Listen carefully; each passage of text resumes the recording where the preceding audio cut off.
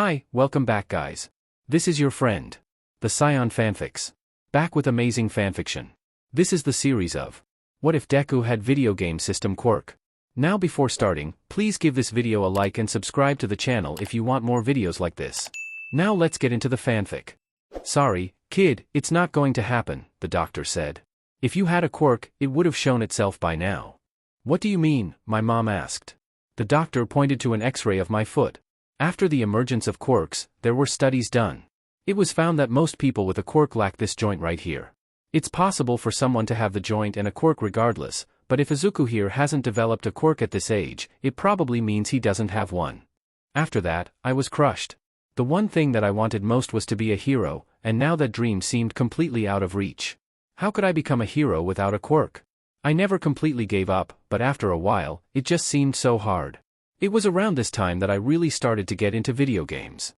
In them, I could be the hero. I was always the hero. I saved the day, stopped the bad guys, and had all kinds of cool powers. Maybe that was what kept me going. At any rate, I eventually redoubled my efforts to become a hero and began analyzing everything I possibly could about heroes. I watched hundreds of videos of fights between heroes and villains in all kinds of environments. I went to see every hero fight I could. I learned enough that I could theoretically be certified a quirk counselor if I took the exam. Still, I always had some doubt as to whether or not I could do it. If there was ever a hero without a quirk, they never made it big enough to even be mentioned. Everyone at school laughed at me for saying I wanted to be a hero. But that all changed the day my quirk awakened. I woke up feeling odd, but couldn't quite place why. It only hit me when I was brushing my teeth. When I was just about done, I noticed something weird above my head in the mirror. I looked up and immediately spat out my toothpaste when I saw white text floating above my head. It might have been reversed, but I could read it clear as day. The Gamer. LV5. Midoriya Izuku. I had no idea what to make of it. Why is there a text box floating over my head? I thought. And what's with that part that says, The Gamer? I might have stayed there, staring like a deer in headlights at my own reflection, for hours if my mom hadn't called up to me. Izuku, hurry up or you'll be late for school. That snapped me out of my reverie. Whatever it was could probably wait until I was at school. Coming. I yelled back down, and then hurriedly finished getting ready. When I went downstairs, she was waiting for me with my lunch. After she gave it to me, along with a hug and a kiss, I looked above her head. Supermom. LV11. Midoriya Inko. So it wasn't just me. It seemed to me like she couldn't see the words, considering the fact that she hadn't reacted at all. Still, better to be safe than sorry. Hey, Mom? Yes, Izuku? Have you noticed anything strange today? No, why do you ask? I thought something was off. I guess I just stayed up a little too late last night. She narrowed her eyes at me. Don't worry, though. I'm fine now. That confirmed that she couldn't see the text floating above our heads. Satisfied, I headed out the door. XOXOXO. On the way to school, I saw that everyone had a title above their heads. It's just like a video game. I thought. I stopped for a second as a thought struck me, then continued as I thought about it. Could this be a quirk? What if that's the reason? It'd explain why only I can see these titles. The doctor did say that it was possible I had a quirk, just not likely. But why now? Why wouldn't my quirk have shown up earlier? I was so distracted that I didn't even notice the crowd until I walked into someone's back. After apologizing, I followed everyone's gaze to see a giant, monstrous man standing on the overpass. Giant Monster Man. LV32. Yamazaki Riku. Guy gets cornered by heroes and just turns into a giant monster, a nearby man said as if it was a common occurrence. I made my way through the crowd toward the front. When I did, a bunch of fangirls squealed as a guy who looked like a cross between a ninja and a tree kicked the giant in the face. It's Kamui Woods, I said. I squinted and just barely made out his title while he monologued at the villain. LV? Nishiya Shinji. Ha. I figured that the titles had some limitations to it. My assumption was immediately given some credit when a giant woman kicked the giant villain in the jaw while he was distracted with Kamui Wood's special attack. LV? Takayama Yu. MT lady, huh? The guy next to me said. She's certainly making a name for herself. Seems like she might make it big. Yeah, I muttered. She's certainly got a good quirk for hero work. Plenty of power and flashy too. I can see a few downsides, though. She can't use it in tight spaces and being that big would definitely cause a lot of collateral damage. I was interrupted by a ping. I looked down to see. A blue text box? A new skill has been created through special action. Continuously analyzing your surroundings has created the skill Observe to gain information about objects. Observe, active, LV1 EXP, 0%. The ability to observe one's surroundings and gain information from it gives the user information about the object it is used on. Yet again, all I could do is gape at what I saw. A skill. So this wasn't just identifying people. I don't know how I immediately knew how to use it, but I did. Observe, I thought while looking at the text box for the Observe skill, and a new text box popped up. The text box for the Observe skill shows the effects and experience of the Observe skill. I probably would have played around with this more, but the man next to me cleared his throat and said, "Hey, kid. Are you okay?" Oh, I'm fine." I blurted out. "You looked pretty distracted, there. Something happened?" he asked. "Don't worry about it," I replied. "My quirk's just a little weird." I was just using it as an excuse, but it had to have been my quirk. There was no other explanation for it. I decided that I'd explore this new quirk as best I could when I got to school. Wait. I have to get to school. I realized and ran for it. XOXOXO. Once I made it to my homeroom, I immediately collapsed into my chair, panting. I looked at the text boxes that had appeared on the run to my school. The level of the skill Observe has increased by 1. The level of the skill Observe has increased by 1. Those and a bunch of Observe text boxes made up most of them. I saw the LV1 on Observe's text box and inferred that I could probably raise the level of the skill by using it a bunch. Naturally, I spammed it at every item I could on the run over. However, there were two that I hadn't expected. Due to repeated struggles, your VIT has increased by 1. Due to prolonged running, your DEX has increased by 1. Well, that was interesting. I suppose it made sense. I may have gained some weird video game power, but I was still in real life. Supposedly. So I was still able to exercise. I wondered what my stats were, then had an idea. I concentrated, then thought the word menu to myself, just like when I used Observe. It didn't surprise me, then, when a menu popped up. Status screen. Skill list. Inventory. Party options. Map. Quest log. Options. Well, that seemed interesting. I decided to start at the top and make my way down. Status screen. Name, Midoriya Izuku. Title, The Gamer. Level, 5. HP, 250-250. MP, 275-275. STR, 10. VIT, 11. Dex, 11. Int, 30. WIS, 10. Luck, 10. Points, 0. Money, 0 yen. What? I got most of my stats, but why would a level 5 character have 20 more points in INT than in the other stats? I guess that explained why I didn't start at level 1, but maybe I got 5 stats per level after 1 and my quirk automatically dumped those into INT because of my above-average IQ? I guess that made sense, but I really wished it hadn't. I could have probably used those points better myself, quirk. Still, I decided that I'd have to train up my stats the hard way at first. I can probably focus on INT, WIS, and LUC during school hours. Studying and doing math problems should probably increase my INT, maybe I could increase my WIS by meditating, and if I constantly flip a coin and call it that'd probably increase LUC. As for out of school, I said I was going to UE, so nobody would think twice about me exercising like crazy. Actually, why haven't I done that already? Exercised like crazy is half of what made Batman Batman. So why did it take me this long to figure out that I should do that? I then noticed another text box. Due to planning things carefully, your WIS has increased by 1. That's probably what led to me questioning my previous actions. I would have thought about that further, but I was interrupted, again, by someone saying my name. Midoriya-kun is also planning on going to UE. Oh no. What? DEKU? Kaken went over to my desk and started burning my desk with tiny explosions. I got a good look at his name. Lord Explosion Murder. LV-14. Bakugou Katsuki. That title was really accurate. You don't even have AF Quirk, YA shitty Deku. You're just a disgrace. Kaken. I sighed. I was surprisingly calm considering the fact that an explosive blonde was shouting in my face. I guessed I was just really distracted by the whole "I have a quirk now" thing. You can't stop me from going to UE, no matter what you do. Actually, I thought, while he's in my face like this. Observe. Name, Bakugou Katsuki. Title, Lord Explosion Murder. Level, 14. HP, 800-800. MP, 725-725. STR, 27. VIT, 25. Dex, 35. Int, 29.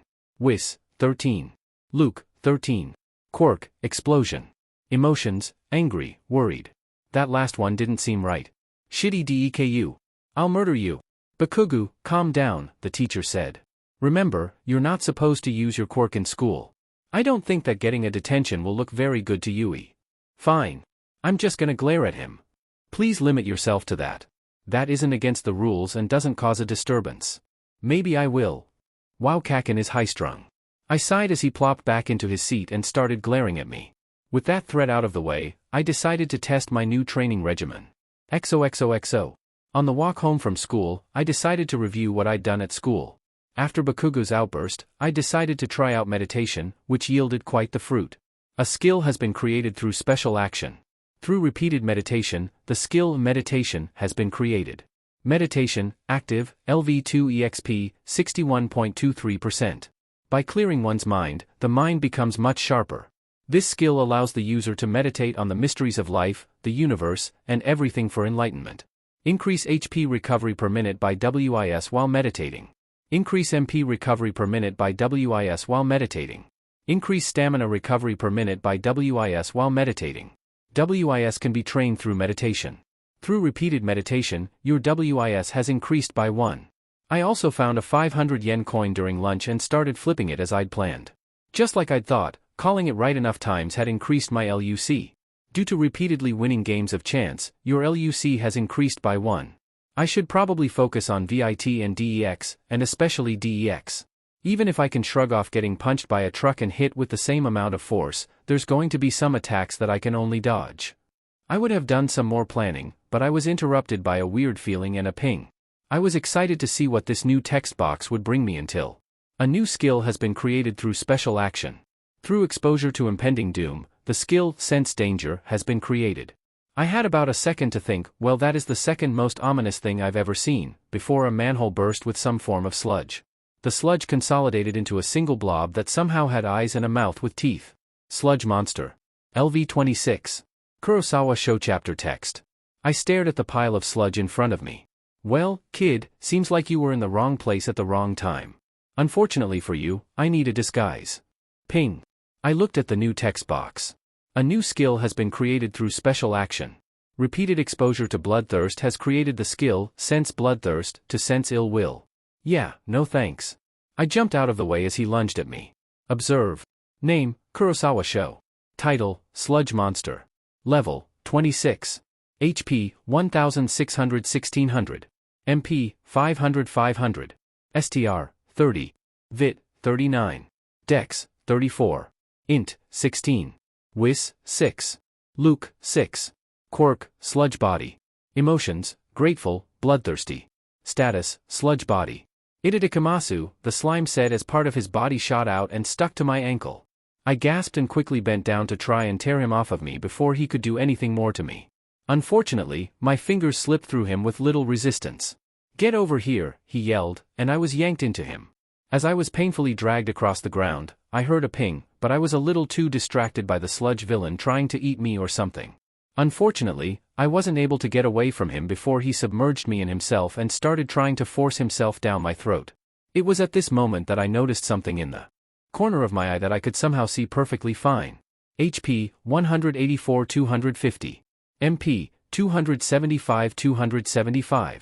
And the HP was slowly going down as I struggled with the sludge villain. That was not a good sign. I struggled harder, but I couldn't get out. I thought I was going to die there. I heard another ping and looked up, hoping it was something I could use. A new skill has been created through special action. Through repeatedly enduring damage, the skill Physical Endurance has been created. Due to struggling while unable to breathe, your VIT has raised by 1. Crap. Normally that would be good, but I couldn't use them to escape. My HP was still draining and my vision was starting to go dark. Am I going to die here? I thought. Just before I blacked out, though, I heard something. Texas Smash. XOXOXO. When I came to, someone was lightly slapping me on the cheek. Hey! Wake up, a familiar voice said. I groaned and looked up to see. Phew! Thought we lost you there. LV? Toshinori Yagi. The name wasn't familiar, but there was no mistaking who the large, muscled, blond man was. All Might. I scrambled to my feet, now aware that I had been rescued by my idol. Can I have your autograph? He grinned and pointed at my hero analysis notebook, which must have slipped out of my backpack during the struggle. I opened it to the All Might page and beamed at the autograph that he'd written on it. Thank you. Good to hear it, kid. Always great to see a fan. No if I don't mind me have to goddern this villainin. He rushed out that last part while pointing to 2 soda bottles that the villain was stuffed in and then jumped away. Of course, by then. What are you doing, kid? Let go. I had stupidly grabbed onto his leg. If I let go I'll die. I yelled back over the wind. Good point, he said. He landed on a nearby roof and let me off. I have to go now. Knock on the door and someone should let you down. He made to jump again. Wait. I yelled and closed my eyes. All my life, I've looked up to you. I've wanted to be a hero just like you. But my quirk has only just surfaced. I'm sure it has potential, but it's going to take a lot of training for me to be able to use it as a hero. Even with potential, though, the exams to get into UE are in 10 months. Do you think I can still get into UE? I looked at him for an answer, but... What? All Might. LV9. Toshinori Yagi. If it weren't for the title confirming it, I'd have thought that he was a different person. Sure, he was blonde and very tall, but he was almost literally skin and bones. I guess whatever the hell just happened to him to make him a scarecrow was also what lowered his level, but... Observe. Name, Toshinori Yagi. Title, All Might. Level, 9. HP, 500-500. MP, 1100-1100. STR, 11. Vit, 4. Dex, 19. Int, 52. Wis, 35. Luke, 9. Quirk, 1 for all. Emotions, annoyed, concerned. Status, totally effed up. What happened to you, All Might? He sighed, then coughed up some blood. Before I say anything, I need you to promise me you won't say a word of this to anyone. Don't go blabbing about this online, don't tell your friends, don't even say anything to your family. Got it? I nodded vigorously. I won't tell anyone. It's obviously a big deal. He sat down and raised up his now baggy shirt, revealing a giant wound on his everywhere. That could only be described as totally effed up. It looked like someone took a fusion between a sledgehammer and a blender to his chest. I was in a really bad fight 5 years ago. Took the villain down, but not before getting this ugly thing in return. By all rights, I should have died by now. Luckily, I only got off with constantly coughing up blood and only being able to do hero work 3 hours a day. Toxic Chainsaw couldn't do that, do you? You really know your heroes, huh? No, it was another fight. I made sure nobody would hear about it, otherwise there'd have been a lot of panic. Kid, if you want to be a hero, maybe you should wait a bit. Put it off, till college or something, when you can actually use your quirk. He got up and left through the door. I just stood there, stunned. Then I saw a giant explosion. That's either a villain or Kaken snapped, I said. I wonder which one. Ping. What's that? A quest has been created. A quest? What now, Kaken? You just saw an explosion. Maybe you should investigate. Time limit, 30 minutes. Well, I had nothing better to do. I looked down to see what I assumed were the rewards. Completion, 2000 EXP. Failure, Bakugou Katsuki dies. Okay. Definitely doing that now. Even if it could be considered vigilante work, I really didn't want Kaken to die. I decided to run for it. XOXOXO. When I got there, I saw a crowd of people standing just outside of the safe area. I pushed my way through the crowd to see the sludge villain from earlier in the middle of a flaming street, struggling with someone who was inside him. Did he get loose when I grabbed onto All Might? I thought. Is this my fault? I looked at the titles. Sludge Monster. LV26. Kurosawa Show. Lord Explosion Murder. LV14. Bakugou Katsuki. It was Kaken in there. Before I knew what was happening, I was running in there. Ping. I looked at the text box. New objective. Save Bakugou. Welp. Looks like I made the right call. I focused back on the sludge villain in time to see him turning towards me. You came back for some more, huh, kid? Well, I'll kill you if you want it so badly. The sludge villain looked like he was about to lunge, so I threw my backpack at his face. He flinched and yelled at me. I ran up to him and started tearing at the sludge around Kaken's face. I heard a ping but didn't stop to look at it. I managed to get the sludge off of Kaken's mouth. He gasped, coughed a bit, and then yelled, "Get away, F Deku. You're gonna die." That was either a death threat or he was actually concerned about me. Either way, my response was the same. What kind of hero would I be if I let you die? I would have said something else, but my sense danger activated and I jumped back just in time to not get hit by a gooey punch. I'll kill you. The sludge villain yelled. I would have done something but then I heard a pair of pings. I'm pathetic. Detroit. Smash, a familiar voice yelled. A rush of air extinguished all of the fires and somehow blew the sludge villain apart while leaving Kaken untouched. A few seconds later it randomly started raining. I looked to where the blast originated and saw All Might standing there. I'm sorry, boys. XOXOXO. What were you thinking? You could have gotten yourself killed. The heroes were not happy. I rushed in there. I didn't really want to pay attention to their lectures, so I just looked at my text boxes. One of them congratulated me on how I made some sort of ripping skill by tearing the sludge off of Kaken. It didn't look too good, but maybe I could work with it. The other one, though. Congratulations. The quest What Now, Kaken? Was completed.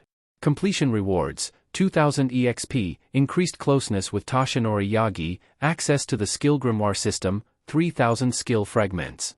Your level has increased by 1. That was something. At least I was level 6 now, even if I had no idea what a skill grimoire system was. Or what the heck I do with skill fragments. All I knew was that a bunch of ball-like money from Kingdom Hearts swirled around me before getting absorbed into my body after All Might hit the villain, which apparently everyone saw, and I had to explain that I had no idea what the heck happened there to the heroes. Turns out that random ball getting absorbed into the idiot kid who stupidly ran into the villain attack is normally a red flag of some sort. Specifically that, apparently. That is a really specific scenario to be wary of. At any rate, they eventually let me go when I promised that I wouldn't do anything too stupid without adult supervision. I was walking home when... Hey! Deku! A fuming Kaken shoved himself at my face. I don't ever need your help. If you ever try to bail me out like that again, I'll kill you. Just to make his point, he let out an explosion aimed at the sky as he walked away. I sighed and continued along my way. For all of 5 seconds before All Might ran out in front of me. I am here. All Might. What are you doing here? Weren't you speaking to the press? Ha ha ha ha. I stand for justice, not soundbites. For I am all MIPLGHGHT. He started to go on this big speech before spewing out blood and shrinking down to his civilian form. I gave him a few minutes to clean himself off before he said, "Young man, I came to thank you and apologize. If you hadn't told me that you couldn't use your quirk, if you hadn't ran in there, I would have been a worthless bystander, too afraid to do anything. So thanks. All Might, I'm not done. You told me you couldn't really use your power, so when I saw this boy who might as well be quirkless try to save a life, it inspired me too. There are stories about every hero, how they became great. Most have one thing in common. Their bodies moved before they had a chance to think, almost on their own. And today, that's what happened to you. I'm not going to lie, I teared up at this part. A lot. Young man, you too can become a hero. I don't know what to say. Thank you. And I'm going to give you my quirk, too. Wait, what? My quirk. It's called One for All. It's a special power that can be passed on from one generation to the next, cultivated by one user then given on to a successor. He patted the God wound. I won't be able to be a hero much longer, so I've been meaning to find someone to give One for All. It's actually why I came here. So, kid. What do you say? Wanna be the next All Might? Midoriya Izuku.exe has stopped working. Reboot? YN. Why? What? I yelled. I want you to be my successor. I'll also help train you to use your quirk even if you don't want my quirk, so don't worry about that. I bowed. All Might, I'd be honored. Great, kid. Let's trade phone numbers. All Might asked me for my phone number. All Might asked me for my phone number. I gave him my phone number and he gave me mine. I'll call you when I get everything ready. See you then. He then walked off. I spent the rest of my walk home in silence, contemplating what just happened today. It was so crazy. But one thing was for sure. One thing that I had to do the second I got home. I walked in the door and immediately said, "Mom, I have to tell you something." Mom immediately came running and said, "What is it, honey?" She looked a little nervous. I gulped. "Mom," I said, "I have a quirk." The look on her face, that look of relief, joy, and excitement, was something I knew I'd cherish for years to come. "Your quirk is really weird," the green-haired doctor said. He didn't act too serious, so that didn't surprise me, but... "Shouldn't you be a little more professional about this?" I asked. I was actually really excited. Who'd have thought that I'd get taken to a quirk counselor? "All right," he said, then adjusted his glasses.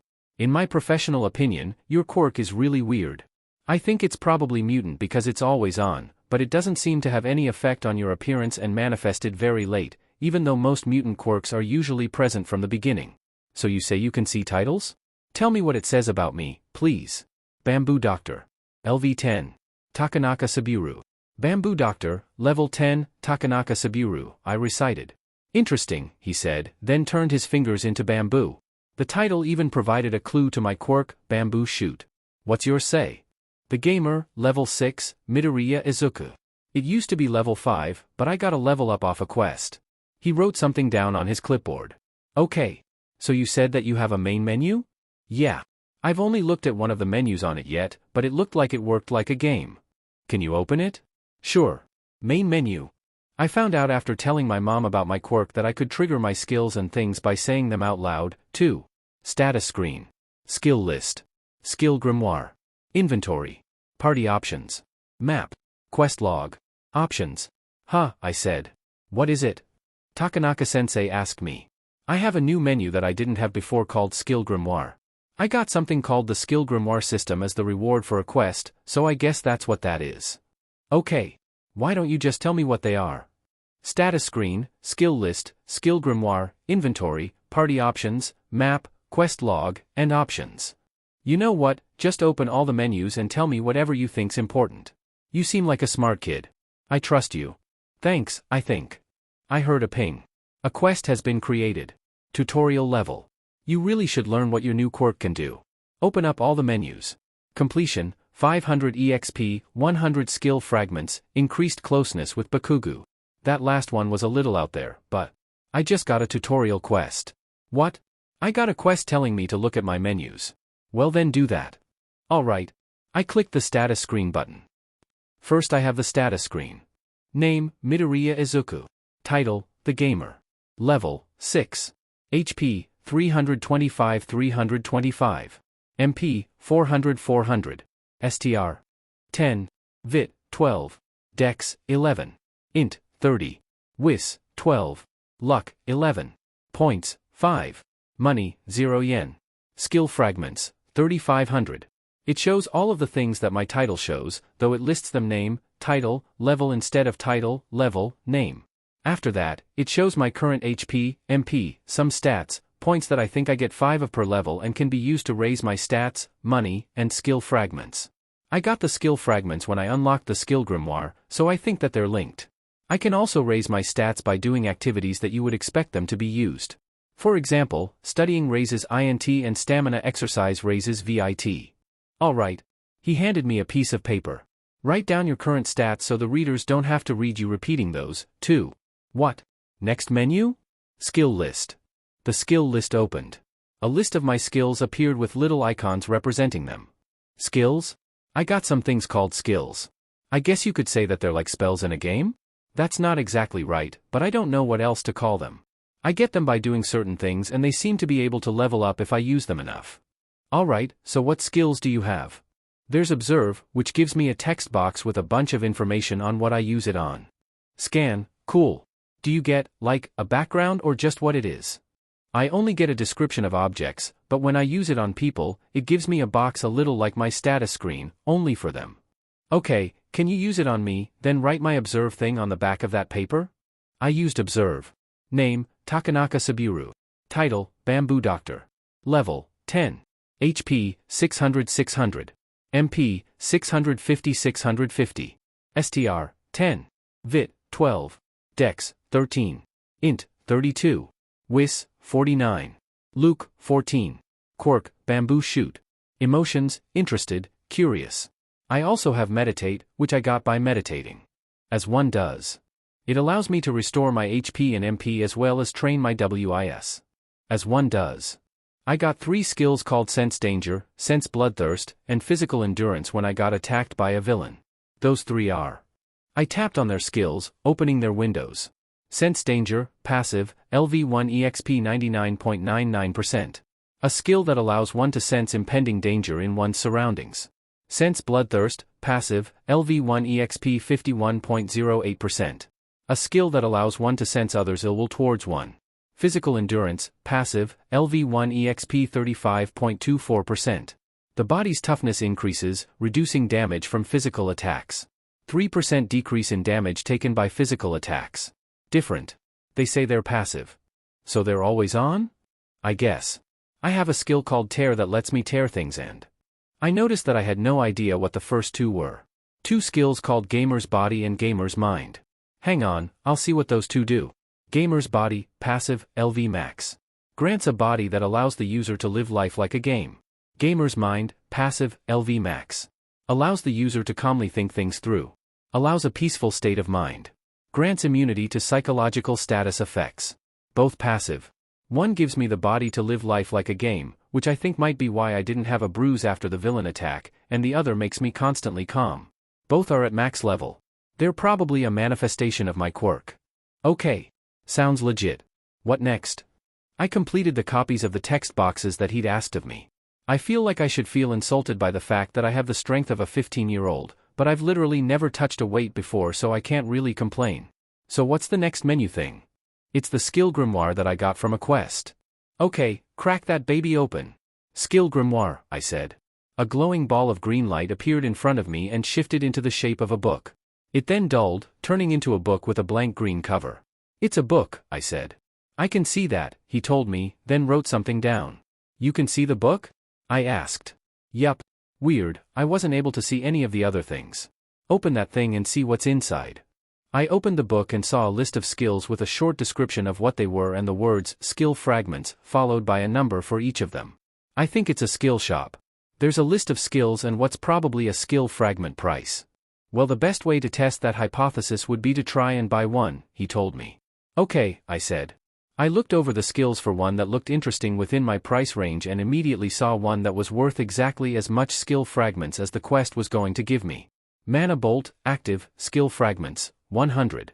A skill that attacks by shooting a ball of mana. Attack power increases with INT. Range 10 Hello, beautiful. I tapped it. A blue box appeared. You are attempting to learn the skill, Mana Bolt.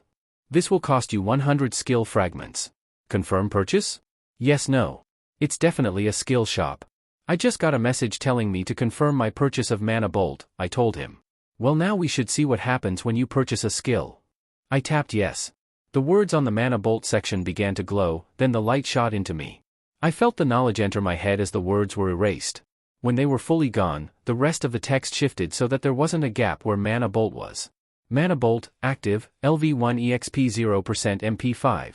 A skill that attacks by shooting a ball of mana. Attack power increases with INT and skill level. Range 10 I learned it. I can now shoot mana out of my palms as an attack. Mana. MP, I'm pretty sure.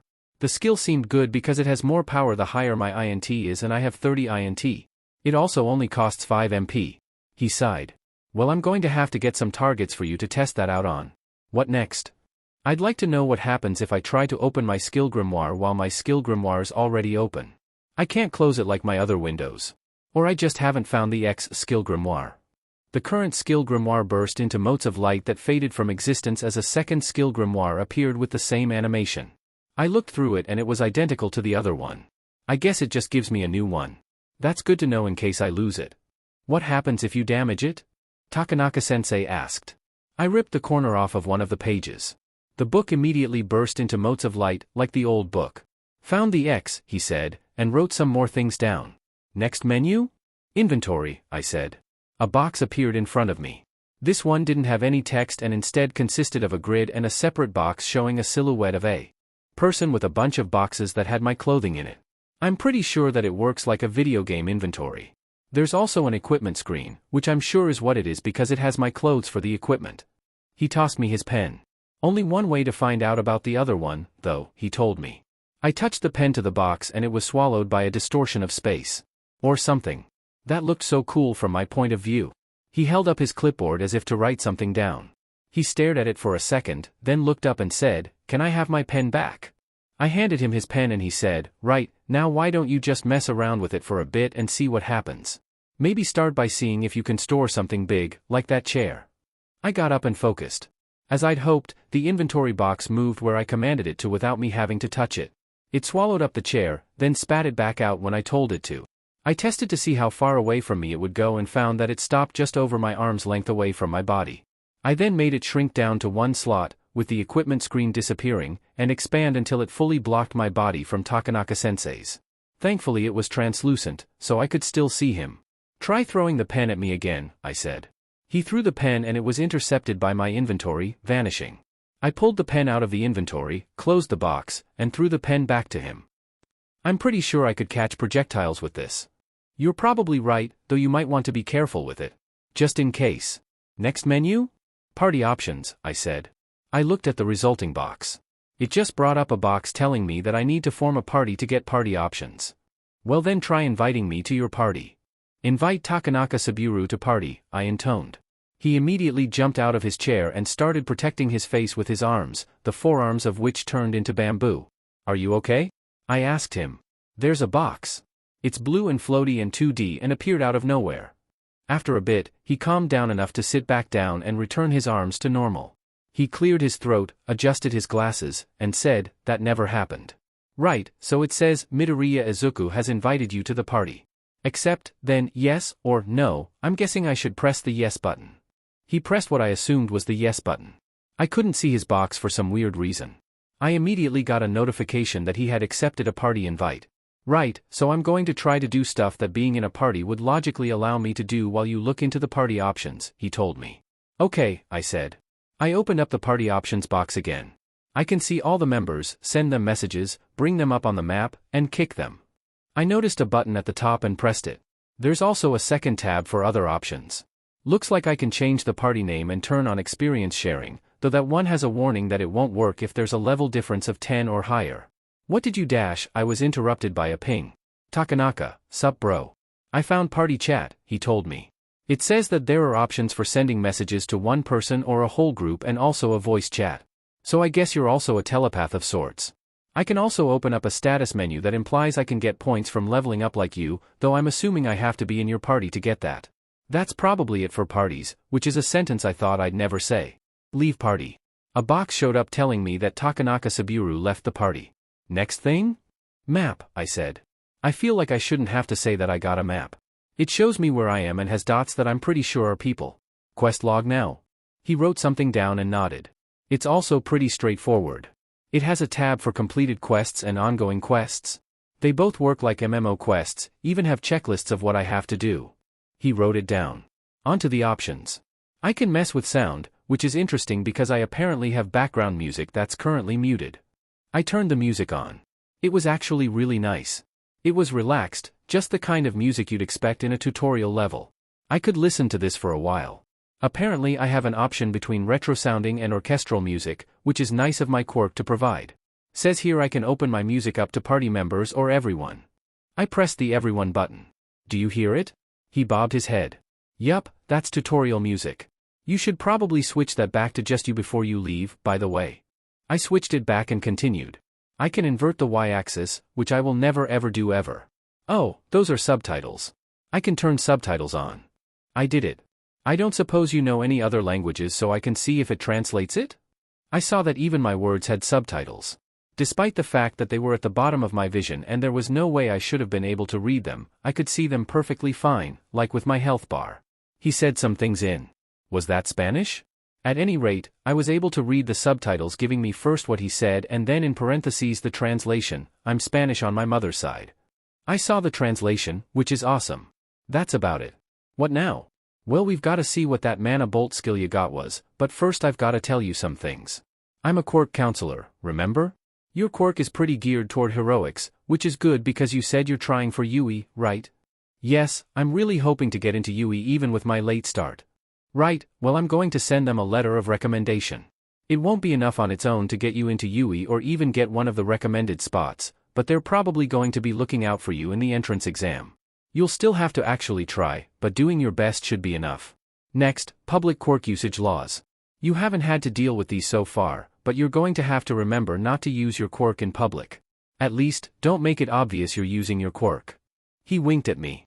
Course, those laws only apply to active Quirk usage.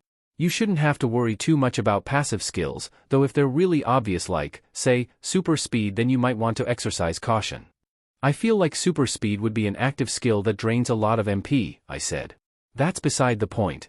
Another thing you shouldn't have to worry about is your skill grimoire. While you can't make it in public, Quirk usage laws state that Quirk-created objects are fine to bring into the public if they aren't something really out there like a glowing magical sword, so long as you don't purposefully use any anomalous effects that the object in question might have.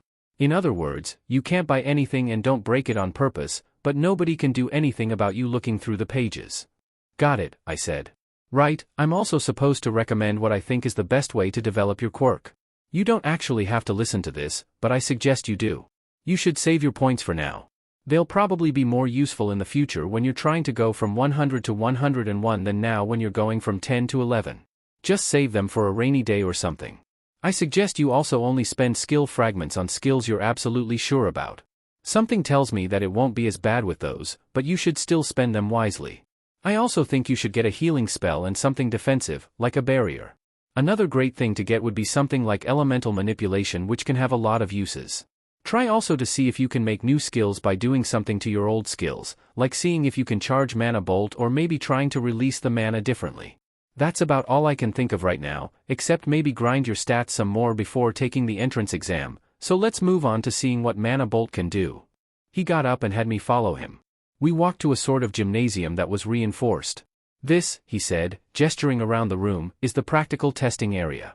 It's designed to withstand the punishment some of the more drastic quirks can dish out. He pointed at an archery target standing in one corner of the room. Give it a shot. We'll test what happens at different lengths away from the target to see the range on that thing. Actually, it's 10 meters. The skill said so, I told him. He sighed. Well then just hit it at 10 meters and see what happens. I took aim. I held out my right hand, palm facing the target. I'd never done it before, but channeling my mana to my hand felt so natural. Mana bolt. I shouted. A ball of sky blue light shot from my hand and hit the target dead on, blasting a hole in the center of the target. Takanaka-sensei whistled. I thought back to what he said about trying to make new skills with my existing skills. I closed my eyes, focusing. Getting mana bolt didn't just let me shoot mana from my palms. It gave me the ability to feel and use mana. So instead of releasing the mana this time when I used mana bolt, I let it pool up. When it felt ready to burst, I opened my eyes and looked at my creation. It was a giant ball of blue light. I narrowed my eyes and thought. It doesn't feel quite right, I muttered. Maybe if I started spinning the ball. After a few seconds, I released it and it flew at the target. When it hit the target, it exploded violently, destroying the target completely and making a crater in the floor. Oops, I said. Don't worry about it, that happens a lot, Takanaka-sensei told me. You're not in trouble or anything, though this is certainly one of the more impressive craters I've seen. Did you just make a new skill? Yeah, I said. I looked at the text box that popped up after I threw the skill. You have made a new skill. What would you like to name it? Spiral Mana Bomb, I said. Now that I had named it, a proper skill box popped up. Spiral Mana Bomb, active, LV1 EXP 4.27% MP25. A skill that pools mana and spins it for increased damage. 20% defense PNTRTN. 600% damage increase. For second charge time. Can be charged for an additional 10 seconds to increase damage. Additional 25 MP used per second. It's powerful, but it has a charge time so I won't be able to use it on the fly.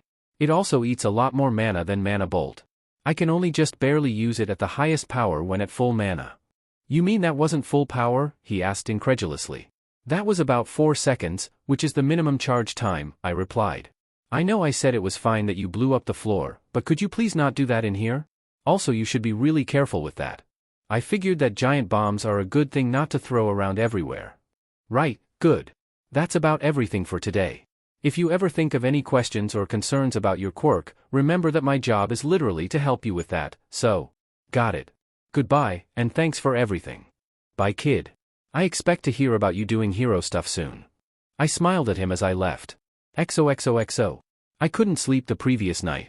Today was the first day that All Might was going to teach me hero work. I ended up staying up all night grinding my INT, WIS, LUC, and seeing if I could increase physical endurance by biting myself. Through repeated studying, your INT has increased by 1. Through repeated meditation, your WIS has increased by 1. X3. Through repeated games of chance, your LUC has increased by 1. X5.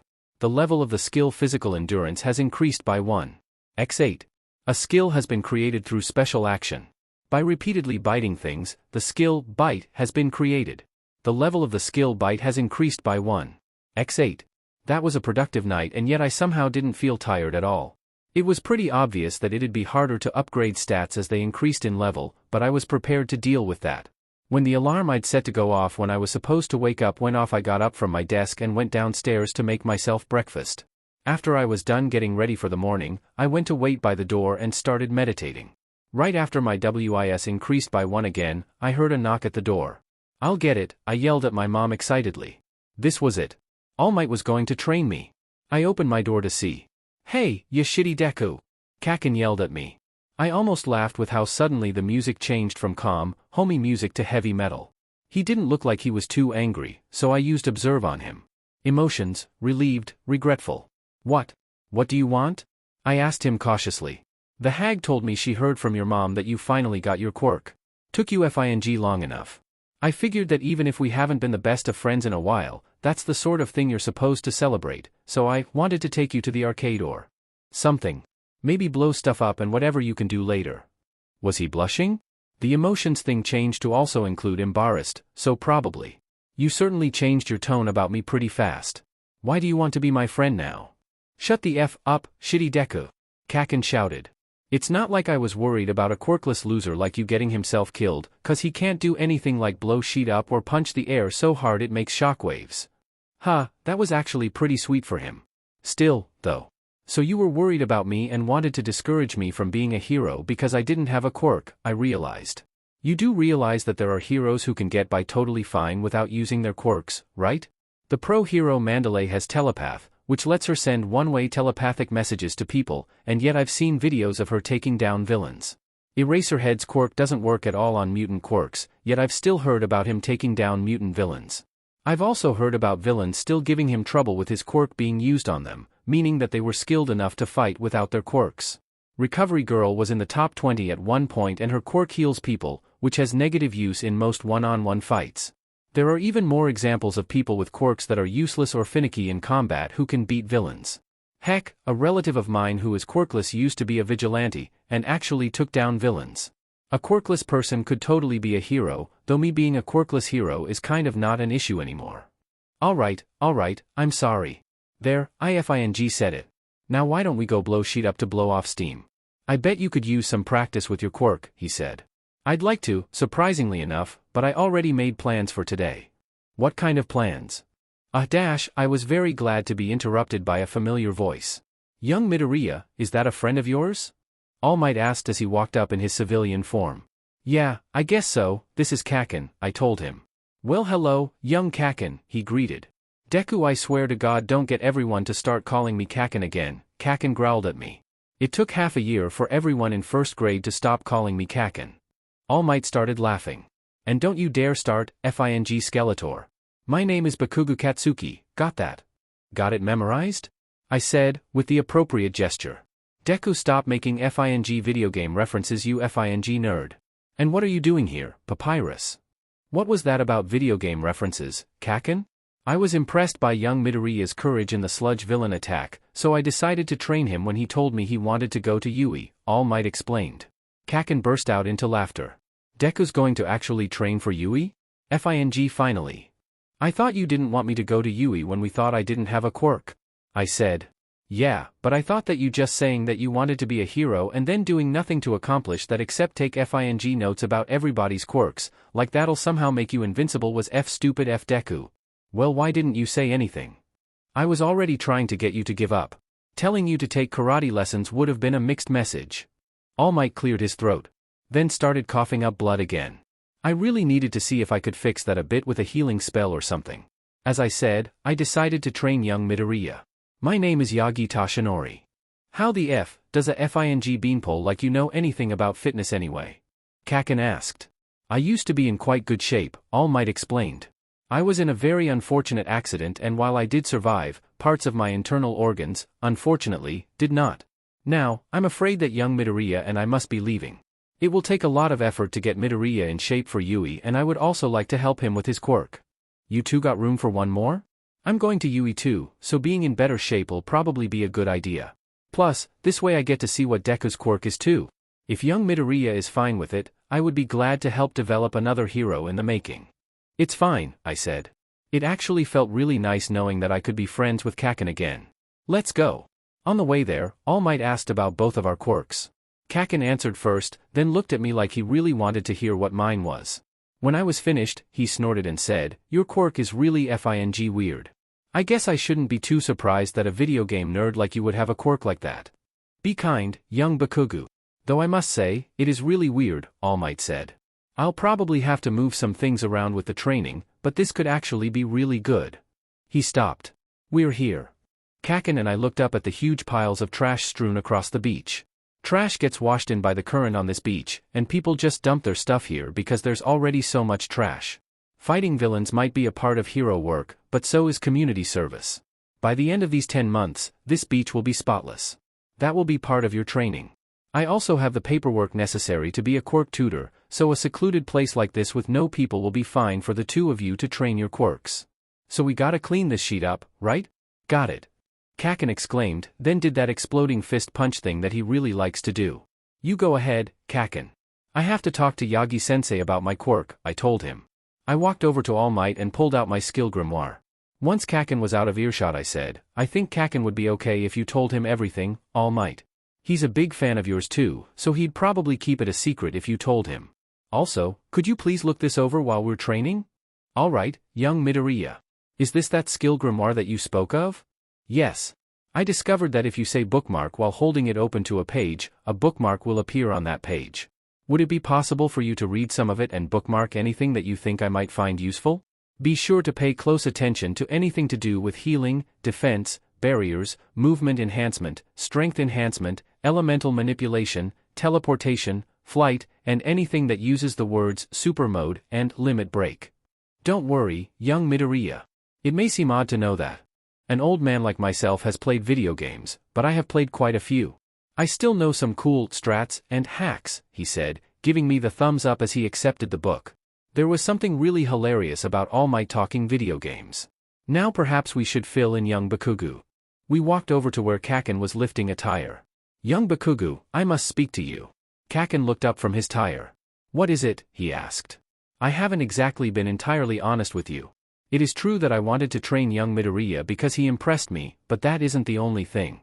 I was also going to pass my quirk on to him." Kaken blinked. "I'd call that a load of crap, but Deku's quirk makes him a fing video game, so now I'm just curious about why the Deku would want that. I am, believe it or not, a pro hero. The accident that I told you about that left me like this was the attack of a powerful villain.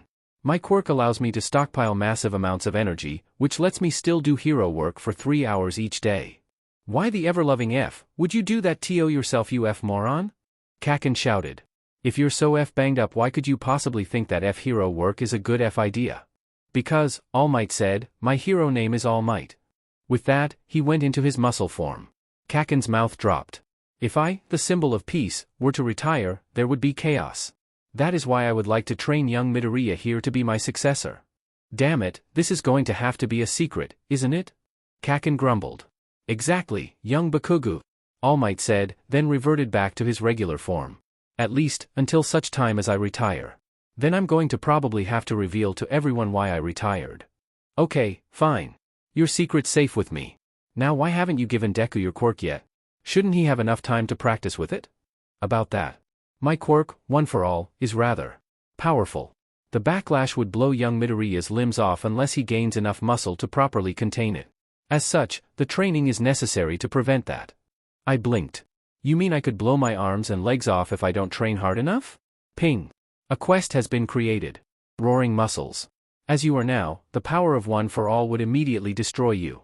Get at least 50 vid before the UE entrance exam or do it without One for All. Completion, One for All, 5000 EXP, 5000 skill fragments, increased closeness with Bakugou, increased closeness with Toshinori. Failure, decreased closeness with Bakugou, decreased closeness with Toshinori. I just got a quest to get 50 VIT in 10 months with One for All listed as a reward. That's probably sufficient, right? I suppose that if your quest says it's okay, I'll just give you One for All then. That being said, perhaps the two of you should start working now." "Right," we both said at the same time, then went off to pick up junk. The next breakthrough came about 3 months later. I continued to grind my mental stats and any skills I could without making too much noise in the dead of night.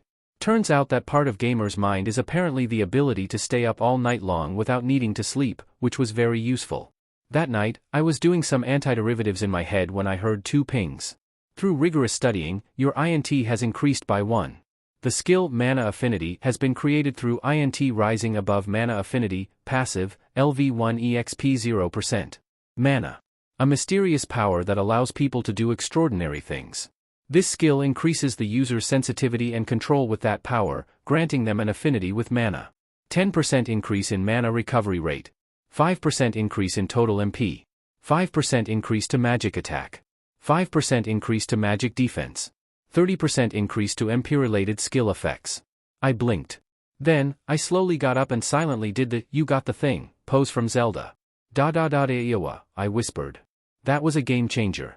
If I got a skill like that for increasing every stat past 50, and perhaps even other intervals, then that would be very, very useful. I brought up my stats. Name, Midoriya Izuku. Title, The Gamer. Level, 6. HP, 1550-1550. MP, 2100-2100. STR, 32. Vit, 36. Dex, 34. Int, 51. Wis, 45. Luck, 30. Points, 5. Money, 0 yen. Skill fragments, 3500. Definitely something to look forward to. It looked like I had to get the stats above 50, and not just at 50. I noted that my WIS was already approaching 50. I'd ended up using meditation a lot, seeing as it restored my HP and MP and I could use it anywhere that I needed to wait without drawing too much attention. I decided to just grind WIS at every possible opportunity until I passed 50. I closed my eyes and began meditating. A few days of meditation grinding later, I finally got it. The skill Nature Affinity has been created through rising WIS above Nature Affinity, passive, LV1 EXP 0%.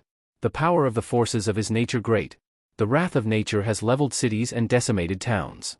This skill increases the user's sensitivity and control over those forces, granting them an affinity with the elements. 25% increase to mana recovery rate. 10% increase to elemental attack. 10% increase to elemental defense. 50% increase to element-related skill effects. I grinned. Sure, I didn't as of that moment have any elemental skills, but I knew I could get some. In fact, I decided to do just that the next day. XOXOXO. Despite how tiring it was, those long days I spent training with All Might and Kaken became precious memories to me. Not only was I receiving help from All Might, but I was finally getting to be close to Kaken again.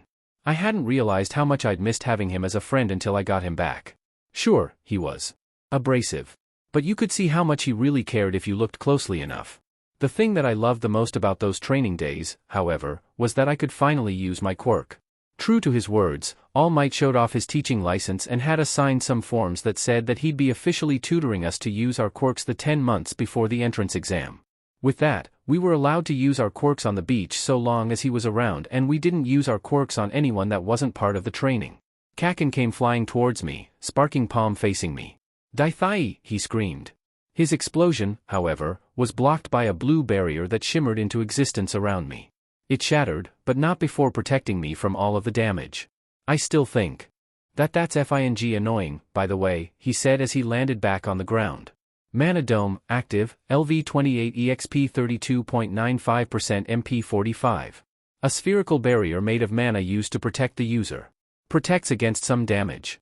Additional 45 MP used per minute. A useful skill that I'd managed to puzzle out early on from seeing its description in the skill grimoire, which I'd been grateful for because I hadn't had to spend skill fragments on it. If it works, I told him, then adjusted my srance. Now come at me. And how?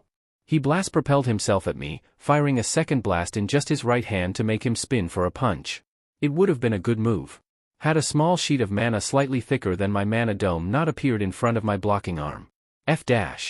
Mana Shield, active, LV24 EXP 98.67%.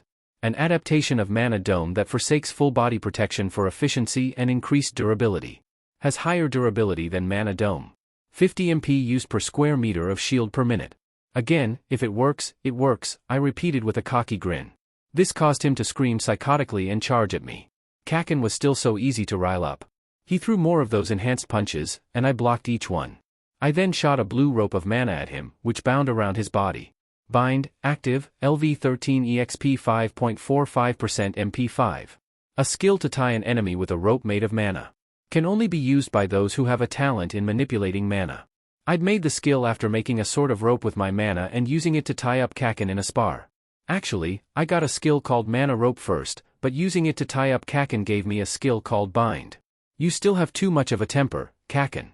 That won't be too good for hero work, even if you've been improving a lot, I said as I snapped my fingers. The bind dissolved on cue. Name, Bakugou Katsuki. Title, Lord Explosion Murder. Level, 21. HP, 2800-2800. MP, 1750-1750. STR, 42. Vit, 46. Dex, 55. Int, 37. Wis, 25. Luke, 14. Quirk, Explosion. Emotions, Angry. Fire Affinity, 50. His stats were coming along nicely. I'd noticed that I could see a thing that said Fire Affinity in his stat screen after I got Nature Affinity, probably from being more sensitive to the elements. Shut the F up, Deku. You of all people don't get to say anything about what is or isn't good for hero work. Now heal me, my fists feel like I just got in a boxing match with a brick wall. I sighed and walked over to put my glowing green hands on his, causing a similar glow to spread to his hands as the bruises faded. Healing Hands, Active, LV3 EXP 54.86% MP 50.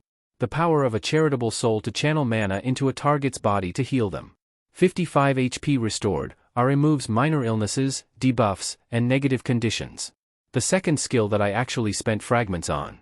It had cost me 1500 and needed me to have 55 WIS before I could get it, but it seemed like it'd be worth it at higher levels. Or I could just spam. I'd immediately tested to see what it'd do to All Might when I got it. Unfortunately, it was nowhere near the level needed to come even close to restoring him to his former glory, but he told me that he felt better and the skill got EXP off of it, so that was a plus. I'd ended up regularly using it on him as grinding. Thanks, Kaken grumbled. Now let's move on to regular old hand-to-hand. Though seriously, why do you know martial arts? I asked. Hey, F you, man. Quirk Fist is a good DSPLN. All the kata are adaptable enough to be used in conjunction with quirks and it teaches you the kind lateral thinking needed to use quirks in combat. You've seen my moves. And I've already seen you improve since you started. Now get in your stance. And so it continued. XOXOXO. After a long day of sparring and the leveling up of multiple martial arts-related skills, as well as physical endurance, I walked over to All Might. I've decided how I want to spend the rest of my skill fragments, I told him as I healed him. Very good, young Midoriya. What are you going to get? He asked, then handed me the skill grimoire. I opened to book to one of the bookmarks that All Might had placed. Summon Basic Elemental, Active, Skill Fragments, 2000. Long ago, man learned of the power of nature and learned to HRNSS it. Some learn to not only HRNSS nature's power, but give it life of its own and summon it at will. Elemental's power dependent on skill level, WIS, and elemental affinity. I'm pretty sure that the ability to make elementals could be really useful, at least from what the skill says, I said. I'm still not sure why the skill's at such a low price, but I'm not really complaining. I placed my hand on the skill. You are attempting to buy the skill, Summon Basic Elemental. This will cost you 2000 skill fragments. Confirm purchase? I hit the yes button. As with the other skills, the words turned into light and flew into me. I frowned. What's wrong, young Midoriya? What's Deku working on? Kaken came up and asked, sipping his water bottle. The elemental summoning one, I told him. It looks like summoning an elemental for the first time is a lot more complex than just using the skill. There's a whole ritual that I have to do, get a contract with an elemental. Well then let's get started, Kaken said. Can't be too hard. I looked up at the sky. Yeah, but I can also tell that the ritual will make me unconscious for several hours, and it's getting late. I'd rather not worry my mom by coming home super late. Okay, so let's go do it at your house. That way your mom knows where you are. I thought about it. Okay. I take it you want to watch. He shrugged. Why not? I don't have anything better to do. As we walked home he asked me, hey, Deku. What does that elemental summoning skill even do? I can summon elemental. Magic things, I guess. That can control whatever element they're tied to. If I have more than one type of elemental, then for the moment I'd only be able to have one active, though that'll change as the skill levels up. So you can make multiple? Yeah, but I have to have an affinity for whatever element I'm using. I gained a skill called Elemental Affinity that gives me bonuses to using elemental powers and other stuff, which allowed me to make an affinity that I can use for it. Actually, my observe tells me that you have a fire affinity that's 5 times as high as my affinity. He scoffed. Well no sheet. I've got a violently pyrogenic quirk. I'd need it to not blow my hands off. Probably. He was silent for a few seconds, then said, "I've been meaning to ask, a lot of your skills, the way their descriptions read, it almost seems to imply that other people can use your skills. Did you read my gamer journal?" I asked him. "How did you even read my journal?" "I've kept it in my inventory except for the times I wanted to read or write in it." "I looked over your shoulder while you read from it a few times, dummy. It's actually a really interesting read." "What, did you think I snuck in while you slept and somehow got you to open your inventory and take out your journal in your sleep?" "That wouldn't work," I told him, then sneakily snuck my journal out of my inventory without anyone seeing. "Though if you want to read my journal you could just ask." He happily took the journal and started looking through it. "Thanks, but you didn't answer my original question. What the F is up with your skills? I honestly don't get it." "It seems like it. Heck, the summon basic elemental ritual has a mention of a contract from ages past, so who knows?" He nodded, then turned the page. "What does it feel like to use mana, then? Maybe it feels different from using a quirk. Or similar. Or whatever." I thought about it for a while. "It feels like taking from a well of power, then directing it in the way I need to. When I use the skills, though, it feels like the power is being directed in the way it's supposed to go. If I concentrate enough, though, I can divert the flow to do something else." "Huh," he said, then looked at his hand. "That's kinda what explosion feels like, but it only ever goes to my hands.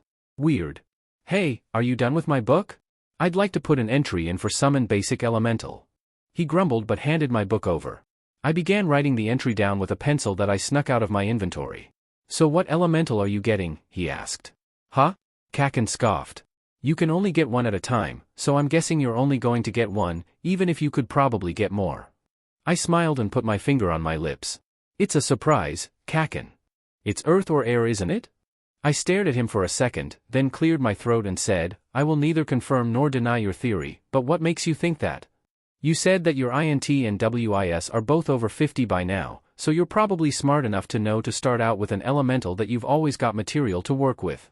Sure, you could totally figure out some sort of fireball spell, but that'd be more MP used for something less versatile, so that's something you're gonna save till later. The only options that you're going to have a lot of are air, which if you don't have it then everyone's dead, and earth, which probably includes rocks, minerals, and maybe even refined metals. Both are more readily accessible than fire and water. Of course, if there are more elements than the 4 classic ones, then maybe element 5 is also a good option, so I don't know." Wow, he was putting his high INT score to work. "I thought about making a cheese elemental, but I didn't think it'd be that good, I replied. "Deku, I swear to God." "We're here," I said. "We just walked up to my house. Let's eat dinner before I do the ritual." Mom was happy to have Kaken over for dinner.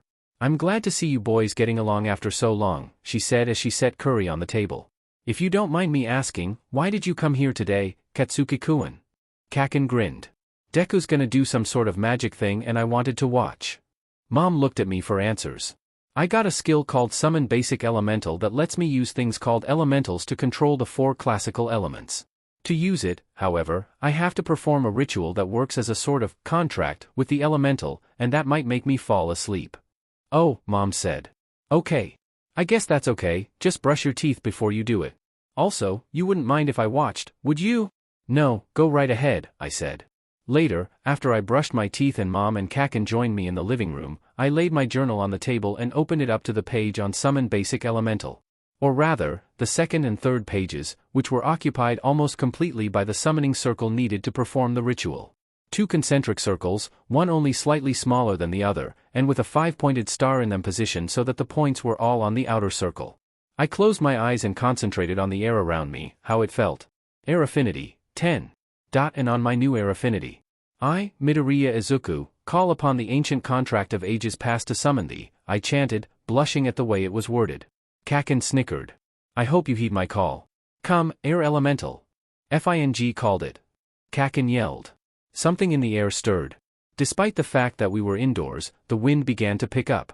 It all swirled into the center of the circle, forming a miniature tornado. The tornado collapsed in on itself, the air solidifying into the form of a young boy with blue robes and short hair and wings that looked like they were made of varying types of cloud.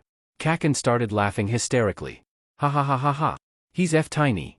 The boy was also small enough that I could hold him in the palm of my hand. Despite his small stature, I could feel a powerful presence coming from him. He looked at me with piercing blue eyes, making me feel like I was staring into the sky. I'll begin in accordance with the ancient rituals. My real name is Midoriya Izuku. You have heard my true name, please tell me yours. As soon as I finished saying it, I felt myself pull apart, scattering into millions of pieces. I flew away, soaring over hills, mountains, valleys, and even oceans. I was no longer bound to a material form. I was free to go wherever I wanted, even if it meant everywhere. I was as free as the wind. I was the wind. I saw the living room again, except I was gone, replaced by a swirling hurricane in human shape. As I watched, the hurricane dissipated, leaving nothing behind. And then I was back to normal. The air elemental was sitting on my hand. I am here, he said. My name is Halitus. You are Midoriya Izuku? Yes. We are one, as the ancient contract dictates. Our souls are one. I am Halitus. I am Midoriya Izuku. Until our souls meet their ends, he started to say. We will be forever one, I finished with a feeling of awe. Should you ever need wind beneath your wings, call upon my power, he said with a bow, then dissolved into the air. Or back to the air. Okay, I said, and then felt like I was falling as everything went black. That night, I dreamt of a gigantic storm, ravaging the whole world. XOXOXO.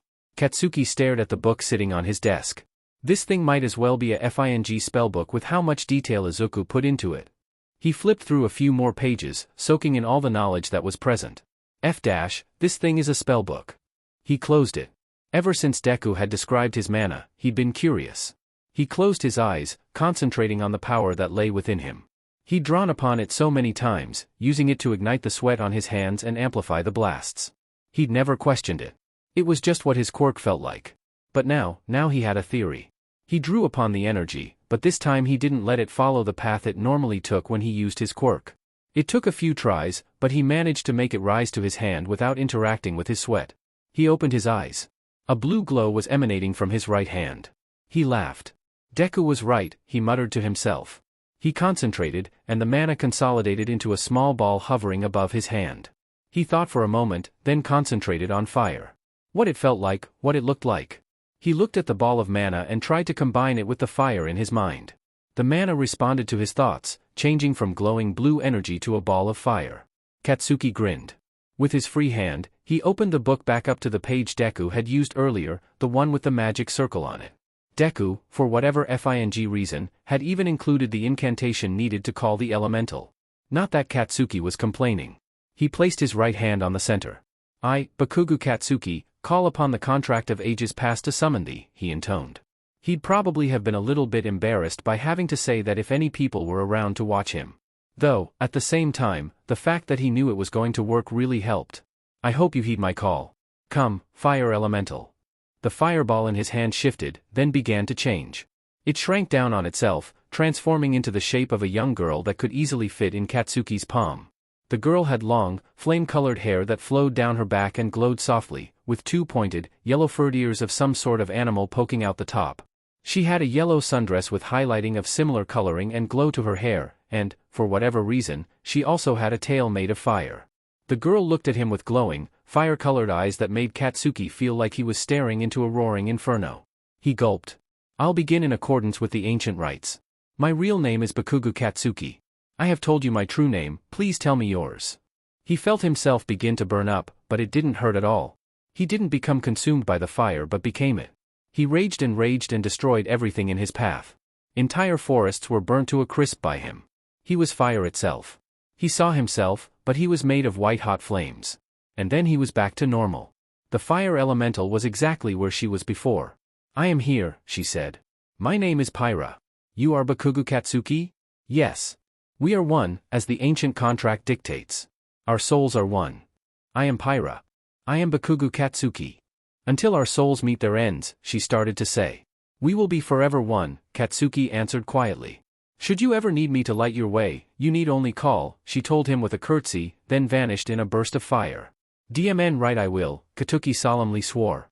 He got up, then staggered.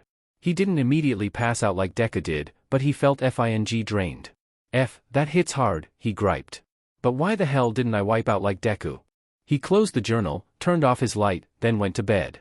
That night he dreamt of a titanic monster of fire burning all that was in its path. My alarm sounded. I yawned and turned it off. I hadn't had to sleep in a while, so that was a little weird. I blinked the sleep out of my eyes, then looked at the text box that greeted me. You have slept in a bed. Your HP and MP have been restored, and any negative status effects have been cured. Huh, I said. I'm probably never going to see that again. Good to know, though. I sat up and did a few stretches to get myself moving. Remembering what I had done last night, I whispered, Halatus. My new elemental appeared from nowhere, sitting on my bed and now about as big as a regular 8-year-old boy. He was, at the moment, in his incorporeal form, which I now somehow knew would cost me nothing to use unless I started using him to control the air around me. I could summon him to a corporeal form, but that would require a steady mana cost. Hello, I said cautiously. Hello, Master, he replied. His voice didn't seem to make any audible sound, but I could still hear it in my head. What do you need of me, he asked. Nothing, for the moment. I just wanted some company, and to maybe ask you a few questions. I looked at Summon Basic Elemental. The skill had gained a level off of the summoning ritual, but now it was ever so slightly increasing over time now that I had Halatus out, which was good. What do you need of me? I got up and started to walk to the kitchen. Unfortunately, today was a school day, so I couldn't stay at the beach all day and grind no matter how much I wanted to. My training options were really limited at school, but I'd have to make do. What do you know about me? I asked. You are Midoriya Izuku. You are my master. Our souls are one. He did not waste words, did he? I blinked. Is that it? Yes. What do you know about the world? There is air. The air moves. People are noisy. This place used to look different. I idly wondered if the way he talked was something that all elementals did or if it was just Halatus. What can you tell me about yourself? I asked as I made myself breakfast. I am air. I move the air. Our souls are one. I sighed. This might be difficult. Who are you talking to, Izuku? My mom asked. Oh, right, I said. I manifested Halatus, watching as air swirled around to give him a body. You remember Halatus, right, Mom? Izuku, dear, I don't think I could ever forget what happened last night, she told me. Right, I said. Sorry. I was just asking Halatus some questions about himself. Halatus gave a small nod of his head when I said his name. Oh, right. Hello, Halatus, she said uneasily. I am pleased to meet you, Mother of Master, he replied. Now that he was corporeal, his voice was audible. Please, call me Inko, she laughed. Of course, Inko-sama. Mom sighed. You, San, will do. Yes, Inko-san. Halatus, what exactly can you do to move the air? I asked. You give me mana and I can control the air in any way you want. My range currently has a radius of roughly 100 meters, and it will increase as my power grows. My power will increase as your power grows. Okay, I said. Do you know what my quirk is? I know not what a quirk is. I know nothing of how the world is now. Oh, I said. I'm going to have to fill you in on a lot, aren't I? If that is what you wish, Master. XOXOXO. I ended up talking to Halatus as I walked to school. For whatever reason, Kaken didn't meet me when I passed by his house like he'd started doing after we made up, so I just moved on. I'd made Halatus incorporeal before I left the house because I felt like maybe creating a sentient being made of air mana might be pushing public quirk usage laws a little far. And that book was how I was able to summon you, I finished. He said nothing. I was about to say something when he suddenly jerked. Master, someone is rapidly approaching, he told me. Hey Deku, a familiar voice yelled. Wait up. Kaken ran up to me, panting a bit. You were just gonna leave without me, a-hole? I thought that maybe you were sick when you weren't waiting for me, I told him. Then check with that elemental of yours or something. He's gotta have some sort of air sensing power. I only got Halatus last night, I told him.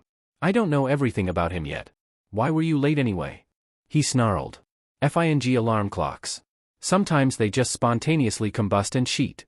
You blew up your alarm clock again, didn't you? I sighed. F off. This time it wasn't me.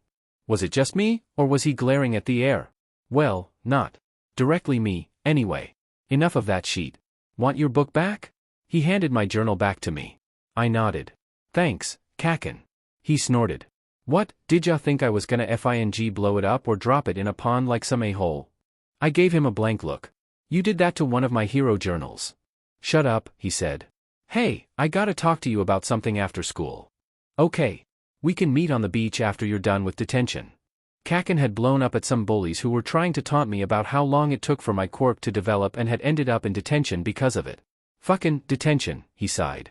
Meet ya there. XOXOXO. School was boring, as usual. Because I had to study to increase my INT, I was already miles ahead of every class. My INT also meant that my memory was more or less eidetic, so I didn't have to worry about forgetting what it was. So long as I paid enough attention in class to know what was going on, I'd be free to let my mind wander to more exciting topics, like how I now had an air-controlling spirit for a minion. I'd figured out in homeroom that I could communicate with Halidus telepathically, like he did, and used that to test the limits of what he could do throughout the next few PRDS without anybody asking me why I was muttering to the air. Though to be fair I did mutter a lot, so they might have just dismissed it as Deku being Deku. I found out that Halidus could passively sense all of the air within his range. While he couldn't transfer the information directly to my mind, he could just tell me where everything was. He could also tell how the air was moving, allowing him to not only feel the wind, but air temperature and sound traveling through the air as well. I discreetly figured out that 1 MP was worth about 1 Newton of force when it came to Halidus air moving, so I unfortunately couldn't use it for sustained flight yet. After I was done figuring out what Halidus limits, I went back to what I normally did during my classes, thinking about my skills. Maybe I could do something to change healing hands, I thought. If I try to reverse the flow, maybe I'll get some sort of life-draining skill. If I put more mana into it and change how fast it heals, that'll make a Regan spell. Actually, could it be possible to change the effect from healing to some kind of buff? If I could make buffs that'd be so useful, plus I could try to do it in reverse to make debut dash. Midoriya-kun, stop muttering, my 8th PRD teacher yelled at me. Sorry. I said. I've gotta stop doing that, I thought. A few minutes later, the bell rang and I was finally free to go to the beach and work on my skills. XOXOXO. I concentrated on my glowing hand as I hauled the tire over to the edge of the beach. The mana in it was primed to flow into the body of whoever I touched it with, giving them life energy. I felt that power, concentrated on it, then forced it to invert. Ping! A skill has been created through special action. By reversing the effects of Healing Hands, the skill, Draining Hands has been created. Draining Hands, active, LV1 EXP 0% MP 50. The power of a greedy soul to take life force from a victim's body, converting it to mana. 50 HP drained, removes minor positive conditions. Any HP drained by this skill is added to the user's MP. The user can choose to gain any effects removed by this skill. I stared at the ominous purple glow that my hand had taken. It wasn't the best skill, what with the fact that it cost as much as it healed, but I was sure I could train it up so that it was better. What's that, young Midoriya? All Might asked. He was sitting on a folding chair in his civilian form nearby. I just made a life-draining skill from my healing skill, I told him. I wanted to test out a hypothesis that I had. I guess now I could use this on myself to train my healing hand skill. Of course, that's a good idea. Just make sure to keep an eye on your HP and don't use it on others unless you have to. I wasn't planning on it, I said hastily. I was, however, planning on seeing if I could make new skills from healing hands. I'm going to try to do something else that I thought of. I cancelled the draining hands and switched back to healing hands. I let the mana build up and concentrate, then thought of something. If I'm using this much mana, then I can properly stabilize it into projectile form, like with Mana Bolt. Having a ranged healing skill would be even better than a touched base one. I made a few modifications, then said, "Can I test out a skill on you? It shouldn't do any damage." "Sure, but could you please be careful just in case?" I nodded, then shot a pulse of green light from my hand at All Might, causing him to glow slightly green for a second. Thankfully, he didn't appear to be hurt. Ping! You have made a new skill. What will you name it? Regeneration, I said. Regeneration, active, LV1 EXP 0% MP 200. A skill that causes the target's body to heal itself over time. Target regains 5 HP every second for 2 minutes. Skill can be fired with a range of 10 m with an additional 10 MP. It worked. I shouted. Ping! I stopped working. Huh? For creating multiple skills, you have received the title, Skilled Gamer. What's wrong, young Midoriya? All Might asked. I just got a title. Hang on, let me see something. I opened my status screen. My title was still the gamer, but now there was an arrow on the box with my title, like when you can click on the box to bring up more options. I pressed the arrow, and it showed a box that had 2 titles, the gamer and skilled gamer. It seems like I can get new titles by doing certain things. I'm going to see if it has some sort of bonus or something. I observed both of the titles. The gamer. The first title bestowed upon the one with the power of the gamer. Has no special effects. Skilled gamer. The title given to a gamer who likes to make new skills. 15% bonus to skill experience. And? All Might asked. I equipped Skilled Gamer. The title that I just got gives me more skill experience, and my original title, which would be the default title, did nothing. I'll probably get more titles with different effects by doing significant enough things, which means that I could get even more skills. That's excellent, young Midoriya, but for now could you get back to work? It seems that that's all that is for now, so you should continue with your training. I picked the tire back up. Of course. I remembered the other skills that I wanted to make. I concentrated on regeneration, but this time, instead of making the mana heal, I tried to make it reinforce the body. It clicked, and I applied it to myself. A blue light spread over my body and I felt the protection come over me. You have made a new skill. What would you like to call it? Defense Up. Defense Up, active, LV1 EXP 0% MP 150. A skill that uses mana to defend the target's body. Reduces damage taken by 5% for 2 minutes. Skill can be fired with a range of 10 m with an additional 10 MP. I nodded to myself. This will be useful. I should probably make other buffs to go with it. I concentrated. You have made a new skill. What would you like to call it? Attack Up, active, LV1 EXP 0% MP 150. A skill that uses mana to strengthen the target's offensive power. Increases damage dealt by 5% for 2 minutes. Skill can be fired with a range of 10 m with an additional 10 MP. You have made a new skill. What would you like to call it? Speed Up, active, LV1 EXP 0% MP 150. A skill that uses mana to increase the target's speed. Increases movement and attack speed by 5% for 2 minutes. Skill can be fired with a range of 10 m with an additional 10 MP. Through the creation of multiple complex skills, your INT has increased by 1. I grinned. Even if it would be a drain on my mana to keep them all up simultaneously, the fact that I had them meant that I could increase my stats if I ever needed to, plus I could buff others. Not to mention, the fact that they had an alternate casting mode meant that they might have the potential to get more casting modes, which would be extra useful. Still, even with these buffs, it might be good to also have debuffs just in case. Just like with Draining Hands, I inverted the mana effects to see if I could make them into debuffs. You have made a new skill. What would you like to call it? Defense Down, active, LV1 EXP 0% MP 150. A skill that uses mana to weaken the target's body. Increases damage taken by 5% for 2 minutes. Skill can be fired with a range of 10 m with an additional 10 MP. You have made a new skill.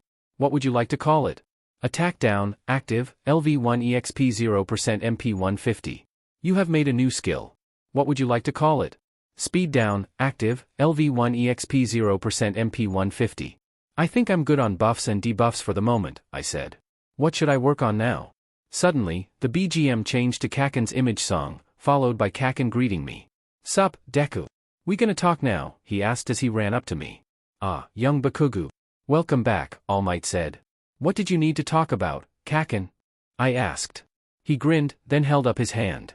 He made a small explosion, the fire of which somehow stayed after the explosion ended. The fire grew, then swirled down to the ground beside Kaken, where it condensed into the form of a young girl. I gasped. What? Kaken grinned wider. You remember what you said about how you felt like other people should be able to use mana and stuff? I just proved you FING right. Kaken, that's amazing. I exclaimed. The implications of this. You might have just revolutionized everything. I know I'm awesome, Deku, you don't need to tell me what I already know, Kaken said smugly. Honestly, I think he was underselling what he did, if anything. Ah? We both turned our heads to see the source of the noise. All Might was standing there, his mouth wide open and blood pouring out. I quickly walked over to him and used healing hands on him. Thank you, young Midoriya. Young Bakugou, it seems that you've discovered that anyone can, with enough practice, use magic. This is something that I'm going to have to call in. You two don't have to worry about anything, though. For now, why don't the two of you get acquainted with your elemental powers? Right, I said. I summoned Halitus to my side. This is Halitus, as you know. What's her name? Hello, the fire elemental said. My name is Pyra. I'm pleased to meet you, Midoriya-san, Halitus-san. She gave a small curtsy. Greetings, Halitus said. My name is Halitus. Kaken smirked. Hey Deku, wanna have a spar using only elemental spells? He asked. Sure, Kaken, I said. We got on opposite ends of the part of the beach that we'd cleared away for sparring matches. Let's begin, I said. Kaken immediately lifted his hand up so that his palm faced me. An orangey glow began to come from his hand, and a ball of fire erupted from it and shot at me. I had Halitus block it with a small vacuum, causing it to snuff out mid-flight. What was that? I asked. How the F did I figure that out first? He asked. Use your affinity on your mana, dumbass. I blinked, then slapped my forehead. Of course I could do that. I held my other hand at him and gathered air-charged mana. I shot a small ball of pressurized air at him, a pop-up telling me that I'd gotten the skill air shot. Now you're getting it, he yelled excitedly. He shot a volley of fireballs at me, which I dodged some of and had Halidus block the rest. Before I could breathe a sigh of relief, I got a notification from Sense Danger that reminded me that Kaken also had an elemental. A fire elemental. And I just let him light a fire. I dodged out of the way of the lances of flame that shot at me from where the fireballs hit the ground. I needed to increase my speed, but I couldn't use speed up because it wasn't elemental. As I used an air shot to blow the fire back, I got an idea. I gathered some air mana and let it spread over my body, combining with it. A skill has been created through a special action. Unifying the body with nature's power has created the skill Elemental Aura, to empower oneself with the elements. Elemental Aura, active, LV1 EXP 0% MP 100. The combining of one's body with elemental power grants abilities according to that element. Power changes as the caster's INT, WIS, skill level, and elemental affinity grow. Only possible for those attuned to the elements. Additional 100 MP used per minute. Air Aura, increases movement speed by 30%, increases jump height by 15%, increases DEX by 10%, user can generate wind and expend more MP to increase wind generation. I felt myself speed up as a green glow spread across my body. Unlike with speed up, the glow didn't stop after I cast the skill because it was still active. I charged toward Kaken, a combination of my running and the wind I was generating creating a cloud of sand behind me that smothered and blocked the flames. I threw a punch at him before he could get the chance to cast any more spells. He caught my fist with one hand, then started laughing maniacally. Ha ha ha ha ha. That was a FING good one, Izuku. I blinked. Did he just use my real name? Let me guess, you cloaked your body in air mana to give yourself some sort of elemental boost, huh? He chuckled a bit, then his grin grew to a toothy smile. Is this what it feels like to be proud of someone else? I'm gonna have to step up my fucking game if you keep pulling shit like this, you know? How about I start? As he said that, a fiery glow began to envelop his body, and I could feel sweltering heat from his hand. With that, he threw my hand back and punched me in the chest, making me fly back farther than I'd have thought he could. While I was staggered, he darted forwards with a speed I could barely see, then started pummeling me when he got to me. I couldn't find any openings, but then I had an idea. I overcharged my air aura, causing it to explode in a burst of wind that sent Kaken flying back. A skill has been created through a special action. By overcharging the skill Elemental Aura to the point of explosion, the skill Elemental Burst has been created. Elemental Burst, active, LV1 EXP 0% MP 200. The power of the elements can be too much for one to handle in great enough amounts. This skill turns that weakness into a strength by generating a burst of elemental mana. Elemental Burst is strengthened if used while Elemental Aura is active, but destroys Elemental Aura when used. I dropped to the ground as Kaken was sent flying. Air obviously wouldn't work on Kaken's fire aura, so I needed to use something else. I concentrated on the sand beneath my fingers, feeling it interact with my mana. Earth Affinity, 10. I grinned. Kaken didn't specify that I had to use air magic, just elemental magic. I looked at my mana, seeing that it was still high enough for a fight. I cloaked myself in earth mana the same way I'd used air aura. Earth aura, decreases damage taken by 30%, increases damage dealt by 15%, increases VIT by 10%, user can generate shockwaves and expend more MP to increase shockwave force. This time, the mana that enveloped me was brown and cream-colored, like desert camouflage. As soon as I was done, Kaken came rushing at me again and threw a punch at me with a kiai. This time, I blocked it with my arm, causing him to wince as his fist met my hardened skin. I punched him in the gut in return, which knocked the wind out of him. I took a step forward as I backhanded him, the combination of the shockwave and the strike knocking him over. He did a move that looked almost like he was breakdancing when he hit the ground, except he generated a wave of fire with the sweeping movements as he got up. I stomped, sending up a wave of sand in front of me to block the fire. It gave me an idea, so I used earth mana to compress some of the sand into rocks, which gave me a pop-up that said that I got the skill rock throw. I shot the rocks at Kaken so that he had to dodge them instead of charge at me again. As he dodged, I ran towards him. He saw me and smirked as he began to run towards me. When we met, we both punched each other in the face, knocking each other down. We groaned simultaneously. Draw? Kaken asked. Draw, I agreed.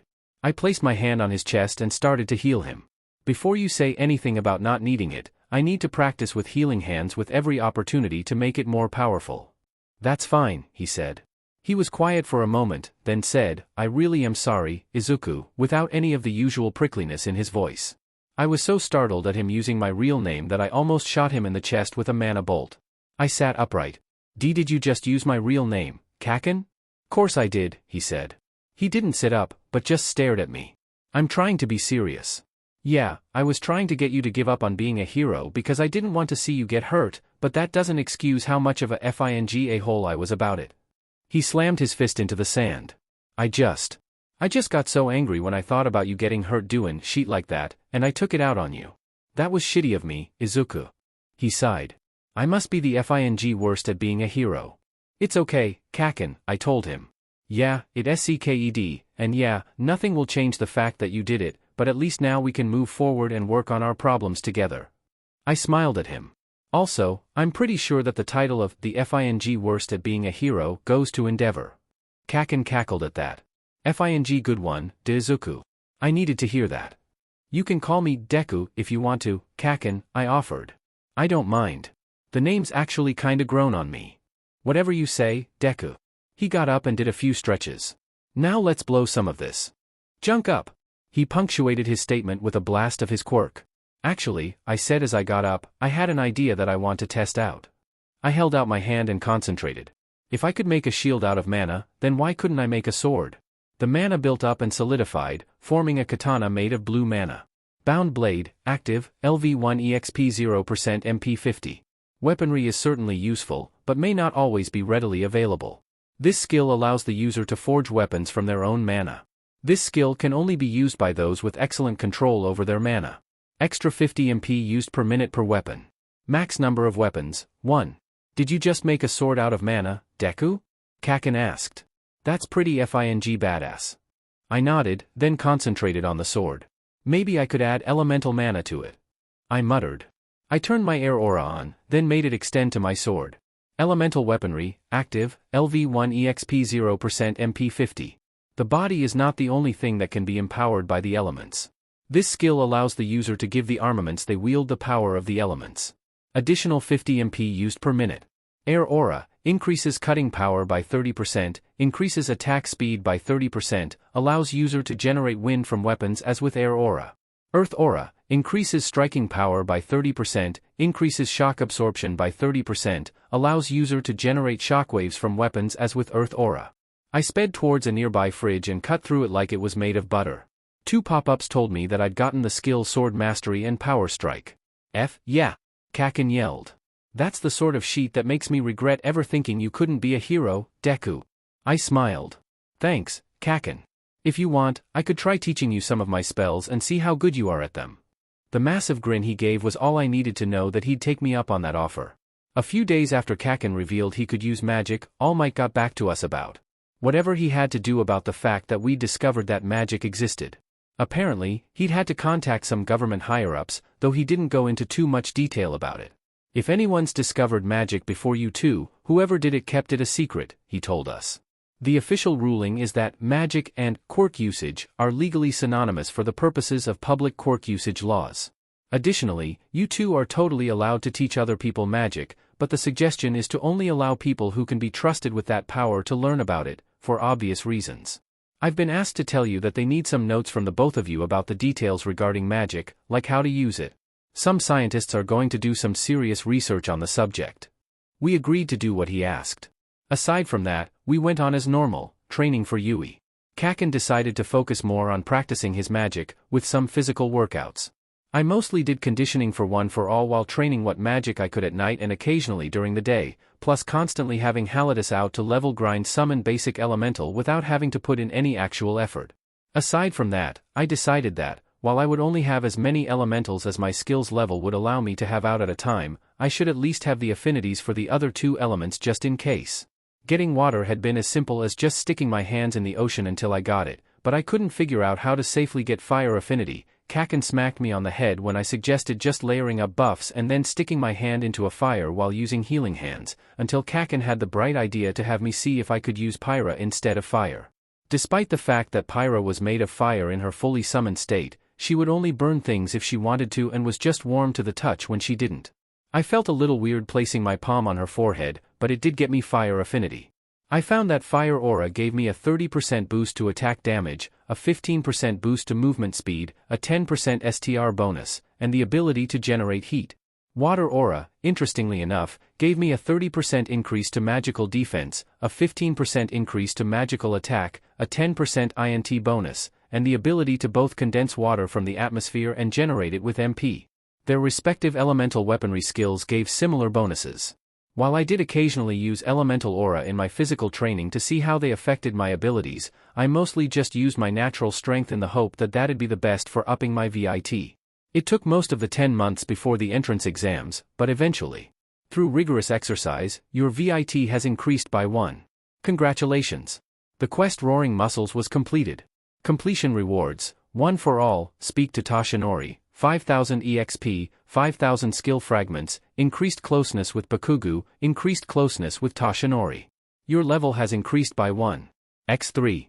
I got my VIT up to I looked at my stats. STR, 44. VIT, 50. Dex, 46. Int, 73. Whis, 69. Luke, 49. I grinned.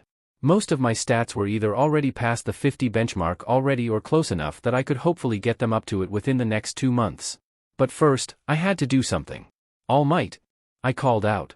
What is it, young Midoriya? He asked, currently in his civilian form. I got my VIT to 50. He switched to his hero form, then gave his trademark grin. That's great, young Midoriya. Now I can pass my power on to you. About that, I said. How do you pass your power on to someone? You see, he pulled off a piece of his hair and said, for you to receive my power, you have to eat my hair. What the F dash? Kakin asked as he walked over from the inferno that he'd made, with the fire dying down as soon as he left it. Why the hell does Deku have to eat your FING hair? I can pass my quirk on to someone through making them eat my DNA. I feel that the best thing to use for that is my hair. I gulped, then took the hair that he offered me. Down the hatch. I muttered, then placed the hair in my mouth.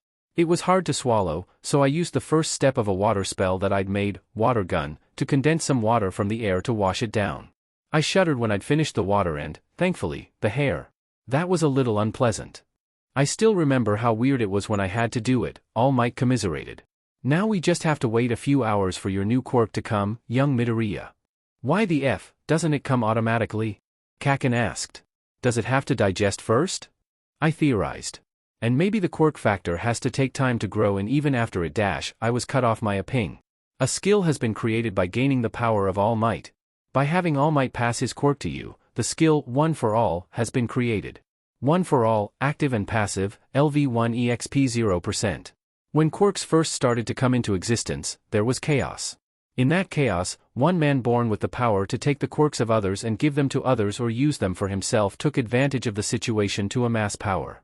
This man had a brother, who was born with the rather underwhelming ability to pass his quirk, the ability to pass his quirk onto another. While it is unknown whether it was out of malice or compassion, the man forced the quirk power stockpile onto his brother, and from the combination of the two quirks, the quirk known as 1 for All was born. Skill grants the user a second MP bar. When skill is not in use, this second MP bar fills over time when the first MP bar is filled, using the same MP regeneration rate. This second MP bar has no upper limit. When activated, user can draw upon the second MP bar in place of the natural one. User can expend MP to increase the power of most stats and skills. Wah! I exclaimed. What is it, young Midoriya? All Might asked me. I just got 1 for All. I think that my quirk sped up the process of me getting 1 for All, which actually makes sense when you think about it. In most games, whatever effect food and other edible things have is applied immediately, despite how it would logically require time to digest. I guess that also means that I can use food to. Wait, that's not everything. I looked once more at the description. It was weird. The skill felt a little more complicated than what it said. Aside from that, the description of the skill states that it was made by someone with a quirk that can steal other people's quirks and give them to others. Do you know anything about that? I asked. All Might sighed. Sit down, the both of you. This will be a shock. Kakin and I sat down on the sand as All Might sat on his chair. That man was called All for One. He was probably the most dangerous villain in the history of the world. He gained many followers in the early years of quirks thanks to his abilities. Thankfully, his own brother, the first bearer of One for All, disagreed with him and stopped him. Unfortunately, however, All for One survived and, I'm assuming, took some form of life-extending quirk. I know this because he was the reason why I got this wound 5 years ago. I'd like to say that he's dead, but we never found the body, so we can't say for sure. I didn't say anything. I couldn't say anything. Even with the gamer's mind, it was a lot to take in. I think that if I could have said anything, it would have been exactly what Kaken was saying. Phew, that's F-. I understand if you have reservations, All Might said. I hoped that this wouldn't come up just yet. I wanted you to have a school experience unmarred by worry about All for One. Kaken scoffed. Well, maybe you still should have said something about that sheet before Deku ate your gross hair, dumbass. It's fine, Kaken, I said. I was already prepared to be a hero, so learning that I already have an arch-nemesis isn't that bad. I'm still going to need some time to process this, but for now. I got up and walked over to an area where there was only a stretch of sand so as to avoid collateral damage. I've always wanted to do this. I ped my arm back. Detroit. Energy flowed through my whole arm, and for some reason I got a sense danger warning. That really should have been a red flag, in hindsight. Smash! I punched the air, the simple force of it causing a shockwave that sent sand flying. It wasn't as strong as All Might's, but it was still a Detroit smash. My excitement was almost immediately destroyed by the fact that my arm felt like I'd punched the sound barrier, which I had. System warning, using One for All at full power is inadvisable in current condition. Usage should be limited to lower power. Level up skill to decrease damage taken. The level of the skill physical endurance has increased by 1. I looked at my health, then winced and activated healing hands and regeneration. I think that my body still isn't completely up to the task of using One for All yet, I said. My health dropped about a quarter from that one punch. I think that I should probably train my physical stats a bit more in the next 2 months as well as One for All practice. That might be for the best. Deku, you better not break yourself in half, Kaken scolded. Yes, I would prefer that you not kill yourself, young Midoriya. That would be bad, All Might agreed. If that's the case, then you should get back to work. XOXOXO. I stared at the school. It was huge. I got the vaguest feeling that, if not for Gamer's mind, I would have been shaking. We're here. I said. Yup, Kaken said with a toothy grin. It'd SCK pretty hard if you F it up now and got no points at all, huh? I looked at him. Sometime during the last 2 months of training, his title had changed in addition to the levels and points of INT and WIS he'd gained. Art is an explosion. LV27. Katsuki Bakugou. I doubt I'll get 0 points, Kaken, I said. My stats are all above 50, and INT and WIS are both approaching 100. I'm probably the most powerful person taking the exams, and that's not even counting One for All. It had taken a tremendous amount of effort, but I felt great about myself for managing to get all of the 50-point skills before the UE entrance exam. The skill, Heroic Strength, has been created through STR rising above Heroic Strength, passive, LV2 EXP 2.14%. Some are endowed with the strength to move mountains. This skill grants enhanced physical ability. 10% increase to STR. 10% increase to physical attack. 50% increase to strength-based skill effects. The skill Iron Body has been created through VIT rising above Iron Body, passive, LV5 EXP 7.21%. Some are bestowed with the vitality to endure any punishment. This skill grants enhanced physical durability. 10% increase to VIT. 10% increase to HP. 50% increase to HP-based skill effects. The skill, Fleet Foot, has been created through DEX rising above Fleet Foot, passive, LV3 EXP 3.21%. Some are bestowed with the speed to rival the wind. This skill grants enhanced swiftness. 10% increase to DEX. 10% increase to movement speed. 50% increase to DEX-based skill effects. The skill Born Lucky has been created through LUC rising above Born Lucky, passive, LV1 EXP 87.56%. Luck can be a very fickle thing. This skill is bestowed upon those who luck favors. 10% increase to LUC. 10% increase to loot drops. 50% increase to LUC-based skill effects. Kaken scoffed. Like I'll let you just take that title without a fight, he said, lightly punching me on the shoulder. It's a contest, then. I smiled. Let's see who gets the most points. I feel really good about this. I mentally exclaimed. Then I tripped. Or not. Before I could even have Halidus try to stop my fall, I just stopped. I felt odd, like gravity had stopped working on me. Sorry for using my quirk on you without asking, a female voice said, but I thought that you might not like going through your exams with a bloody nose. Someone pulled me into a position where I wouldn't fall, then gravity reasserted itself on me and I landed on my feet. I hope that's okay, she said. I turned to see a cute brown-haired girl with rosy cheeks and a bright smile. Space Kid. LV19. Uraraka Ochako. Oh no, it's fine. I said. I probably would have just frozen up and blurted out nonsense words if I didn't have gamer's mind. I used to get really nervous when first meeting attractive people like that. So your quirk is some sort of gravity manipulation power, right? Yeah, she said, then showed me one of her hands, or rather the pads on the ends of her fingers. I can make objects weightless if I touch them with these things. It makes me all kinds of nauseous if I use it too much, though. Even with that, it seems like a really powerful and useful quirk, I said. You'll probably be a great hero. She beamed. Thanks. I'm Uraraka Ochako, by the way. Are you two here for the hero course too? Kaken did that thing where he punches his fist into his other palm and makes an explosion to look cool. Yup. Deku and I are gonna dominate this thing, so you'd better watch out. I sighed. Kaken, could you please be nice to someone who could be our future classmate? She laughed. It's nice to meet you too. I'll see you two in the hero course. Then she ran off. A few moments later Kaken exasperatedly said, son of a beach, she only knows me as Kaken now. We have to get to our exams, Kaken, I reminded him. Yeah, he sighed. XOXOXO. The written exams were. Well, I suppose they were difficult, but my INT was so high that I breezed through them. After that, all of the hero course students had to attend a presentation, by Present Mike, about what the practical exams would be like. The answer was robot fighting, apparently. During the explanation, a boy stood up to ask a question and decided to scold me for muttering as well. That was embarrassing. After that, they escorted us to the fake cities where we'd be taking the exams. Unfortunately, Kaken was sent to a different training ground than me, probably because they didn't want people who know each other working together. Present Mike announced that we'd have a few minutes to get ready for the exam, then clarified that that meant things like stretching but also things like preparing our quirks. At that moment, I got a new quest. A quest has been created. Start line. The UE entrance exams include a 10-minute mock battle against robots. Get as many combat points as you can.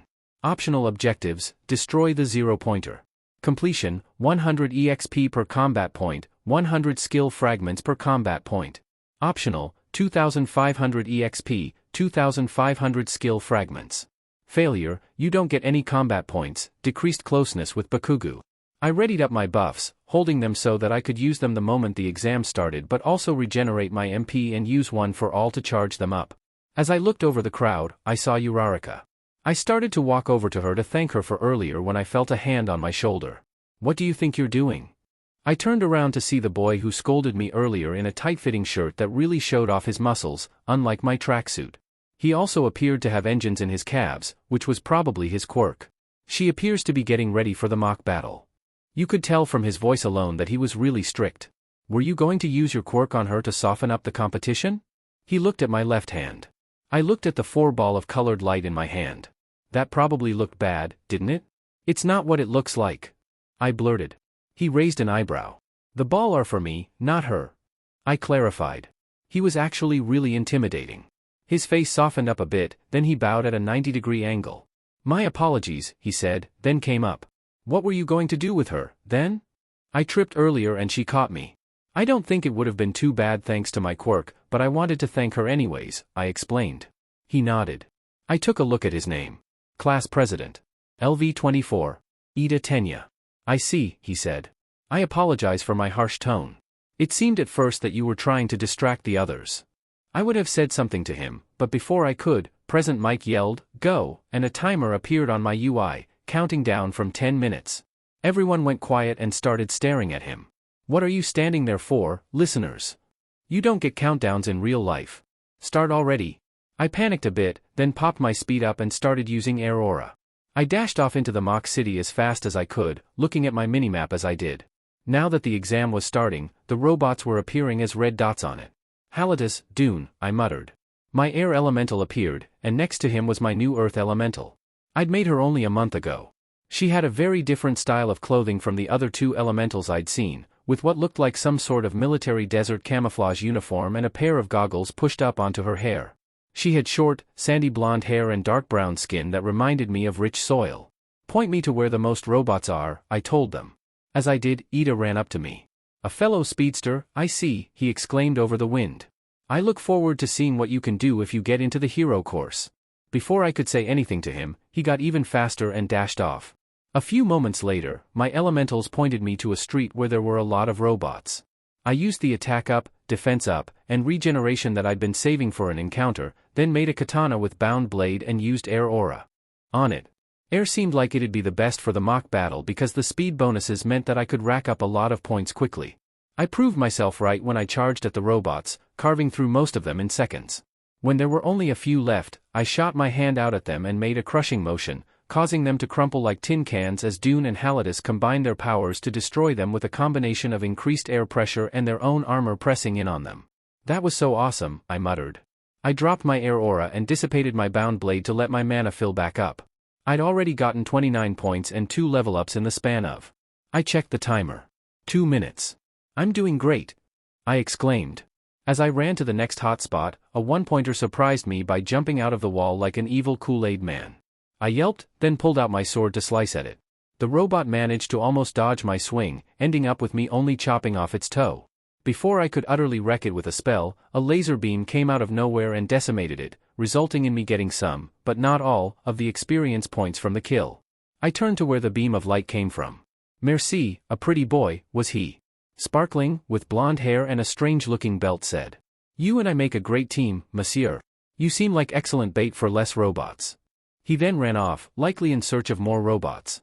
I decided to let it not bother me due to the exams being a bit of a competition and instead just continued on, destroying the robots I saw. I decided to use ranged skills to destroy them from a distance. Air slash. I yelled.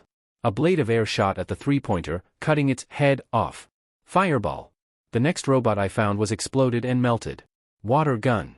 The third robot was pierced by a bullet made of water, its delicate inside soaked into uselessness. It continued on like that for a while until I found where most of the fighting probably occurred. Robot remains were everywhere. As I watched, Ida kicked a robot with his engine leg so hard that it just stopped working and Uraraka pressed her fingers together, releasing a bunch of robots to the cruel rain of gravity. It looked like everyone was resting before splitting up to find more points. I was about to leave when the ground started shaking. A towering, building-sized robot, the zero-pointer, rose up from the ground and started thrashing about. It goes without saying that this caused everyone to panic and run away. I was about to join them when I heard a familiar voice cry for help. I saw Uraraka trapped under a rock, with the zero-pointer coming closer. It wasn't even a question what I should do next. I ran as fast as I could, using air aura and another speed up to replace the one that ran out. As I ran, I used an attack up, defense up, and regeneration on myself, then shot another defense up and regeneration at Uraraka just in case. When I was close enough, I jumped, using a barely earned air burst combined with some one for all to send me flying skyward. As I rose, I felt the glow of one for all rise up in my arm, and I let it go full force, even added to it with some air mana. Because it was supposed to be a secret that I had All Might's quirk, I didn't shout any of All Might's attack names. Instead, when I wound up my punch, I shouted, Limiet. I punched at the robot with all my might. Briac. The rush of air slammed into the zero-pointer, hitting it so hard that its face crumpled in. The zero-pointer toppled backward from the force of the punch. Your level has increased by 1x7. I didn't feel as bad as last time, but it still hurt. I began to fall and gulped when I saw how far away the ground was. I really didn't want to know what would happen if my already low HP hit 0. I immediately activated Healing Hands, hoping to get my HP up enough that I wouldn't die upon hitting the ground. When I was closer to the ground, I made a sword and shield with bound blade. I crossed my metaphorical fingers and tried to use Earth Aura on myself and the shield while using Air Aura on the sword. It worked. Before I could begin the next phase of my plan, try to make a delayed air burst on the sword and then throw it at the ground, though, someone slapped me on the cheek and I felt myself become immune to gravity's pull for the second time that day. I stopped within half a meter of the ground and deactivated my skills as Uraraka released her quirk. Thank goodness, she said sickly as the robot part that she was on touched down. I was afraid she started barfing before she could finish her sentence. Thanks, Uraraka, I said. I jumped up to her and used Healing Hands on her. I wasn't sure if my plan would work or not, so that was a relief. She bolted upright as my skill began to take effect. I don't feel nauseous anymore, she remarked as she wiped her mouth off with a wet wipe she pulled from her pocket. She turned to look at me with excitement in her eyes. Can you heal people with your quirk? I nervously rubbed behind my head. I guess you could say that. That's awesome. Thanks for getting rid of my nausea, by the way. Her smile was infectious. Time's up, folks. Present Mick's voice blared over the speakers. Eep. I forgot about the exam. Uraraka said. We both sighed and sat down on the robot. It's too late to do anything now. How many points did you get, by the way? I counted the robots I fought up for a moment. 38, I said. I got 29, she sighed. I hope that's enough to get in the hero course. You're totally going to get in, though. She paused for a moment. I don't think I got you or your friend's name, just nicknames. Yeah, I said. I'm Midoriya Izuku. My friend's name is Bakugou Katsuki. Those were nicknames we've had for each other for a while. She smiled. Great to meet you then, Midoriya. Are either of you two hurt? Someone asked. I looked down to see an old woman with a syringe-shaped cane. Recovery girl. I said. I looked at my HP to see if I was hurt, then jumped off the robot part. I'm fine, thanks. I'm good too, Uraraka said and jumped off as well. It's cool seeing a pro like you. Recovery girl nodded and then gave us some gummies. Neither of you look hurt, though I suggest the two of you go to the doctor if anything starts hurting. Eat those one at a time, they'll help you recover your strength. Thanks, Uraraka said. As Recovery Girl walked off to treat the other examinees, Uraraka turned to me. And said, Can you believe we just met Recovery Girl? I know, right? I exclaimed. I should probably go now, but I hope I see you in the hero course. Bye, she said. I waved to her as I left. Do you think I'll make it? I fretted. I knew I got a lot of points, but I couldn't help but worry I might not get in. At least completing the quest had made my level go up from 18 to 20. Goo! A sigh cut into my worrying. I turned to see an incorporeal Dune lying down on my bed and fiddling with an ethereal sniper rifle that I have no idea where she got. She was really fond of the rifle for some reason, so I just asked her to just not have it out when she's visible. You do realize that you got like 40 points, right, master? She asked, then pointed her rifle at me. And I'd eat my rifle if you didn't get any bonus points for saving that one girl with the gravity hands. Disagree with harshness, Halatus muttered from where he was sitting on my desk, agree with sentiment. Yeah, so stop worrying, Dune told me. Maybe you should look in that magic book of yours to calm yourself down. I nodded. I had 11,300 skill fragments, which really wasn't anything to sneeze at. I pulled out my skill grimoire to see if there was anything that I might want to buy. Only one really stuck out to me that I didn't think I could figure out without the book, a skill called Illusion Barrier. It said something about letting me make enemies, which seemed like it might be useful. At least, it seemed like it could be a good way to level up, especially that part where it said that I could make monsters. I was only level 20 despite my stats being higher than even Kaken's, so leveling for me seemed to only work from fighting and quests, which meant that getting the bonuses to HP and MP for each level up would be a little difficult without easy access to enemies. Plus, it wasn't really that expensive at 500 SF. I clicked it, pressed yes on the confirmation, then dismissed the book when I was done. I frowned as I looked over the new skill in my mind. That's odd. I muttered. What? Halatus asked. The way the skill is performed, I don't really get how it does what it does, I answered, then thought for a moment. Though to be fair, I'm pretty new to magic. Well? Dune asked. Use it. She'd sat up and was looking at me expectantly. I did as she asked and nothing seemed to happen, aside from a slight drop in MP. To be fair, I'd used the empty setting because I didn't want to be immediately attacked by monsters, but I was expecting at least something. I looked around to see if my room was any different, but couldn't spot anything. Still, though, something felt off. Update, Halatus muttered. There's something weird here, Izuku, Dune added nervously. What's wrong? I asked. Everyone's gone, Halatus stated. What? I asked. They vanished when you used your new skill, Dune clarified. I looked at my minimap and saw that the dots that symbolized other people had just gone. I looked outside. Even the animals were gone. I ran downstairs to see that Mom had just vanished in the middle of cooking dinner, as evidenced by the unattended food. I really hope that this is just Illusion Barrier, I muttered before dropping the skill. To my relief, I saw Mom standing there after a layer of reality seemed to shatter and drop away. Ah, she shouted. You scared me, Izuku. She blinked and then asked, Did you just teleport, sweetie? Sorry, I apologized. That wasn't exactly teleportation, but... I thought for a moment. Can I test something? I asked. Sure, sweetie, but could you please explain what's going on? I nodded. I got a new skill called Illusion Barrier and I want to see if it works like I think it works, I explained, then pointed to a cup on the table. Could you please watch that cup for me? When she nodded, I activated Illusion Barrier and she disappeared. Or rather, I disappeared, leaving her behind. I immediately took the cup, tossed it into the air, caught it, and cancelled Illusion Barrier. The cup shattered along with the skill as I returned to reality. What was I supposed to be looking for? Mom asked. I wanted to know what would happen to an object that I touch in the Illusion Barrier, I explained.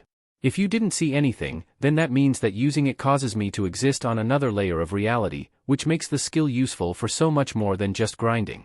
I could use it for stealth, hostage rescuing, dodging attacks, and possibly more if I could figure out a way to see the real world within the barrier. I have no idea what you're talking about, honey, but as long as you're being safe, I'm glad, Mom told me. Dinner will be ready soon, so why don't you stay down here? XOXOXO. I stared at my skill grimoire, frowning. I wanted to find a way to see through the Illusion Barrier without dropping it, but I didn't really know how. I can't really make skills out of nowhere, I muttered, half to myself and half to my elementals. With the buffs that I'd made, I used the base of Healing Hands, and the other skills I was able to make with mana manipulation and perhaps mana affinity thanks to their simplicity.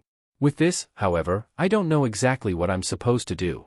I figured I wouldn't even need any sort of remote viewing type spell after I got you guys thanks to how useful are. At this comment both of my elementals thanked me for the compliment. Even then, I don't even know if modifying remote viewing is even the right thing to use for that. Considering the fact that it's called Illusion Barrier, some form of true sight might be needed. Before I could start figuring out some form of remote viewing or true sight, Mom burst through the door looking really frantic. Izuku, you got a letter from Yui, she said, holding up a letter. I'm not sure, but I feel like at that moment my face matched hers. Oh my gosh. I said, then snatched the letter. Thanks for bringing Thistamame just going to gata mi room to open itupil teliu awitwent laveabi. I shouted as I rushed to my room. As soon as I closed the door, I ran over to my desk, turned on the lamp, and ripped open the letter. A small, circular device fell out and began to emit light from the top. I gasped when the light projected into a screen showing All Might's smiling face. I'm here in this hologram. He shouted exuberantly. I'm sorry I didn't contact you sooner, young man, but I had paperwork to do. Why are you I started to ask, then was cut off by All Might continuing, probably because that was a recording and not a holophone. I'm glad you asked, young man. See, I've been hired as a teacher at my alma mater, Yui. A voice that I didn't quite hear came from somewhere off-screen, accompanied by a hand. What's that? I've got to do how many? He turned back to face me. Sorry to cut this short, young man, but I have to make this quick. Not only did you get 38 villain points from the robots you destroyed, but you also got 60 rescue points from saving your fellow examinee, for a whopping total of 98. Rescue points? I asked, despite the fact that it was a recording. Why yes, rescue points. It was the entrance exam for a hero school, was it not? Yes, a student's resolve to rescue others, even if they should lose out on the opportunity to get a few more points, is something that should be rewarded. And you, who was willing to destroy the monstrous zero-pointer to save someone, have shown a heroic spirit that the staff of Yui would be remiss to turn away. I started to tear up as his grin grew wider. That's right, Midoriya Izuku. Welcome to your hero academia. I cried tears of joy as the hologram shut off. I let myself cry for a few minutes from the sheer realization that I was going to the school that I'd wanted to get into for almost all of my life, and had been told that I had no chance of ever getting into. When I was done, I dried my eyes and looked over the papers that were in the envelope. Just the standard hero school forms and a letter from the principal congratulating me on how I'd been accepted into Yui. I might have teared up some more from that. I signed my parts on the forms and went outside. Mom was standing in front of the door with a nervous look on her face. I smiled, answering the question that was written all over her face. When she was done crying, I handed her the envelope and said, "There's some forms in there that you need to sign and mail back, plus the designs for my hero costume." I signed mine, so I'm going to do some training to make sure that I'm ready for Yui. Mom smiled. Of course, honey. I'm so proud of you. Go, do your magic. XOXOXO. I looked around from the roof of my house. With everyone gone and the sun down, it looked like a ghost town. The skeletons shambling around really only added to that. After having tested to make absolutely sure that Illusion Barrier left me completely divorced from reality and I wouldn't just randomly destroy things from within the barrier, which would be bad, I'd used the other setting, skeletons. While the barrier was completely empty at first, small cracks opened in the ground that each allowed a single skeleton with no equipment to climb out before closing. After just a few minutes of that, skeletons littered the streets in all directions. They weren't very tough according to Observe, but there were a lot of them, so I bravely retreated to the safety of my roof, where I couldn't climb and didn't seem to want to spawn. You do realize that you're gonna have to start fighting at some point, right? A now tangible Dune told me as she looked down the scope of her rifle. I nodded. I'm going to, but I want to try something first. I concentrated on my magic. I might not have been able to automatically find a way to peer through the illusion barrier, but I felt like finding some form of eyesight-enhancing skill might have been a good place to start. I channeled magic to my eyes in a similar way to my enhancement skills, making sure to not overload them because I could tell that wouldn't be pleasant. After a few seconds of careful magic working, my vision blurred and then sharpened, to the point where I could hone in on individual details on the closer skeletons and could see the farther skeletons clearly despite it being nighttime. Ping! A skill has been created through a special action. Infusing your eyes with mana has created the skill Hawkeye to enhance vision.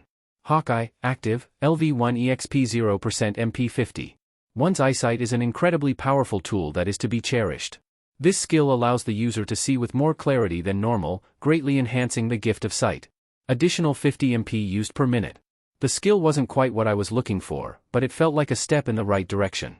Even still, the ability to enhance my sight was definitely a useful skill that I wanted to cultivate. But first, did the skill I just got do something to my eyes? I asked my elementals. Green glow, Halitus remarked. Larger pupils. I nodded. So using Hawkeye in public is out of the question. That just meant I'd have to get creative. I looked at one of the skeletons that was far away. Could either one of you hit that one skeleton? I asked as I transmitted the image to them. On it, Dune said as she ped her rifle. The reason why I asked them was because, unlike me, they seemed to not have any drop in MP used for magic anywhere in their range, unlike me. As I watched the skeleton, I heard her pull the trigger, which somehow caused a spear of rock to protrude out of the ground and at the skeleton, launching its ribcage away and destroying it. I nodded. Hey, how about you try to kill one of them now, she asked. I activated my Earth Aura in answer, then jumped off the roof to an area that was denser than normal with skeletons and used Earth Burst when I landed. Bones flew everywhere before dissolving into dust. From that, I got almost half as much SF as I'd spent on Illusion Barrier. Even with Born Lucky, the skeletons weren't worth much EXP and SF thanks to being weak, the highest being at level 5, but there were a lot of them. My sense danger and bloodthirst skills warned me that more skeletons were coming, so I activated Earth Aura again. The cracks in the ground that signaled the skeleton spawning opened up and the bony arms shot out. Before the rest of the skeletons could climb out, I stomped my foot, sending out a shockwave that killed the skeletons before they could even finish spawning. Unfortunately, the large amount of noise I'd made caused the rest of the skeletons to come after me. Nope, I said, then switched to Air Aura and parkoured back up to my roof. I looked down at the angry mob of skeletons looking up at me expectantly and said, I really hope that these skeletons are as easy to kill as in Skyrim. I thought for a moment about how to best make an AoE attack without dropping down there again to use Elemental Burst. I held my hands out and condensed air mana in the same way that I made Spiral Mana Bomb. When it was fully charged, I shot it into the crowd with surprising speed. The new spell, which I called Tornado Bomb, lived up to its name when it made a swirling wave of air so strong that it ripped all of the skeletons apart. As their bones disintegrated, I got 741 SF and another level up. After I dismissed the text boxes, I noticed that their dust wasn't disappearing, just swirling around in the last eddies of the tornado bomb. As I watched, the swirling of the dust picked up speed, then started flying towards the small crater from where the bomb hit. A crack that was much larger than the others opened up and the dust began to pour inside it. When all of the dust had poured into the crack, a large armored hand shot out of it. A skeleton clad in full samurai armor that was definitely over 2 meters tall climbed out. Spirit of a Fallen Warrior. LV-34. Skeletal Samurai. I gulped. Sure, I had pretty high stats, but this was my first time facing any enemy with such a high level aside from friendly spars with Kaken. The samurai drew his katana and pointed it at me. For a second, I thought about running away, but shook my head and abandoned the thought almost as soon as it came. I'd be a horrible hero if I decided to run from any fight that looked like there was a chance for me to lose. The first thing I did was layer all of my buffs. Using Observe, I noted that it had a low DEX compared to its other stats. I turned Air Aura back on, made a katana of my own, and jumped at the samurai. I managed to land behind him and turned to swing my sword at him, meeting his blade as it came down on me. Halitus. Dune. I shouted. Spears of earth shot at the skeleton as the wind picked up and pushed it off of me.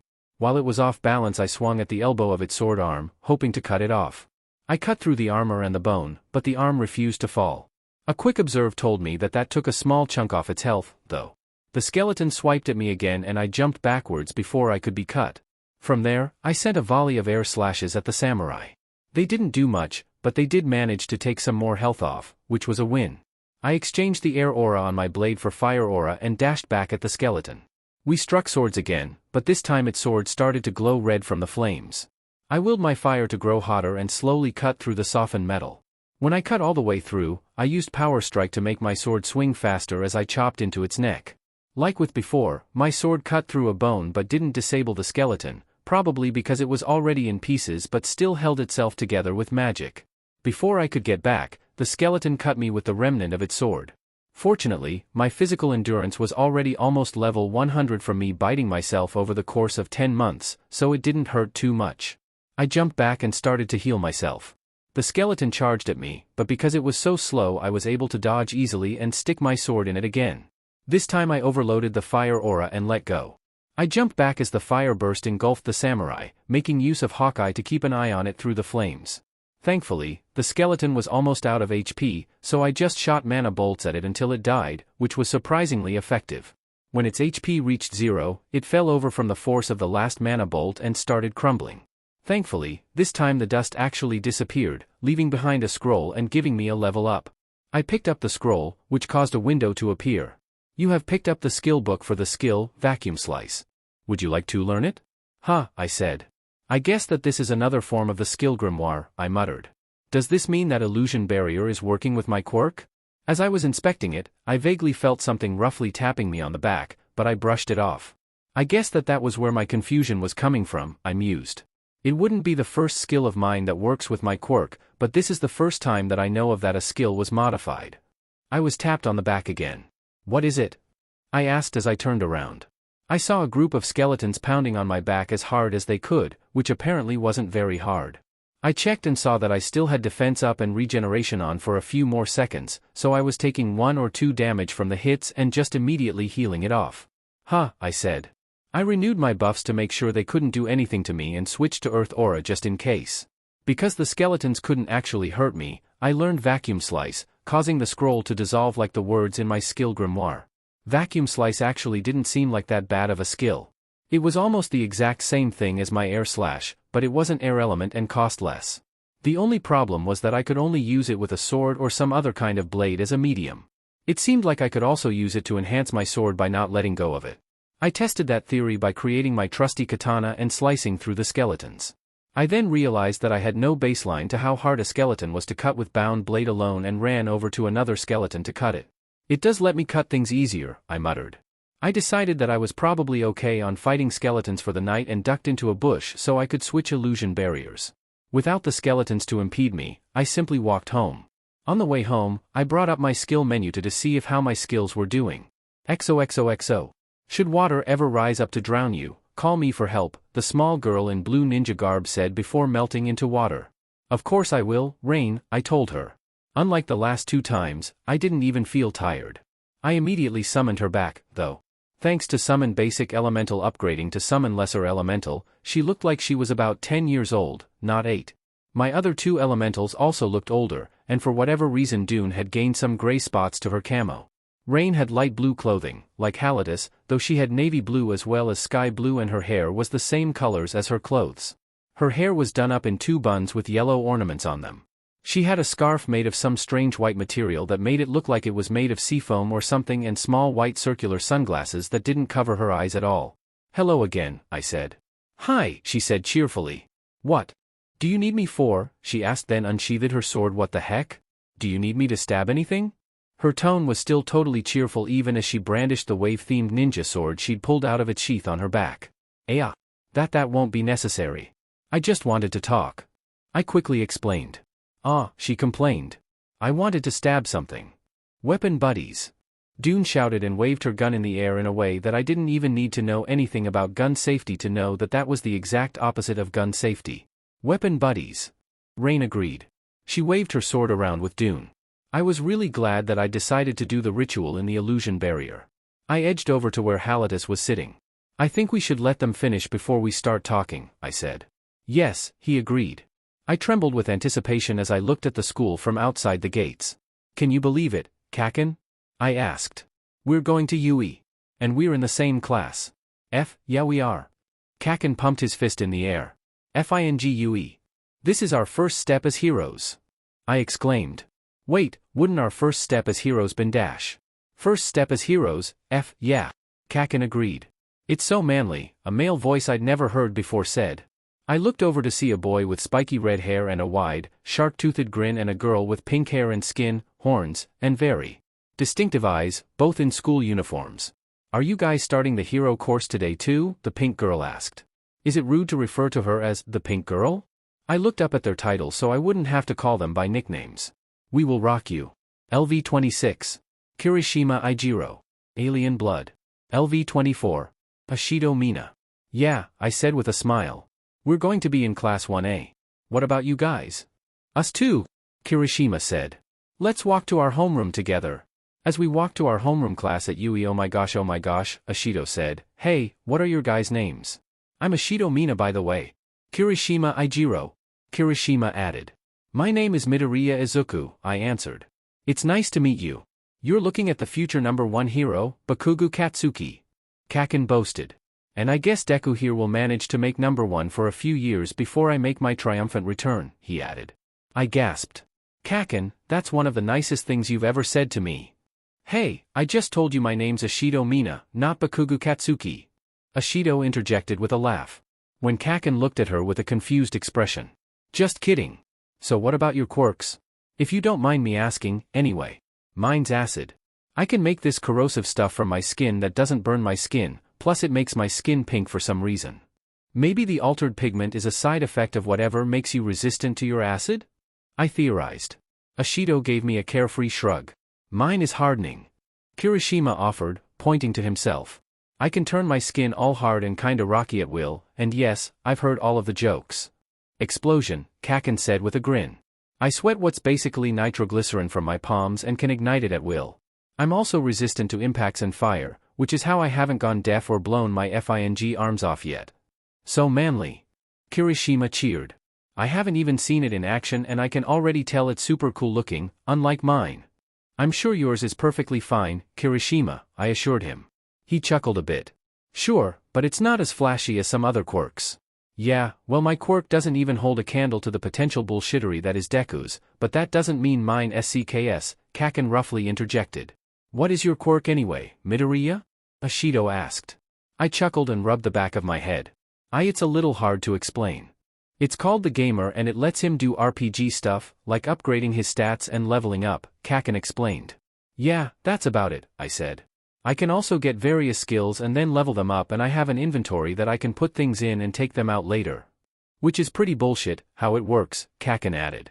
He can shove FING anything in there, even if he can't even carry it. That's awesome, Ashido said. I smiled. Thanks. I stopped in front of the massive door for Class 1A. Why's it so big? Kirishima asked. It's probably just in case there's someone with a mutant quirk that makes them really big, I explained. I opened the door to see that only about half the class was there. I was glad that Kaken insisted we come early, because I felt like I would have been almost late otherwise. Instead, only about half the class was there and Kaken and I just calmly walked over to some empty desks and took our seats. The first thing that Kaken did after sitting down was to immediately put his feet up on the desk, which made me sigh. Our new teacher might not be as okay with you doing that as our last teacher, Kaken. He just glared at me. And you mumble a lot, Deku. You sure the teacher like that? Fair enough, I mumbled and pulled out my skill grimoire to wait for the teacher. You! A familiar voice yelled after a while. I looked up from my book to see that one uptight guy from the exams, Ida. Don't put your feet on the desk. It is disrespectful. I sighed. Well, how about you shut the F up, teacher's pet, Kaken growled. There it was. I shut my book. Kaken, please don't get in a fight on the first day. Ida, please don't rile Kaken up, he doesn't like it when people order him around like that. Well, he should get used to being ordered around, because this is a school and the teacher will have to order you around. I slumped my head. That did not sound like it'd go over well. Kaken glared at Ida. Deku wasn't talking about teachers, dipshit. I hate it when I feel like people who don't have any reason to boss me around are looking down on me and shit, asshat. Ida blinked, then bowed at a 90-degree angle. I apologize for my insensitivity, though I would prefer that you do not use words like that in a school environment. Kaken sighed and put his feet on the ground in a calm manner that I was not at all expecting.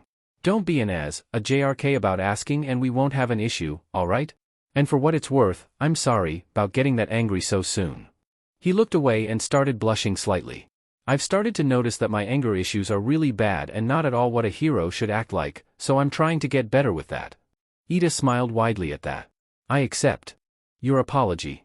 It is very admirable that you accept your flaws and are working to better yourself. I am sure that you will make a fine hero when we graduate. Kaken chuckled and gave him a grin. You're actually pretty alright, man. As Ida got to his seat, I heard the door open and a familiar voice said, "Oh, hey, Midoriya." I looked over to see Uraraka waving at me. We're in the same class. What a coincidence, huh? Oh, hey, Uraraka. I waved back. I hope that we'll get to be friends over the course of our education. If being friends is all you want to do here, then you should leave now, a voice said from the doorway. I just barely managed to see a bit of what looked like a yellow sleeping bag from the doorway. The person inside the sleeping bag got up and discarded his bag before saying, "It took you 5 seconds to quiet down." The man with dark hair and clothes walked into the room and glowered at all of us as Uraraka got to a seat. "My name is Aizawa Shota," he said, then took a sip from some sort of juice pouch. "I'll be your homeroom teacher for the next 3 years, assuming you stay in UE." That name sounds familiar. I muttered to myself. It was obvious from the facts that I couldn't see his level and title and his being a teacher at UE that he was a pro hero, but I couldn't remember who he was. "Your gym uniforms are in my desk," he told us. "Put them on and come outside." XOXOXO. "You guys are going to run a quirk assessment exam," he told us when we all went outside. "But what about orientation?" Uraraka asked. Aizawa-sensei shook his head. "Teachers in the hero course have a lot more leeway than traditional schools. None of you have ever used your quirks in physical exams because of stupid laws that were put in place. Here, however, you have no restrictions." He tossed a ball to Kaken. "Bakugou, you were the top scorer in the entrance exam. What was your best score with the softball throw?" "I forget exactly, but I think it was like 67 meters. That about right, Deku?" 67.9, I corrected. "Use your quirk," Aizawa-sensei told him. Kaken grinned and went to the circle. "You can do anything you want, just stay in the circle." Kaken threw the ball as hard as possible with what looked like a shaped charge explosion. The ball shot off like a rocket and landed far enough away that I was willing to bet Kaken had broken a kilometer. Though when Aizawa-sensei turned his phone to us, I saw that Kaken was just barely short. "That was awesome," someone said, with everyone joining in the cheer. "Do you think this is a game?" our teacher asked harshly. "This is serious. Every single one of you are here to be pro heroes. If any of you are here for fun, you won't be soon. At the end of this physical exam, whoever has the lowest score will be expelled." I'm proud to say that, for the first time, the whole class united together all to scream, "What? You can't expel someone on the first day." Uraraka said. "I can and I will," Aizawa-sensei scowled. "Don't like it? Don't be last. Pro heroes have to be ready for natural disasters and other horrible occurrences, so this should be nothing. First is the 50-meter dash. Azui and Ida go first." Ida naturally got a good score on account of his speed-boosting quirk which, now that I had a good look at it, appeared to be engines inside his calves, which reminded me of the turbo hero, Ingenium. Considering his last name, was he a relative? The other girl, Azui, was able to get a decent score with her quirk, which if I knew my mutant quirk naming conventions right, was probably called either Frog or Toad. If the slight glisten on her skin that I saw with my Hawkeye-boosted sight was any indication, it was probably Frog. The rest of our classmates' runs were just as interesting. While some of them just couldn't or didn't use their quirks for the dash, like the one girl whose quirk seemed to be that she was permanently invisible, most of our classmates used their quirks in really creative ways. For example, Uraraka made her clothes lighter and that one hot French boy from the entrance exam, Aoyama, I think his title said, used his laser-based quirk for propulsion. Somehow. Soon enough, it was Kaken's and my turn to run. Kaken and I grinned at each other as we activated our elemental auras and I used a speed up. While I only ran, the buffs I had combined with my nearly 60 DEX meant that gave me an S-rank score. Of course, Kaken scored less than a second ahead of me thanks to his combination of fire aura and what looked like fire jets coming from the palms of his hands, as opposed to continuous explosions. I'd seen him trying to do that before, but it seemed like that was the first time he actually managed it. After that, we had the grip strength test. I didn't get the best score, but I didn't get the worst either, so it wasn't a total loss. In the next test, the standing long jump, I managed to combine air aura with another air magic skill I'd made called glide to get one of the higher distances. With the repeated side steps, I managed to another point of DEX mid-test, bringing me up to 60. It wasn't much help, but I'd like to think it was what let me get the second highest score, behind the short, grape-haired boy, Mineta. I like big butts and I cannot lie. LV16. Mineta Minoru. He used his sticky, yet bouncy hairball quirk to bounce himself fast enough to get a ridiculously high score. I was impressed by his creativity, though that was immediately brought down by how much of a creep he was being toward the girls in our class. I do agree that almost everyone in our class was unfairly attractive, but he really shouldn't have been making those comments about the girls. In the ball throw, I was amazed more by the fact that Aizawa-sensei's scoring app had an infinity symbol programmed into it than the fact that Uraraka managed to get it. Without gravity, the force she threw it with was certainly enough to get it into space, or, as the invisible girl, Hagakure, put it, yeeted that ball into the sun. Actung, baby. LV20. Hagakure Toru. I still wasn't sure how she could see if the light passed through her eyes. I asked her, but she wasn't any help at all. Where was I? Oh, right, the ball toss. Eventually, it was my turn to throw the ball. I looked down at it, then looked across the ball toss field. I hadn't used one for all at all so far in the exam, but I decided I should probably use it at least once and I didn't see myself having any other opportunities to use it, at least. Not usefully. Air aura and speed up alone would be enough for the distance run and the other ones. I doubted I could think of any way to actually use All Might's quirk, or even my own powers for that matter, in them. The earth-colored glow of earth aura engulfed my body, concentrated on my arm more than the rest of my body, and I carefully drew out the power of All for One so that it didn't affect any more of my body than necessary. Apparently I'd managed to bring the amount of One for All I used down to 95%, which actually really helped. I ped back my arm as the glow of One for All mixed with my earth aura, and infused air mana into the ball in an attempt to make it fly farther. Limit break! I shouted, then threw the ball as hard as I could. Ball toss. A blast of displaced air unbalanced me for a moment as the ball shot through the air like a cannonball. I winced at the pain and saw that my HP took a bit of a hit, but was encouraged by the amazed reactions of my classmates. It was hard to believe that I was practically quirkless a year ago. I shoved down the pain and turned my healing hands on myself as Aizawa showed us my score. Are you okay, Midoriya? Aizawa-sensei asked me. It's hard to believe that you can use such a powerful attack without any sort of backlash. He then looked down at my hands. Also your hand is glowing. That just means I'm totally fine. I lied. Kaken scoffed and I felt some minor impending doom. Deku's lying, that's his healing spell. Aizawa-sensei gave me an odd glare, then his eyes started to glow red, which I could only assume was his quirk. It appeared as if the gravity around his head was somehow disrupted and I got a system message warning me that All for One was disabled. Oh, your Eraserhead, the Erasure hero, I finally realized when I saw his trademark goggles. I always thought your quirk was really interesting. I then noticed that my mana was still working fine and only All for One was disabled, which was interesting. Just testing, he said, then blinked to deactivate his quirk. Report to the nurse's office when we're done here, Midoriya. I gulped, then shook my head. And no, I can still go, my quirk makes me really durable and healing hands takes care of the rest. It's because of your healing abilities that I want you to report to the nurse's office, he clarified. Assuming you can use it on others, at least. Yui offers a special program for people with any kind of healing power that could eventually lead to you becoming a licensed quirk healer, and I want you to talk to Recovery Girl about it, even if you end up not taking it. Right, I said. Hey, how'd your healing spell thing stay on if Aizawa-sensei's quirk disables other quirks? Kirishima asked. I gulped. Well, you see. I didn't know if Aizawa-sensei knew about my magic or not, and if he did, whether or not he was okay with me telling the rest of the class.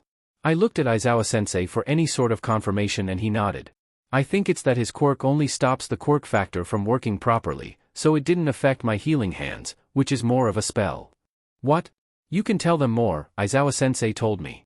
Literal magic, Kaken offered. Deku here somehow managed to bumble his way into discovering actual, literal magic using his quirk without realizing it, then I figured it out from his constant muttering, and now some government officials or something know about it. Don't worry, you guys won't get dragged off by some shady suits just for knowing, but they'd prefer it if how to use it doesn't get into the general public just yet. We are allowed to teach you guys, though. He looked at a classmate of ours with a raven head, Tokoyami, who looked like he was trembling with excitement. Are you vibrating, Birdface? Hello darkness, my old friend. LV-22. Tokoyami fumigage. No, he somehow calmly denied, despite still vibrating. How might one such as I learn to HRNSS such power as that? Kaken shrugged. I don't know how you in particular would do it, but I figured out how to take the energy that I feel when I use my quirk and use it for other sheet. That stuff's called mana, and you use it to do magic. Don't know how you guys with mutant quirks work, so good luck with that. It's possible to make mana a particular element by concentrating on it, but I don't know if you can do that without an affinity for it. I was planning on having them tell you that later, but it came up, so now you know. You're welcome to try using it for the last tests, but I doubt you'll figure it out, Aizawa-sensei said.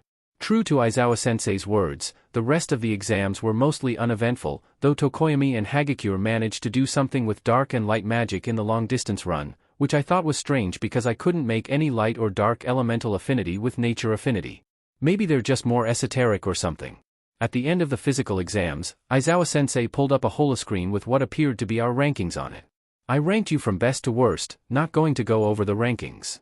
Mineta screamed when he saw his name at the bottom, causing Aizawa to sigh. Relax, Mineta. I was lying about expelling the lowest scorer. I'm not even allowed to do that anymore. Anymore? About half the class asked. And even if I could and was going to, your performance in the repeated side steps combined with your below average height, making it more difficult for you to do some of the exams would have made me reconsider. It was to make sure we did our best, right? A tall, black-haired girl who I definitely saw pulling something out of her body said. Pure imagination. LV-25. Yayorozu Momo. Sure, let's go with that, Aizawa-sensei said in a way that made me feel like that was an afterthought. Pick up a syllabus in the classroom. And I want to see you too, Midoriya and Bakugou. Just want to get a good idea of what you can do. XOXOXO. Kaken and I walked out of the building when we were done. Aizawa-sensei just wanted us to write down what we could generally do that wasn't on our quirk files, then asked me to teach him Hawkeye to see if it did anything with his quirk. We just finished our first day as students of Yui, I said. Ping. Huh? What's up, Deku? Kaken asked. I just got a title for surviving the first day of Yui, I explained, then checked it out. Yui student. It gives me 10% extra HP and MP looks useful. DMN. Guess that means we're officially Yui students, Deku? Hello, Bakugou and Midoriya, Ida said as he walked up to us. I must admit I was quite surprised with your revelations, though I suppose I understand the reason why this hasn't been made public knowledge quite yet. Actually, it's not technically a secret, it's just that it's being researched more before any information about it becomes officially published, I told him. So don't worry too much if you tell someone. In fact, I'm pretty sure the press conference is going to be sometime this month. It's so cool, though, Uraraka said as she ran up. I'm actually hoping that gravity's an element, because that would be awesome. Guess I'm gonna be meditating tonight. Good luck, I said. I think there might be more complex elements than the ones I can use, so gravity might be possible. It'd probably be really cool to have gravity magic, plus there are a lot of possible uses for it. We chatted for a while before parting ways. I even managed to teach Ida and Uraraka a few basic spells before they left. XOXOXO. I decided to upgrade my mental stats after school. I really wanted to know what happened if I got either WIS or INT to 100. Not to mention, meditation was almost to level 100, which felt like it was important. My skill with meditation was up to a point where I could do it while walking and maintaining elemental aura and skills like it, though I still zoned out while doing it so it wasn't practical to use. I still paced around in my room while meditating in the hope that that would slowly level up one of my physical stats. Plus, whenever I banged my toes on something it didn't hurt because of my physical endurance and contributed to leveling it. Eventually, I heard a ping and felt myself realize a new thing about my meditation, an aspect of the energy flow I hadn't considered before. A skill has been created through special action. The skill, Enlightenment, has been created through meditation reaching max level. I grinned. Just like with Summon Basic Elemental and Summon Lesser Elemental, it looked like at least some of my skills could be upgraded if I maxed them out, though it seemed like anything aside from Summon Elemental would work more along the lines of giving me a new skill than upgrading an existing skill. Enlightenment, Passive, LV1 EXP 0%. The goal of many great minds is to gain the power of enlightenment. This skill represents the nascent power of enlightenment, granting abilities beyond one's wildest dreams. Allows STR, VIT, DEX, and INT to be trained as with WIS by meditation. Grants more uses at higher skill level. Unlike with Summon Basic Elemental, which leveled up rather fast even at higher levels, this skill felt like more than just a step up. Sure, it was just an upgrade to Meditation at the moment, which was literally what Summon Lesser Elemental was, but it literally stated that it'd grant me more abilities at a higher level. I tested it out to see how it works and noted that I could only train one attribute at a time, which I would have been disappointed with if not for the fact that it was still a ludicrous ability. All in all, I felt pretty optimistic about my budding career as a hero. Yui was surprisingly mundane. I don't know what I was expecting, but after the rush of being taught by pro heroes wore off, it was actually boring. At least it was good for leveling Enlightenment. Though Enlightenment actually leveled rather slowly for a level 1 skill, probably because it was a prestige skill. I was really excited to see what getting that up would do. Of course, there was one class that I didn't want to miss 1 second of. Hero Basic Training. I am here. All Might shouted as he burst through the door in his Silver Age costume, causing a wave of excitement to run through the class. Today will be your first class with me, All Might. In this class, you will learn what you will need to defeat villains and save lives. But before we begin, he pointed at some panels on the wall that Observe told me held our hero costumes behind them. On cue, they slowly came out from the wall. I'm not the only one who's going to be in costume today. Suit up in your new outfits and meet me at Training Ground Beta. XOXOXO. All Might gave his trademark brilliant smile as he watched us slow walk through the entrance to Training Ground Beta, somehow in perfect sync. They say clothes make the pros, class, and you are no exception. Everyone looked so cool in their costumes. Hey, Deku, Uraraka said as she walked over to me. She had a black and pink bodysuit that looked like a futuristic spacesuit. I love your costume. It's supposed to be like an RPG character, right? Yeah, that was the idea, I said. At first, I'd wanted a jumpsuit with horns that looked like All Might's hair, but when I showed it to Kaken he hit me so hard I leveled up physical endurance, though to be fair I was almost to the next level at the time, and told me that it would be too obvious and it'd make me look like a rabbit. Upon threat of further violence, I agreed to change my outfit to something a little more original, and decided to just go with the RPG theme that my quirk gave me. I had a green waistcoat over a long-sleeved white shirt, dark green pants, my sweet red shoes, white gloves, a small utility belt that I suppose was superfluous with my inventory but still looked cool, and a green hooded cloak that I had include rabbit ears as a joke to Kaken at first, then decided I liked it and kept it. It all had light armor that didn't mess with the look or harm my mobility but still added slightly to my defenses. The most surprising part, though, was that my request for a sword so I didn't have to waste mana on Bound Blade was accepted. Sure, I had spells that worked well with a sword, but I could also make swords and I didn't expect them to let me have a sword on my first year. I think yours looks nice too. I also expected that without Gamer's mind I would have been very flustered. Uraraka sighed. I wish I'd been more specific with my costume, this is a little embarrassing. Look at it this way, at least you're not ponytail or invisible, Kaken said with an amused grin. His costume was pretty cool, but I still think those gauntlets looked a little too bulky, even after he had them reduced a bit and include switchable sweat cartridges at my suggestion. I saw he also had the water bottle I'd suggested to keep hydrated so he could sweat more. One of them's half naked and the other's only wearing gloves and shoes. In my defense, I need bare skin for my quirk creation, Yaoyorozu stated. Dude, I'm naked, like, all the time when I'm at home, Hagakure told Kaken. I noticed that her title was transparent. Not fully invisible, but harder to see than it used to be. I shrugged it off as my quirk making it harder for me to see her title because she was supposed to be harder to see. And I got points in the entrance exam by sneaking around buck naked and messing around with the robot's innards and stuff. Mineta gave a thumbs up. Naked ladies. He drooled. Ugh. Nobody asked you, D for brains. Kaken shouted at him. Now that you're all in costume, we're going to begin with combat training. All Might told us. Unlike the entrance exam, where you fought robots outside, today you'll all be fighting each other indoors. Now, can anyone tell me why it is important to know how to fight indoors? Almost immediately, Ida's hand shot up. While it is true that most confrontations between heroes and villains happen outdoors, the vast majority of all fights between heroes and villains are in fact inside. He was wearing really cool white armor that reminded me of Ingenium and my Observe told me was more to reduce wind resistance than defend from attacks. Exactly, young Ida. And so for your training exercise today, you will be divided into teams of 2. Those teams will then be pitted against each other, one hero team against one villain team. The villains will be hiding a fake bomb somewhere in the building and it will be the hero's job to find it. The heroes will win if they capture both villains or touch the bomb. On the other hand, the villains win if they capture the heroes or survive to the end of the time limit. And try not to hurt each other too hard. Then he pulled out a cardboard box. And the teams will be decided by drawing lots. Why lots? Ida asked. Pros can't always choose who they're working with, so maybe it's to represent that? I offered. Exactly, young Midoriya.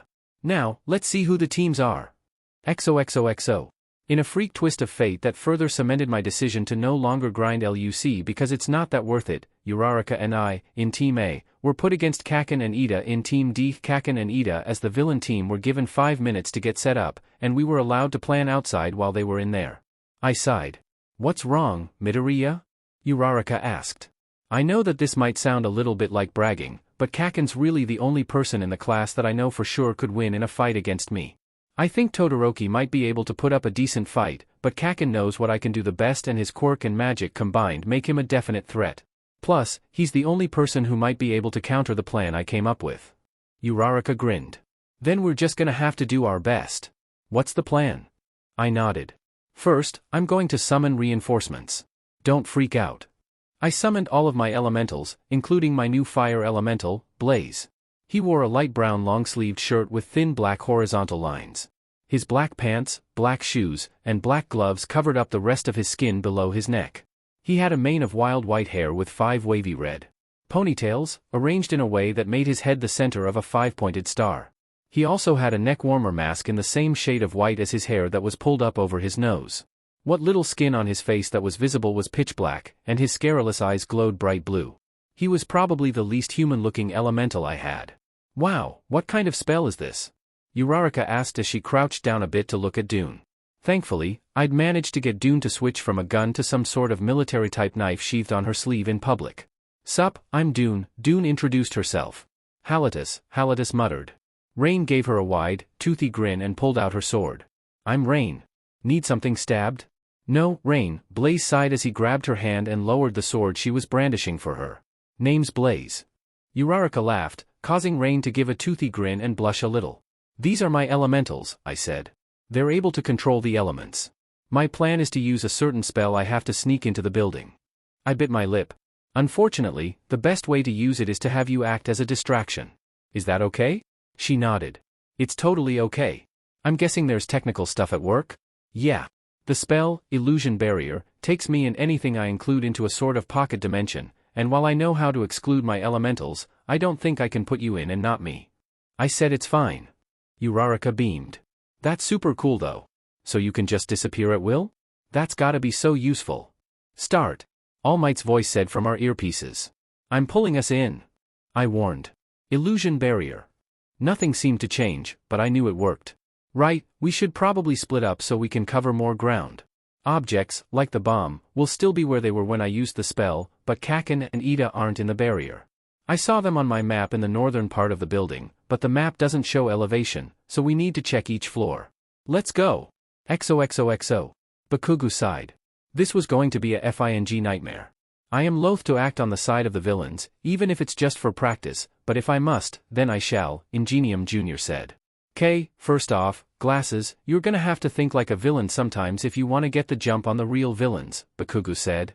Second off, can you please let me think? Yes. Is Midoriya likely to give us trouble? Bakugou gave a deeper sigh. More like he's gonna FING appear out of thin air on top of the bomb if I don't figure out a counter to what I'm pretty sure is dimensional fuckery. Deku's got a spell called Illusion Barrier that lets him go to some other dimension of total bullshit or something where everything's the same but nobody's there. Even through his helmet, Bakugou could see Glasses wince. That sounds like it'll be difficult to counter. I will defer to your lead. Right, first off, this. Bakugou made a fireball, using it to summon Pyra. Like Deku's elementals, Pyra seemed to have ranked up, causing her to look older and gain a small bump on her forehead for some reason. This is Pyra. She's made of fire. Deal with it. Hello, Pyra said with a small wave. I am a fire elemental. If I know Deku like I know Deku, and I know Deku, then Round Face is gonna pop out of nowhere sometime soon with at least one of Deku's 4 elementals to distract us. By the way, Deku has 4 Pyras of various elements. Deal with it. While that happens, Deku'll make his way over to the bomb in his bullshit barrier and just pop back in on top of it. I want you and Pyra to hold off Round Face and the elementals while I try to enact Operation Punch Deku in the FING face from another dimension, or OPFAD for short. That sound good? Glasses nodded. It does, though I'd like to know what OPFAD entails, if you don't mind me asking. Step 1 is to make some kind of sensory spell that can hopefully be used to sense dimensional fuckery. I've already made a spell that I think can do that, but I have to concentrate on it and it's a beach on my mana. Step 2 is to try using it on Deku while he's entering or exiting Bullshitland. Step 3, try to use that data to sense where Deku is in Bullshitland and then cause my fist to enter Bullshitland with magic. There are a lot of ifs in that plan. Glasses sounded a little doubtful. Bakugou glared at him. You got a better plan? On the other hand, this is a training exercise. Why exactly do you think your spell will sense Midoriya's illusion barrier? Because I used it on Round Face and felt something when she used her quirk that wasn't magic, which I'm assuming was her gravity fuckery, which according to Einstein is a type of dimensional fuckery. I do not believe those were his exact words, but that sounds about right. Then I got Deku to use his inventory and felt a similar but different feeling, which pretty much confirms its fuckery detection. I literally cannot argue with that logic. Now shut up so I can detect fuckery. Bakugou leaned on the bomb so he could close his eyes and reach out with his fuckery detection. It needed him to spread out a thin layer of mana over the area he wanted to detect, which meant that he wouldn't be able to use it over too large of an area if he wanted to do it for a while. Thankfully, Pyra had given him the general direction of Deku's and Round Face's heat signatures, so he was able to find the two relatively easily, plus all 4 of Deku's elementals. Just a few FING moments after he got set up, All Might announced that the heroes could start, causing Deku drag them all into Bullshitland. Bakugou definitely felt something when they F'd off, but he felt like he'd need to feel an exit to get any concrete idea. Still, he definitely felt just the lightest bit of a person-shaped spatial disturbance or whatever the F, where the heroes were. He was able to follow one of the signals that he thought might have been Round Face until it made its way to the room with the bomb, convening with some other, shorter, human-shaped disturbances. Get ready, Bakugou warned, then concentrated harder on the signal. He was just in time to catch Round Face and the elementals getting dumped out of Bullshitland, which gave Bakugou a surprising degree of insight on how illusion barrier worked.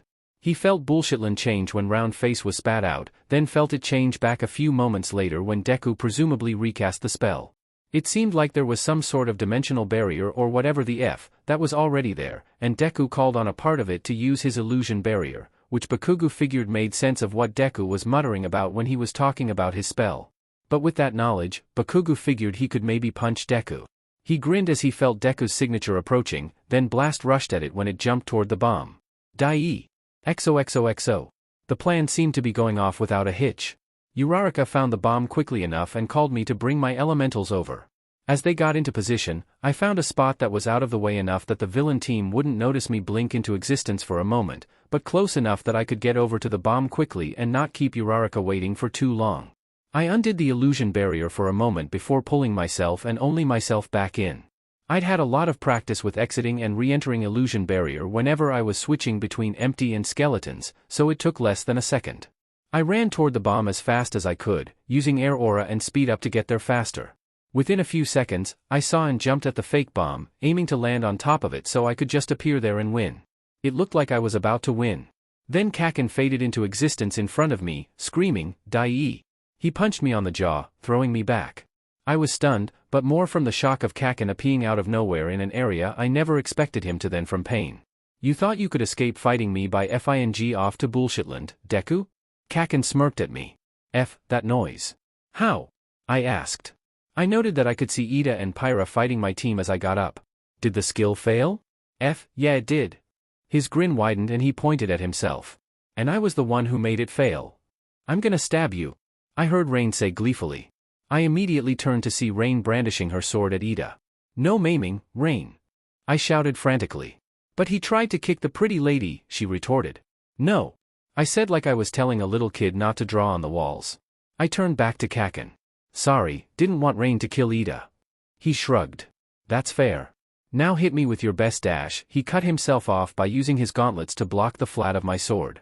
Kaken being Kaken, this only served to make him look extremely happy. After a quick test showing that trying to recast illusion barrier was futile, I used air aura to strike at him with a quick flurry of blows. Even though he wasn't as fast as me, Kaken was fast enough that he could use both gauntlets to block my strikes. Of course, my plan wasn't to hit him with a sword. Instead, I kept his attention on my sword as I got out the capture tape that All Might gave us. I managed to make a loop with the tape with my hand and then gave Kaken a particularly hard swipe. When he blocked, I tried to catch his hands in the loop, which would have disqualified him. Unfortunately, he incinerated the tape before it even touched him and then backhanded me, knocking me back. I tried to jump over Kaken, but he rushed up at me and punched at me again, though this time I air jumped away, landing on the side of a pillar. I pushed off of the pillar with 8% one for all, aiming to get over Kaken. Unfortunately, he just flew up to me, causing me to jump up to the ceiling and kick off away from Kaken. This time, I threw an air shot at him, blasting him back and me toward the bomb. For good measure, I threw a bind at him, which I really should have done earlier. Without Kaken to deal with, I realized that maybe I might be falling hard enough to damage the bomb, so I braked with air mana. While it didn't stop me completely, I slowed down enough that I touched down on the bomb relatively lightly. Hero team wins. All Might announced. XOXOXO. After the battle ended, All Might had us meet up in the room where the rest of the class had watched our fight for a review of our fight. Now, All Might said, "Who can tell me who the MVP if this round was?" Yaoyorozu raised her hand.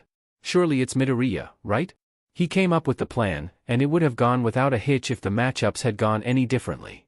I felt my cheeks heating up a bit. And no, surely the others deserve some of the credit too. Kaken slapped me upside the head. "You won, idiot." "Yeah, but you three and the elementals also. I won't deny that everyone contributed, young Midoriya. However, you most certainly deserve the spot of MVP." My eyes watered a bit. "Thanks, everyone. And unless there are any more questions, let us begin with the second match," All Might loudly declared. I perked up at that. I was really excited to see everyone's quirks in a fight. After our review was over and I answered a few questions about my elementals, All Might announced that the next matchup would have, for the hero team, Shoji Mizo, the tall guy with 6 arms, and Todoroki Shoto, a boy with white and red hair who had some sort of weird, flexible ice-like armor over the entire half of his body that had the red hair, covering a rather bad burn scar on the left side of his face as well. For the villains, there was Hagakure, who I noticed had leveled up twice, and a guy named Ojiro Mashireo, whose costume looked a lot like a karate GI. Everybody was kung fu fighting. LV-29. Ojiro Mashireo. It looked like he was a martial artist, so I was a little excited to see how that worked with his tail quirk, or magic in general for that matter. I watched the screen showing the villains getting ready. Just as I thought, Hagakure's title completely disappeared when she took her gloves and shoes off. When the villain's prep time was up, Shoji spread out his arms, turning the hands on all but the bottom pair into ears, which I assumed was him using some sort of echolocation to find the villains. After a few seconds, one of the ears on his arms turned into a mouth and said something to Todoroki. Todoroki touched the wall with his right hand, causing frost to form all over it and Shoji to move out of the building. The path to isolation. LV-35. Todoroki Shoto. Ice spread from Todoroki's right hand and leg, but I noted that it was only his right hand and leg, with his left side doing nothing. That seemed to be the nature of his quirk, half cold half hot. Interestingly enough, Observe told me that his quirk was actually having 2 separate quirks on the 2 halves of his body, cold on his right and hot on his left, which was interesting. The ice generated by his quirk spread to cover the entire building, with enough control that the bomb was barely frozen and Hagakure and Ojiro only had their feet frozen to the ground. With the ice from cold like that, I couldn't wait to see him use hot in battle. "Holy crap, that guy's powerful," Kaken muttered as he warmed us up from the cold we could feel even from that far away. I blinked at that. Kaken would never have said that a year ago. I pointed at the part of the screen that showed the villain team, which was showing a lot more light than it had before. "I don't think Hagakure's done yet," I said. I was only barely able to make out a humanoid shape standing where Hagakure was, glowing like the sun. And like the light of the sun, she seemed to be heating up her surroundings, creating massive amounts of steam and melting the ice around her. The ice melt was enough to free Ojiro. However, it seemed that using that spell drained her, because after she stopped, I saw the outline of her hands and knees in one of the puddles she'd made from the melted ice. Ojiro walked over to her and said something to her, probably asking her if she was okay. While I couldn't tell if Hagakure said anything due to the lack of audio, I assume she told him to pick her up or something, because Ojiro started awkwardly grpng the air roughly where Hagakure was, then grabbed onto something invisible and pulled it up. When he was done, he blushed and appeared to apologize profusely, likely responding to something Hagakure said. Hagakure recovered enough to not have to lean on Ojiro, just in time to vanish before Todoroki showed up. Todoroki blinked when he saw the mostly thawed and waterlogged room, then said something to Ojiro. After a small conversation, they both entered fighting stances. Midoriya, are you the one making that noise? Azui asked me. I noticed that, in my excitement to see my classmates use their quirks on each other, I was making a bit of an ee noise. No. I made a conscious effort to not make that noise anymore. Let's watch the fight. Todoroki swiped his right hand at Ojiro, causing a series of icicles to freeze in a line approaching him. Ojiro spun, slapping the ice with a glowing tail. The ice was stopped either from Ojiro hitting the ice or, more likely, the magic he used in the attack. Todoroki shot off another ice wall at Ojiro, causing him to jump into the air and land on the first wall of ice, then jump along it to drop kick him. Todoroki grabbed Ojiro's foot with the armor on his left arm, then point-blank froze Ojiro in a pillar of ice. I winced in sympathy. That looked unpleasant. Of course, in the confusion, Todoroki didn't seem to notice a roll of the capture tape All Might gave to both teams float out of a hidden pocket on one of Hagekyure's gloves and approach him. When Todoroki froze Ojiro, his arms were close together enough that Hagekyure was able to quickly tape his arms together, capturing him. Young Todoroki has been captured. All Might announced on his microphone. He flipped a few switches on the microphone and said, "Clever thinking, young Hagekyure. Now, I would prefer young Mashireo to not be frozen for too much longer, so if you cannot free him again, I will be forced to disqualify him and have young Todoroki use the other half of his quirk to warm him up. Can you recreate what you did earlier?" Todoroki backed up a bit, letting Hagekyure work her magic. Heh. A hand-shaped red glow appeared on the ice Mashireo was in, causing it to melt faster than I would have thought she'd be able to. Once Mashireo was free, he thanked Hagekyure and started talking to her about something while doing some exercises to warm up. Hagekyure shook off the water that had melted onto her feet and hid her tape in some ice so she could hide invisibly. After a couple moments, an eye and ear on Shoji's arms discreetly poked out from behind a corner, surveying the room. An extending third arm with an eye on it snaked up to the ceiling, slowly inching its way over to the bomb. When he was about halfway to the bomb, Mashireo looked up and used his tail to launch himself toward Shoji, careful of the ice, and Shoji's arm started to speed up. Before either of them could reach their destination, however, Shoji randomly recoiled as if he was punched in the stomach by an invisible fist, causing his extended arm to retract. Mashireo tossed his tape at Shoji, rightly guessing that Hagekyure was there and able to capture Shoji. Villain team wins. All Might announced. XOXOXO. Now, who can tell me the MVP of this round? All Might asked after they came back.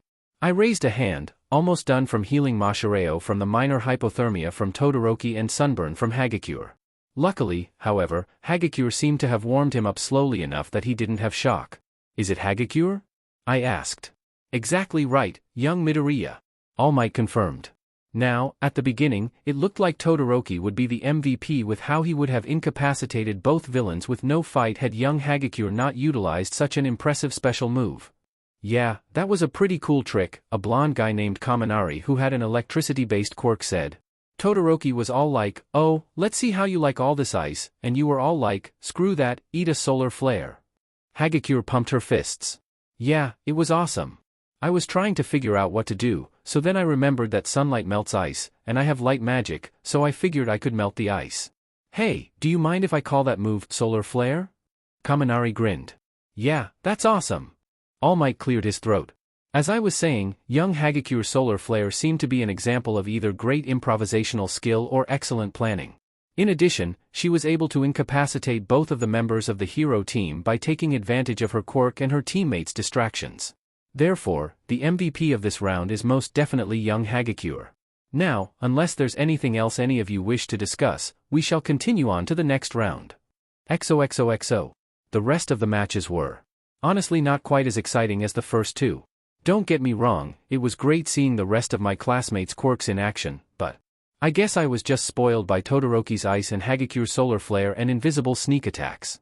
Yaoyorozu looked like she was going to give an interesting fight at first, especially with the surprisingly advanced level of magic she showed despite having only a day to work on it, but she was unfortunately hampered by having Mineta as a partner, who spent most of the time ogling her revealing costume. It was a shame, their quirks put together seemed like they could have been very useful. After every match was finished, All Might congratulated everyone on how we didn't have any major injuries and the fact that I was able to heal off the minor injuries before rushing off, which only I and Kaken knew was because of his time limit. After he was done, I reminded Mashireo to talk to Recovery Girl just in case I missed something before walking to her office with him. On the way, we chatted about what little I knew about martial arts compared to him and what I knew about magic. We gave each other some pointers before we reached the nurse's office. After Recovery Girl gave Mashireo a small checkup and a clean bill of health, I gave her the paperwork she'd given me the day before for my medical training, accepted a bit of homework for me to start out on, then shooed me back off to class. When I exited, I saw that Mashireo was waiting for me. "Why are you still here?" I asked. He gave me a small smile. "We're going to the same place anyway. So what was it you were saying about sensory enhancement?" XOXOXO. Kaken, it's literally called fuckery detection, I said while we walked home after school. You invented a new spell that involves infusing unexpected magic into the fabric of reality itself and called it fuckery detection. Jealous? Kaken gave me a sheet-eating grin. I'd honestly be lying if I said I wasn't, I admitted, but my point is that you called it fuckery detection. And my quirk recognizes it as being named fuckery detection. Cool. So what else does your quirk say about it? I sighed. It says that while there are forms of unexpected magic that can be dimensional fuckery, it's more likely to be something called tertiary elements, which I suppose confirms my theory about esoteric elements. It also says that it can detect natural distortions in reality, which I guess might be that bullshitland that you told me about. It's actually pretty interesting, though unfortunately I doubt I'll be able to test out those tertiary elements for a while. Why's that? Assuming the 4 elements I have are considered primary elements and I get a skill that grants me new elements every WIS benchmark, then I'd need 150 WIS for tertiary elements, I explained. Sure, I'm almost to 100, but my progress slows down the higher my stats get. Kaken's head whipped around to stare at me. Back the F up? You already have stats near 100? Only WIS, unfortunately. I've been focusing on WIS a bit more than the other stats because I want to know if I do get secondary elements for getting it over 100. Meh, Kaken said. So what do you want to do with fuckery detection? Actually, I want to see what the difference between you and me using illusion barrier is, I said. Not here, obviously, but when we get to your house. Yeah, I'm pretty sure I know how to do that now. Why do you want to see me do it? I think that my illusion barrier might have a few modifications from my quirk. Obviously, you don't have my quirk, so now that you can use it too we can find out. Plus, now that I have fuckery detection I can sense how illusion barrier works. You just want to see someone use illusion barrier, don't ya? Kaken asked. Maybe. He shrugged. Not judging. When we reached Kaken's house, we greeted his mom and moved to his room, which had at some point in the last few months turned into something of a magic laboratory, or at least a small testing ground. It had already been explosion-proofed, fire-proofed, and sound-proofed from how he occasionally activated his quirk in his sleep, so we didn't even have to do too much work to get it ready. While illusion barrier wasn't dangerous or anything, it was pretty much tradition at this point that any time we came together to work on magic, it was either on the beach or in Kaken's room. I'm ready, I said as I watched him with fuckery detection active. Using it, he said, before reaching out to bullshitland. With his magic, creating a spatial distortion that I could feel centered around his body. He disappeared into his own illusion barrier, and a few moments of trying later I managed to learn a skill called Space Invader that took me into the barrier with Kaken. Sup, Deku. What now? Now that we know you can use illusion barrier, the next step is to see if you can add the skeletons to the barrier, I said. Assuming you can, I'd like to know if yours will spawn a boss if we kill enough of them. Right, turning it off. I felt Kaken let go of the barrier, ejecting us back into reality. Almost instantly, he cast the new barrier, making the necessary alterations to the spell to theoretically enable the skeletons. As with before, I didn't accompany Kaken but instead used Space Invader to give it more EXP tool F-. I caught the latter half of Kaken's curse, then followed his gaze out the window to see what he was looking out. The sky had turned red with clouds of black smoke and the trees and grass looked like they'd been set on fire. Rain told me that there was no water nearby, while Dune made note of molten lava where the water used to be. As we watched, small, yet angry-looking wisps of fire drifted off of the ground. Jump in the fire. LV-11. Fire wisp. I think you might not be able to make skeletons, Kaken, I said. Oh, you FING think, Deku? Kaken asked. No, I thought these were bullshit FING fire fairy bones. So maybe the monster type changes from person to person. I hypothesized. By the way, they're called fire wisps and the lowest leveled ones are 11. Maybe we should try killing a few now to see what boss spawns. Kaken sighed. FING fine. Now how the F, do you suggest I do that? I don't think punching will work and fire's probably an even dumber idea. I shrugged. Try non-elemental magic? We left Kaken's house and confirmed that the wisps were susceptible to magic, then we split up to kill more wisps. I remembered how useful Tornado Bomb was on my skeletons, so I decided to try it out on the wisps. Thankfully, they were snuffed out instead of lighting my bomb on fire, giving me a level up. After I used a second Tornado Bomb, the last embers of the wisp stayed in the air before strkng off in Kaken's direction. I internally cursed and rushed toward Kaken as fast as I could. I just managed to make it in time to see a massive wisp floating in front of Kaken. Fight fire with fire. LV40. Inferno Wisp. Kaken. I shouted as I activated Water Aura and shot a water gun at the Inferno Wisp to push it back, which seemed to deal bonus damage from the elemental weakness. Kaken took the hint and exploded himself back to me. That's a FING giant wisp, he said. It's called Inferno Wisp and it's level 40. The Inferno Wisp charged us and we rolled out of the way of the massive fire monster. The ground was seared from its touch. How the F do we fight something that's level FING 40? I shrugged. You're almost 40 and my stats are probably around that range. Its title says fight fire with fire, though, so maybe you should hit it with some explosions? Yeah, but what if I'm the fire and not the fire? Can you at least hold it off for a bit? I asked. Kaken scoffed. Can I? He made a lash out of mana and started whipping the wisp with it while I started charging up a water version of Spiral Mana Bomb. I watched with bated breath as Kaken whipped the fireball and dodged out of the way whenever it rammed or shot at him, ready to intervene if it looked like he needed it. My newly christened Whirlpool Bomb reached minimum charge, so I shouted, now. Kaken shot straight up with his quirk to give me a straight shot. I let it charge just a bit more before taking a few steps forward and throwing the bomb at the Inferno Wisp. A whirlpool condensed from my water magic, thrashing the boss monster around. Unfortunately, the Inferno Wisp just barely survived my attack. I shot a few more water guns at it while Kaken fired off mana bolts from where he'd landed. Between the two of us, we managed to kill the boss before it managed to attack us. That was FING stressful, Kaken griped as he wiped some sweat from his forehead. He walked over to where the wisp had died and picked up a scroll that had appeared when it died. I can't FING read this, he said after opening it. Didn't you say you learned a spell from yours? Actually, I think that it might have been a part of my quirk, I said. So we still don't know what happens when your quirk doesn't up the illusion barrier, he said as he held the scroll out to me. I guess so. I took the scroll from him. Yeah, I can use my quirk on this. Is it okay with you if I do it? Sure, but I want to know whatever you get from it if it's any good.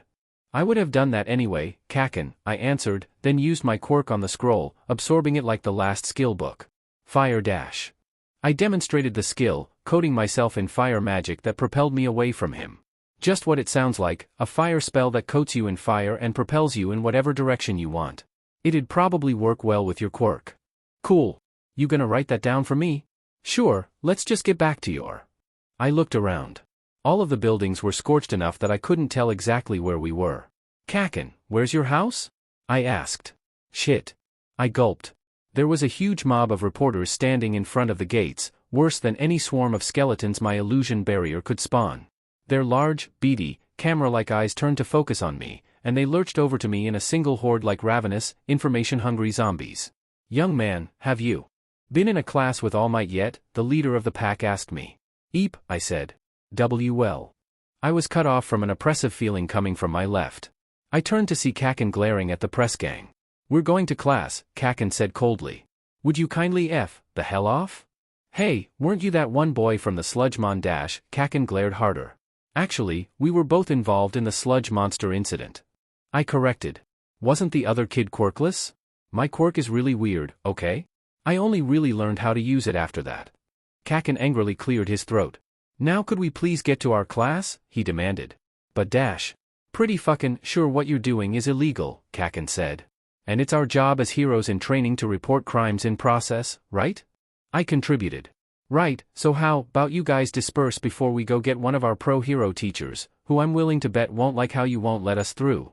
I really don't, Aizawa-sensei said from behind me. Now please let my students go to their class unless you have a genuine, valid reason to keep them from their education aside from, I want to know how All Might teaches. If it's any consolation, he's nice and gave us some pointers on our quirks, I said. You got your statement, now let us through, Aizawa-sensei said. The crowd let us pass, though the lead reporter lady tried to chase us and was blocked by the security barrier. What the hell is with that? I could have died. The reporter yelled. That thing's meant to catch villains who try to enter. Kaken yelled. If it comes down, that means you're trying to trespass. Aizawa-sensei sighed. I'll deal with this. You to get to the classroom. XOXOXO. Kaken and I summoned our elementals, causing some oohs and ahs from our classmates. So these are our elementals, I said. They waved for the class, showing off a small application of their powers as well. They're sorta like spirits made from a certain element of magic. I don't know if we create them or summon them from nature with the elemental ritual, and they don't seem to have any answers. My theory is that they do exist in nature, but without a summoner there too. Primordial, if that makes sense, to do anything. It's only by forming a contract with a summoner that they can take humanoid forms. Any questions? They're so cute, Mina said. Pyra smiled. That wasn't a question, but thank you, she said. For whatever reason, they look like kids, Kaken said. Apparently how powerful they are is dependent on skill level or something. Our elementals are actually at the second stage or whatever. They looked even younger a couple months ago. Tokoyami walked up to me and bowed on one knee. Honored keeper of ancient knowledge, wouldst thou teach me thy power, he said in a dramatic voice. What the F did I just listen to? Kaken asked to nobody in particular. Child of Shadow, I said, playing along with him. Jesus fing Christ Deku, what the actual F dash, Kaken groaned. Thou art but a fledgling in the ancient art of magic, yet thy drive to learn is great. How the actual F did you manage to audibly pronounce magic like that? I continued despite Kaken's interruptions and the pop-up for magic words. For thy great ambition, I bequeath upon thee this. I raised my hands into the air, using inventory to make a scroll slowly materialize from thin air, glowing with magical light. The scroll dropped into my hands and I held it out to him. Okay, so would anyone else like to FING point out that Deku literally FING had that ready in advance? Kaken asked. I thank thee for the arcane knowledge thou hast granted upon me, Tokoyami said as he gingerly accepted the scroll from me. Hey, fun fact, apparently words like thee and thou are actually informal, which makes this shitshow a lot more stupid, Kaken said dourly. My only request for thee is to share this arcanum among any of our peers who should ask for it, I told him. He bowed his head. I solemnly swear it. He got up, gave me a small smile, and said, and thank you for playing along. Right, that's it. I'm FING done. Taking a nap till Aizawa-sensei comes back, Kaken said, then sat down at his desk. Thanks for not yelling at me, Ida, he muttered before putting his head down. I've decided to not be too annoyed about that so long as you don't curse too much when class is actually in session, Ida explained. Speaking of which, I believe we should take our seats soon. Aizawa shouldn't be too much longer. I've actually been here for all of Midoriya's speech, I just wanted to watch, Aizawa-sensei said from behind his desk, causing me to jump. Now where should you guys be right now? We all quietly took our seats. Good. Now, first I'd like apologize if anyone was inconvenienced by the reporters outside. We're taking care of it. Next, I'd like to say that I saw the recordings from yesterday's Hero Basic class and I have some notes. Off the top of my head, Todoroki, you should try to be a little more efficient. Maybe try freezing the room instead of the whole building next time. Mineta, actually try. If anyone wants notes in more detail, talk to me. Now, what we're doing today is going to decide your future. Everyone tensed up. You need to pick a class representative. And with that, the mood immediately lightened. Just about everyone raised their hands and asked to be class representative. It made sense, while being the class representative is normally a responsibility that people don't want, in the hero course it's a really good idea because hero agencies tend to notice people who take responsibilities like that. Everyone! Ida shouted over the din, we need to work this over in an orderly fashion. Perhaps we should put this to vote. Don't we barely know each other? Azui asked. And won't everyone vote for themselves? All the better, Ida stated. Anyone who has already managed to gain the trust of enough people to get the most votes would most likely be the best candidate for class representative. After all of the votes were counted, the rankings were put on the board. How did I get 4 votes? I asked.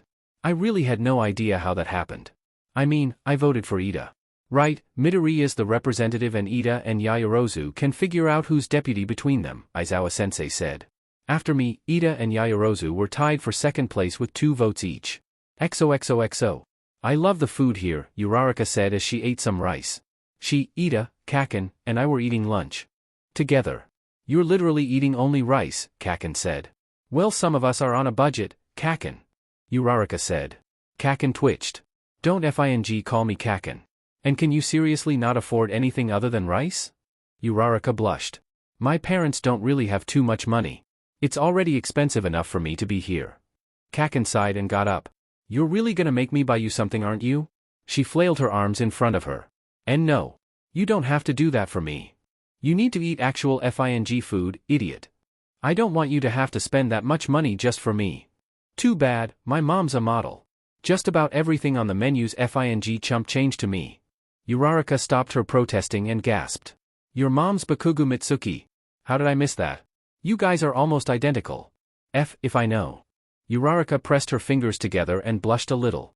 You know, I'd kinda like to know how she looks that young. She's almost 40 and she's still pret dash. And I'm gonna stop you right there before you start talking about how hot my mom you just said looks like me is. It's weird enough when strangers do it. He sped off. I hope you like curry. To answer your question, though, I said after Kaken left, it's because her quirk, glycerin, makes her sweat moisturizer. I grinned a bit. It's actually a little interesting. While only the sweat from Kaken's hands explodes, the sweat all over his body is altered, which is apparently a leftover of his mom's quirk. Theoretically, Kaken will age about as well as his mom does thanks to that. I didn't know emitter quirks could be passed on like that, Ida said. I thought it was only mutation quirks that did that. No, emitter quirks can do that too, though it's normally a lot more subtle. Even though it's not my quirk, I'm actually heat resistant and have slightly more fire affinity because of my dad's fire breath, and my mother and I have more water affinity and can cry a lot thanks to her mother's quirk, ocular gushers, which let her shoot water from her tear ducts like some sort of reverse heat vision. I haven't figured out how to do it at will, though now that I think about it I should probably be able to do it with magic. I felt my cheeks heat up at the looks they were giving me and chuckled a bit. I like talking about quirks. Uraraka smiled. I think it's pretty cool. Plus, UE is definitely the kind of school to do that. Thanks, I said. Though how exactly do you know about Auntie Mitsuki? No offense, but you don't exactly strike me as the type to really follow the fashion world. Uraraka blushed. Well, sometimes I just read the articles. For some reason, Rain randomly started cheering loudly. I jumped and Blaze reassured me that she hadn't stabbed anyone or anything before I had to look for her. Are you okay, Midoriya? Ida asked. Oh, I'm fine, I smiled. Rain just started randomly cheering for some reason, so I had to make sure she didn't stab anything. She's really enthusiastic about stabbing things. That's a little disconcerting, Uraraka said. She also started gushing about you after seeing you for some reason. Uraraka stopped eating her rice and cleared her throat. Okay, so I'm a little uncomfortable now. Is there by any chance a way to detect elementals? I shrugged. I only know one detection spell, and it'd only work on tertiary elementals. Oh, by the way, while we're on the subject of tertiary elements, I have reason to believe gravity is one, so you might want to check that. Okay, I'll put that on my magic to-do list, right below detect elemental, she said, then began fiddling with her chopsticks. Hey, let's talk about something that doesn't involve an invisible stab-happy spirit who likes to talk about me. Hey, Deku, your class rep now. Let's talk about how you got 2 other votes. What do you mean, 2 other votes? Ida asked. Well, Deku obviously voted for himself, and I voted for him too, so who were the other 2? Actually, I voted for Ida, I butted in, and if I had to guess, one of the votes for me was Tokoyami because I gave him that scroll. Among other things, Deku. I heard Kaken's voice from somewhere in the cafeteria. Dune giggled. Context. I rolled my eyes. I suppose I should add that I voted for you, not myself, Ida added. And thank you for putting as much faith in me as I put in you. I appreciate it. Yeah, thanks to the both of you, too, I grinned. Both of you voted for me, even though I don't think I really deserve it. Dude, you literally discovered magic, Uraraka said bluntly. I did it accidentally, and we only found out thanks to Kaken. You managed to discover magic without even meaning to, Uraraka shouted. I noticed that she'd put her chopsticks down and they had a glowing pink aura around them. She grinned and put her hand on her rice bowl. Speaking of which, she said, then her rice bowl started glowing pink too. Ida, pick up my rice bowl. Ida tried to pick up the rice, but gave up after struggling a bit. Did you amplify the gravity on your rice? He asked. I picked up her chopsticks, which felt like they were made of lead, and used fuckery detection on it. I think she did. This is pretty cool, Uraraka. Some alarms blared, causing me to drop the really heavy chopsticks. Warning. Level 3 security breach, a voice said from the same speakers that the alarms were coming from. What's that mean? I asked. This is the first time I've actually heard this alarm and I'm a 3rd year, a student near us shouted over the racket. It means there's an intruder. Everyone started panicking and stampeded to the exit, and I was swept away from my friends in the tide of students despite my high STR stat. Gee guys. I tried to shout over the noise. Someone could get seriously hurt if we keep doing this. I tried some more, but I just couldn't get anyone to listen to me. Eventually, though, I saw Ida spinning through the air like he was trying to use his quirk in zero gravity. Before I could do anything, he hit the wall over the emergency exit sign. "Everyone, calm down," he shouted, causing the mob to stop. "It's just the media. They managed to make it past the front gate somehow." He pointed toward some windows. "Take a look. There's nothing to worry about." "Oh hey, the spinny guy's right," one of the students said. "And the police are coming. Now that we've calmed down, I suggest we form an orderly line. All of that pushing and shoving could have seriously hurt someone." Everyone followed Ida's orders and calmly evacuated. Except, of course, for Kaken, who decided to bring Uraraka her curry. XOXOXO. "We've still got to pick the other class officers," I told the class. "But first, I'd like to step down as class representative. I'm honored, but I don't feel like I'm up to the task." I couldn't help at all when the Code 3 happened, and my deputy managed to calm everyone down and get a handle on the situation. "I'm nominating Ida as class representative and Yaoyorozu as his replacement as deputy." "I can get behind that," Kirishima said. "Ida really handled that situation. Let's hear it for emergency exit." "Thank you, Midoriya," Ida said with a bow. "I will not let you down." XOXOXO. And guess what? I thought of an omake. Screenshots. "Midoriya, are you taking notes?" Cementos asked me. "You aren't touching your notebook." I jumped a bit. I wasn't really paying too much attention to his lecture because I already knew what he was talking about. I actually found out a way to automatically record lectures word for word with my quirk, so I'm kind of testing that out. "Ah, how creative," he complimented me. "If you don't mind me asking, what exactly are you doing?" So I've known for a while that my quirk lets me do things like see subtitles like I'm in a video game, but recently I found out that if I clench my butt cheeks and bite my tongue just right, my quirk takes a screenshot of my vision that I can view later, HUD and all. So what you're saying is that you're taking a screenshot every time my text changes? Yes. How many screenshots have you made? I checked the new Gallery tab. 40. I think it might just be easier to write my words down. I trembled with excitement. We were boarding a bus that would take us to an off-campus facility designed to train us in rescue scenarios. Sure, the combat training was pretty cool, but the first time I ever saw All Might, what made me really want to be a hero, was a video of his debut, which was a rescue operation where he single-handedly saved 100 people.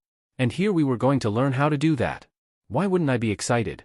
Plus I was wearing my hero costume again. "Everyone please gather in 2 single-file lines," Ida said.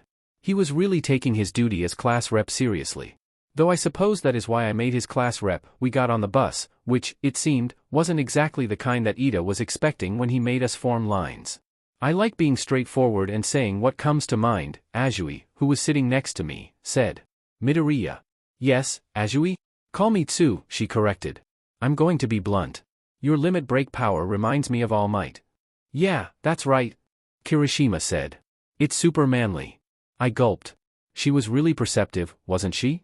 Luckily, I'd prepared an explanation for it that didn't involve one for all. "It might look like it, but I think it works differently from All Might's quirk," I lied.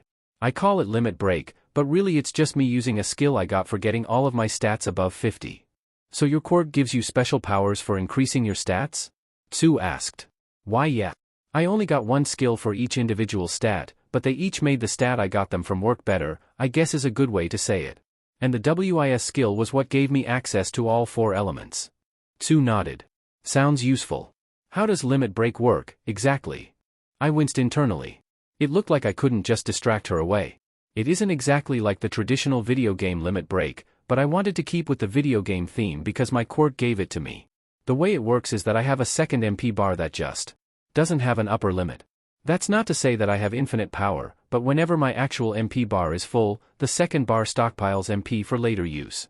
I can't use the second bar to fully power any skill, but I can use it for part of the cost. What makes it really powerful, though, is that I can use it to power up not just skills but STR and DEX too. Of course, the reason I don't use it all the time is that there's some backlash from using it. I put my hand on my head. Of course, my quirk makes damage just a number, but I don't really want to find out what happens if my HP reaches 0. "I think it's pretty awesome," Kirishima said. "It's super flashy too, unlike my hardening." He demonstrated his quirk by hardening his arm. "I think your quirk is awesome too," I said. It's the sort of quirk that could be really useful in pro-hero work. Yeah, he sighed, but I'm not that sure I'll be too popular. You've got to factor in how cool it looks in the pro-hero biz. My quirk is pro-level in strength and flashiness. Aoyama offered. Yeah, Mina said, but it also gives you killer stomach aches. He sighed. If you're talking about flashiness and strength, the kings of that in 1A have to be Todoroki and Bakugou, Tsu added. Kaken perked up a bit on hearing his name. If I had to pick one of those two for a popularity contest, though, I'd have to pick Bakugou, Uraraka said. They're both pretty standoffish at first, but if you get past that, Bakugou's kind of a nice guy. Kaken blushed a little and turned to face the window. Pyra appeared next to him and said, That's Kaken, for thank you. Shut up. Kaken yelled at Pyra. And how the hell are you physical? I didn't summon you. Speaking of elementals, Tokoyami said with a slight grin. Would you like to see mine, Midoriya? I smiled. Of course. From Tokoyami's cloak a dark haze emerged, taking the form of a young boy in black, bird-themed armor, a basic elemental. It looked like he had a sword and shield behind his wing-shaped cloak. His eyes were red, with black scara. My name is Corvo, he said. My elemental is a dark knight, Tokoyami said proudly. Corvo demonstrated his power by radiating some darkness despite physics saying that was impossible. Hey, I got an elemental too! Uraraka exclaimed. A purple and blue glow formed from the air next to her, condensing from gravity itself to form a young girl. Much like Blaze, her skin was midnight black, but she also had sky blue patches on her cheeks. Her eyes, or at least what I think were her eyes, were a solid yellow. Her blue hair, pulled vaguely into pigtails, was nebulous and glittered with stars. She wore a simple purple dress with a crescent moon on the center. Hi, she muttered. I didn't see it much, but I think her tongue was also yellow. Her name's Nebula, Uraraka offered. She's a little shy. I'd show you guys what she can do, but we're in a bus and I'd rather not flip us over or destroy the suspension. Ida nodded. A wise decision. Perhaps she'll get her time to shine at the training facility. I certainly heard a lot from my brother on how useful gravity manipulation could be after I told him about your quirk. By the way, you might receive an internship offer from Team Ida 10 sometime in the near future. I also made an elemental, exclaimed Hagakure. A light shined from her invisible hands, and from that light came a girl in a silver-colored sundress. Her hair and the fur on her fox-like ears and tail were the same silver color. The only thing on her that wasn't silver was her white, fluffy scarf. Isn't she cute? Hagakure asked. Hi, everyone, the elemental exclaimed with a blinding smile. My name's Lucy. Man, I wish I had an elemental, Tsu said. Even without the whole manipulating the elements bit, you guys have friends that you can summon at any time. I observed her. Actually, Tsu, it looks like you have water affinity, which means you should be able to summon a water elemental. Oh. Cool. Thanks, Midoriya. We're here, Aizawa said, then the bus stopped. Everyone out. Outside of the bus, a person in what looked like a marshmallowy spacesuit was waiting for us. I'm glad you're all here, they said. I can't wait to show you my facility. Omegoshites 13. Uraraka shouted, stars in her eyes. They're one of my favorite heroes. Thanks. Uraraka, right? 13 knows my name. She started searching herself for something. Oh man, I wish I had something for you to sign and a pen to sign it on. Isn't it a little rude to ask someone for an autograph when you've just met? Nebula asked quietly. Thank you for your concern, random small child that I've been told is actually some sort of elemental spirit, but I actually really like meeting fans. If you find something to sign, I'd love to sign it for you. I pulled a piece of cardstock paper and a pen out of my inventory. Don't worry, Uraraka, I made sure to put multiple 64 stacks of multiple different kinds of paper in my inventory just in case someone needed paper. Or to eject at villains like a poorly managed Silodex. Uraraka gladly took the paper and pen from me. You're a literal angel, Deku. I'll make sure to make it up to you somehow. She gleefully got 13 to sign it, but then just stared at it.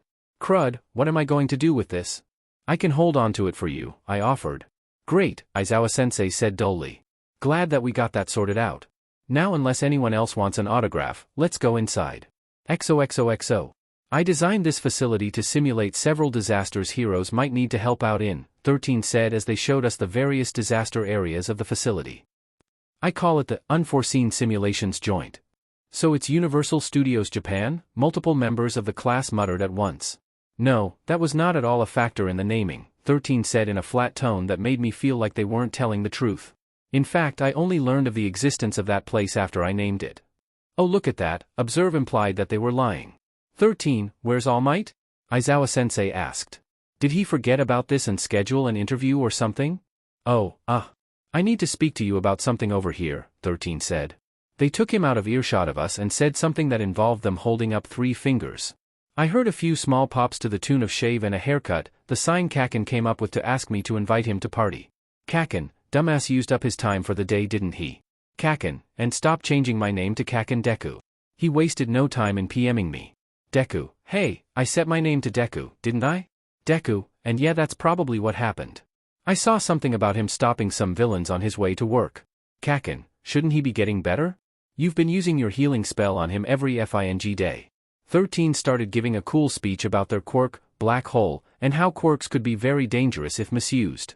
It was nice, but I also had to focus on PMing Kaken. Deku, it's not that simple. For one thing, healing hands isn't that strong, all things considered. Yes, it's a very good spell, but I'm pretty sure that I'd still have trouble healing anything much worse than a light fracture. Deku, second, All Might's time went down a lot after giving me his quirk. I think he's still stockpiling MP, but it seems he's doing it less. Eventually, even if I make him be in even better condition than before AFO, I think he's still going to run out of power. The BGM shut off, as did the USJ's lights. I noticed some sort of black mist coming from the fountain in the center of the facility, and it seemed I wasn't the only one. A man with powder blue hair and disembodied hands clamped all over his body emerged from the mist, followed by a crowd of other people. Death on 2 legs. LV61. Shigaraki Tamura. At level 23, he was 38 levels higher than me. And over the mist, there was another title. Purple Haze. LV57. Watanabe Kurojairi. Hey, I didn't think we were starting already, Kirishima said. Who are those guys anyway? The BGM came back, but that wasn't feel-good field trip training music. That was ominous music. Everyone get back, Aizawa-sensei barked. I don't recognize all of their names, I said, but a lot of them are actual villains. I was especially worried by the giant, black-skinned, bird-looking man with an exposed brain standing next to Shigaraki. LV? Nomu. There was just something off about him. And I couldn't observe him, which was off-putting considering how the only other people that applied to were high-ranking pro-heroes. I see 13 and erase her head, I think it was that Watanabe guy that the deep voice was coming from. Odd. All Might should be here. And I brought a whole raid party for him, Shigaraki complained. Let's hope he comes out when the kids start dying. Aizawa's capture scarf unfurled. 13, protect the students and contact the main campus. It seems one of them has a quirk that is blocking the sensors, Todoroki said. With how prepared they are, I doubt we'll just be able to call for help. Good catch, Todoroki. Kaminari and Midoriya, you two have powers or equipment that can be used to contact others. Use them. I'll hold them off. But how? I asked. Your quirk is best used in ambush or one-on-one fights. A hero can't just glide by doing what their quirk is best at. With that bit of wisdom, he was off. He took out 3 long-range type quirk users before they even realized what had happened. I instantly became a lot less worried for him and joined my classmates in running like hell. You're not going anywhere, Watanabe said as he rose from the floor. Or a portal on the floor, according to fuckery detection. We are the League of Villains, he monologued. Pardon the imposition, but we have come to murder the symbol of peace. His misty body spread out. I hope you don't mind too terribly. Like hell we don't. Kaken screamed as he and Kirishima charged Watanabe. Smoke from an explosion clouded them from our sight. A commendable effort, Watanabe said as the smoke cleared, revealing him to be relatively unharmed, but if you persist in your endeavors, I fear you'll both wind up dead. Get back, you two! 13 yelled. A chuckle emanated from Watanabe's body. Don't worry, 13. You won't have to worry about that soon enough. After all, my job in this operation is to scatter you all to the 4 winds. With that, he exploded into a thick purple haze that engulfed us all. After a few moments of disorientation and a sudden change to my minimap, I found myself in the air over what looked like a lake. Ah, crud. Ah, crud, I said as I crashed into the water. I wasn't too concerned with the fall because of my high HP and almost prestiged physical endurance, and swimming was probably really easy with water magic and an elemental. No, what was really concerning was that there was a villain with a shark mutation quirk swimming menacingly toward me. Thankfully, Tsu came out of nowhere and kicked the guy before he could get too close. I think she was carrying my netta like some sort of parcel too. Hey, Midoriya, she said despite being underwater, then grabbed me with her tongue. I was dragged with her to the surface, where she gently deposited me on a nearby boat. A second later, Mineta made a lewd comment to her and was thrown onto the boat next to me. Note to self, don't PSS off Tsu, I thought. She climbed on board next. Thanks for saving me, Tsu, I said. She nodded. Don't mention it. This is shaping up to be a bad day, Karo, she understated. Yeah, I said. I think that they planned this. One of the villains said All Might should be here, meaning they had our schedule. Maybe one of them snuck in when those reporters invaded, I theorized. Mineta and Tsu both suppressed a shudder. Yeah, but won't All Might get here to rescue us? Mineta asked. Aizawa-sensei said you could contact Yui.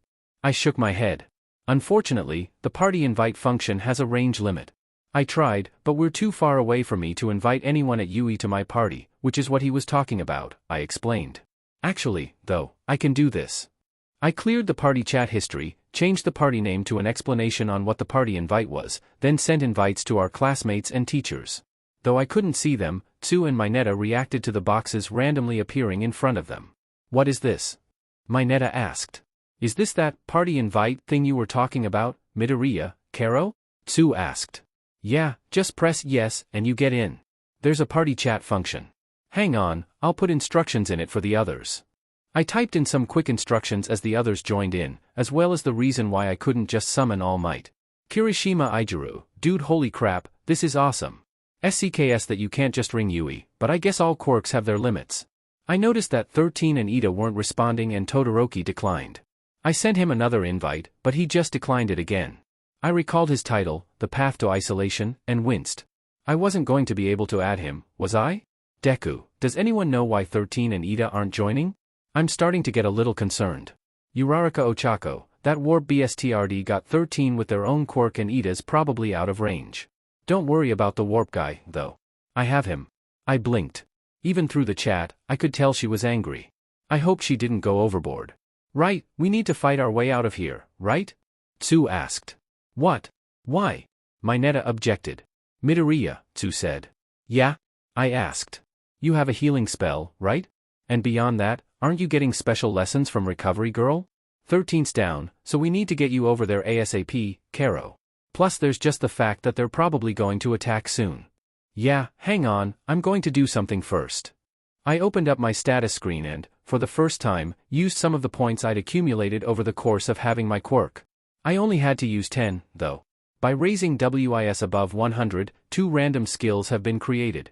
The skill, Tactician, has been created through WIS rising above 100 and having INT above 80.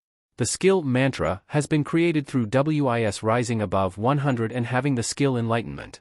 The skill, Duality, has been created through WIS rising above 100. It was an odd feeling. I felt something shift in my mind, along with my mana changing somehow. It was interesting to know that I could get extra skills for the 100 benchmark, plus the fact that they could be influenced by other factors. Before I could check out what they did, though. I'm tired of waiting, one of the villains shouted, and a blade of water crashed into the boat, causing it to start sinking. Ayahawk. Mineta started screaming and threw some of his head ball into the water. I didn't think we'd actually be fighting villains so soon. I don't want to die. I slapped him. I don't know why, but I felt like it was the best course of action. It did get him to stop crying. Mineta, I said sternly, putting my hands on his shoulders. This isn't the time for panic. It's unfortunate that this happened, but we can't just wish ourselves out of this situation. I don't know why you decided to become a hero if you're so afraid to die, considering how high the mortality rate is, but I need you to stop whining and focus. I turned my attention to the villains. They were afraid of Mineta's ball, backing away from them. They didn't know what his quirk was, and more likely than not ours as well. I noticed that even with just a glance, I could tell their emotional state, quirks, and other information that I'd normally need to use Observe for. Why was that? Tactician. It granted me enhanced critical thinking, decision-making, and thinking ability. In general, but only in battle or other such high-stress scenarios. Not only that, but it synergized with Observe and Gamer's Mind to passively grant me any information I could find useful in my current situation. That was a very good skill, and I could tell why it needed to have INT so high. Armed with the knowledge that I didn't even need to bring up the skill box to know what my new skills did, I used Tactician on them. With Mantra, all I could tell was that it was useless in my current situation because it had the exact opposite activation requirements as Tactician, most likely because it was useless in my current situation because it had the exact opposite activation requirements as Tactician, but Duality. Duality was exactly what I was hoping for. In addition to giving me a slight boost to elemental magic, it, as the name suggested, allowed me to combine any two primary elements to create secondary elements.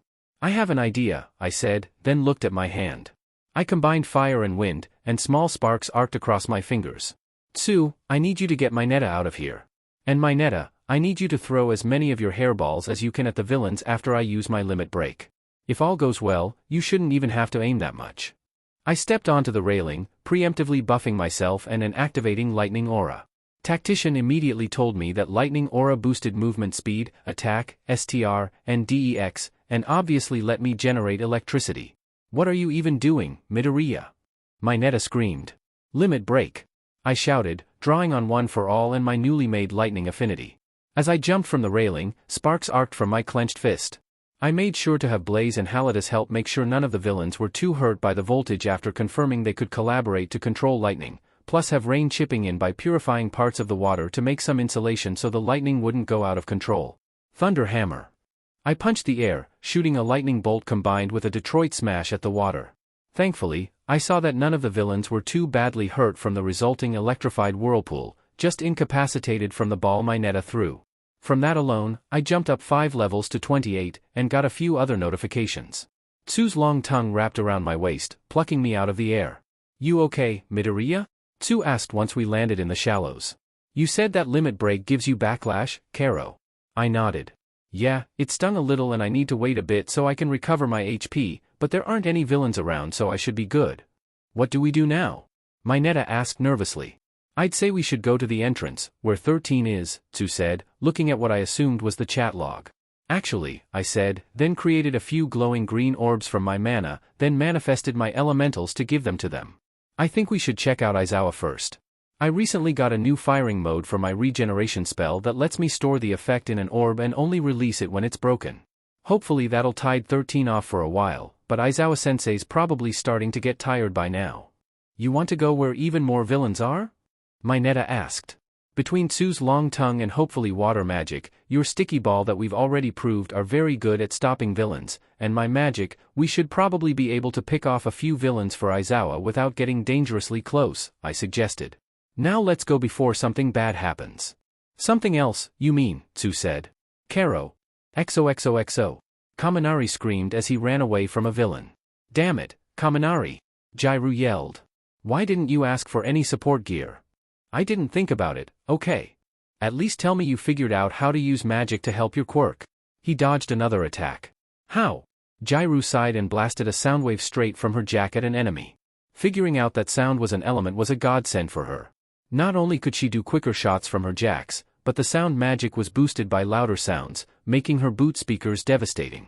See, lightning is even more what I'd think of as a magical element than sound, so why shouldn't you be able to use lightning magic? She stared at him, dodging a bit more. For now, though. Jairu kicked the blonde generator into a villain, causing Kaminari to instinctively activate his quirk. When he was touching a villain. Heck yeah! Kaminari shouted as the villain was launched back from both the current and his own spasming muscles, taking out another villain. Did you see that? Cool, Jairu said. Do it some more. I wish I could use magic with my quirk, Yaoyorozu said, then took out a villain with a net. Unfortunately, I haven't figured out any way to do that. Jairu shrugged, then blasted a group of villains over with her speakers. You ever seen Full Metal Alchemist? No, I don't believe I have, Yaoyorozu said. Why do you ask? Dude, you should totally watch it. Kaminari butted in. It's an oldie but a goodie. Plus you'd probably like all that stuff with chemistry and stuff. Hey, a villain shouted. Stop talking about anime in the middle of a fight. What I meant, Jairu continued, was that the way you said your quirk worked reminded me of the alchemy in it. You said your quirk breaks down the lipids in your body and then lets you turn it into other stuff, right? Yes? Yeah, well the alchemists in FMA do their stuff by understanding, breaking down, and remaking matter into whatever shape they want, following the law of conservation of matter. Sound familiar? Yaoyorozu nodded. Thank you. I doubt I'll be able to do it in the middle of battle, but it's definitely something to think about. Though yeah, you probably should watch it if you're gonna try to be an alchemist, Jairu said. Dude, I've got the whole thing on Blu-ray. Kaminari shouted over electrifying another villain. Brotherhood and the movies too. Let's watch it sometime. Thank you both, Yaoyorozu said. Now, it's ready. She hunched over and a giant blanket-like object burst from her, and I'm not making this up folks, yaoreatard. Yaoreatard. What good's a blanket gonna do you guys? One of the villains taunted. It's not a blanket. Yororozu responded. It's an insulator. She covered herself and Jairu fully.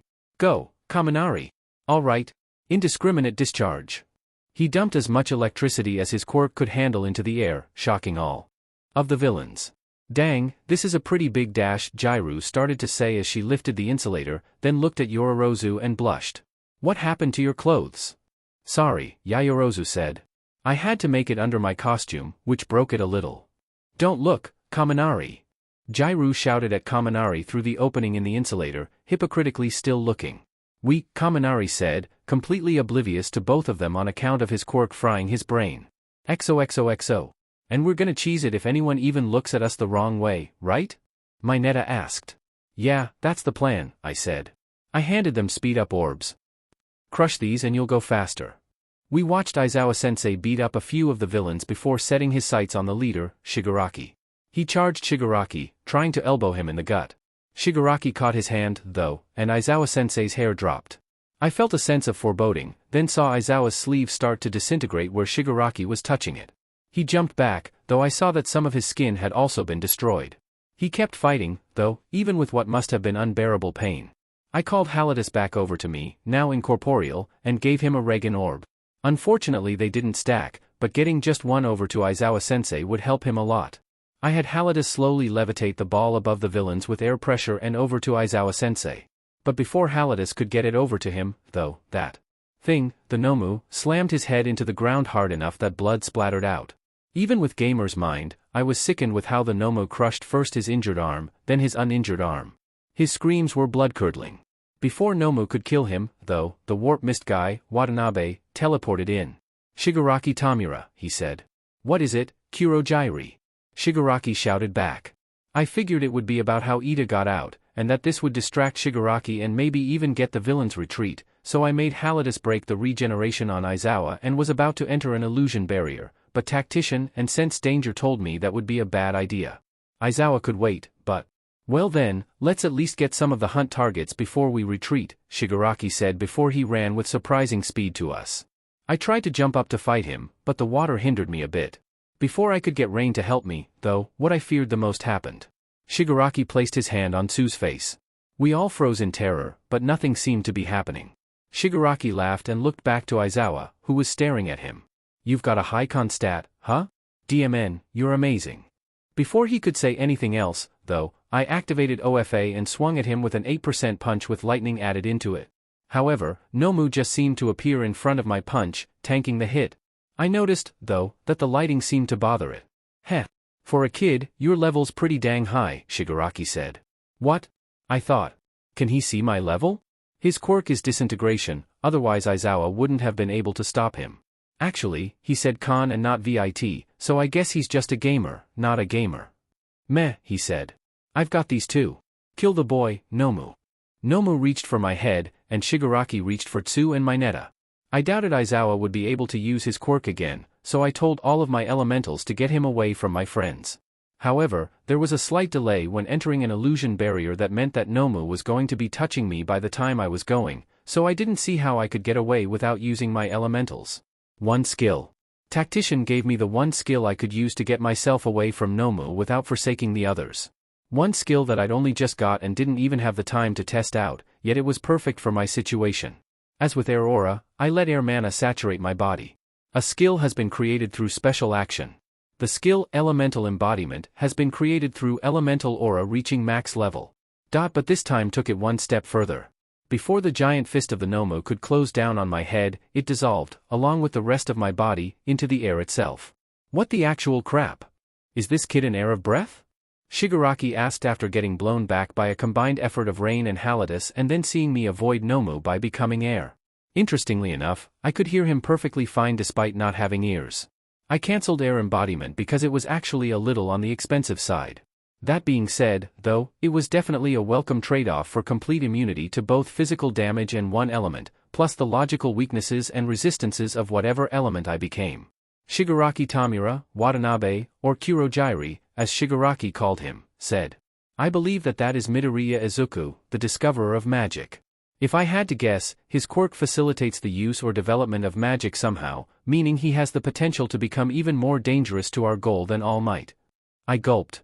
Being overestimated by a villain with control over a giant monster with a level that I couldn't even see wasn't fun.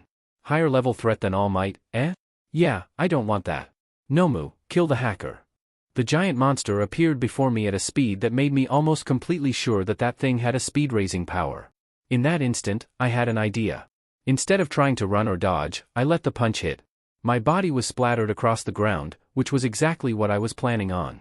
Instead of painting the floor of the USJ red with my blood, all Nomu's punch really accomplished was soaking the floor, with the exception of a perfect circle around Aizawa-sensei and the area by the water with Mineta and Tsu in it thanks to rain, in water that I'd made sure contained the impurities of normal water.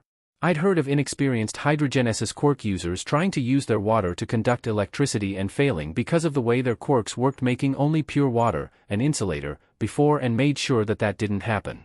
Damn it, this kid has water magic, too, Shigaraki yelled. This is bullshit.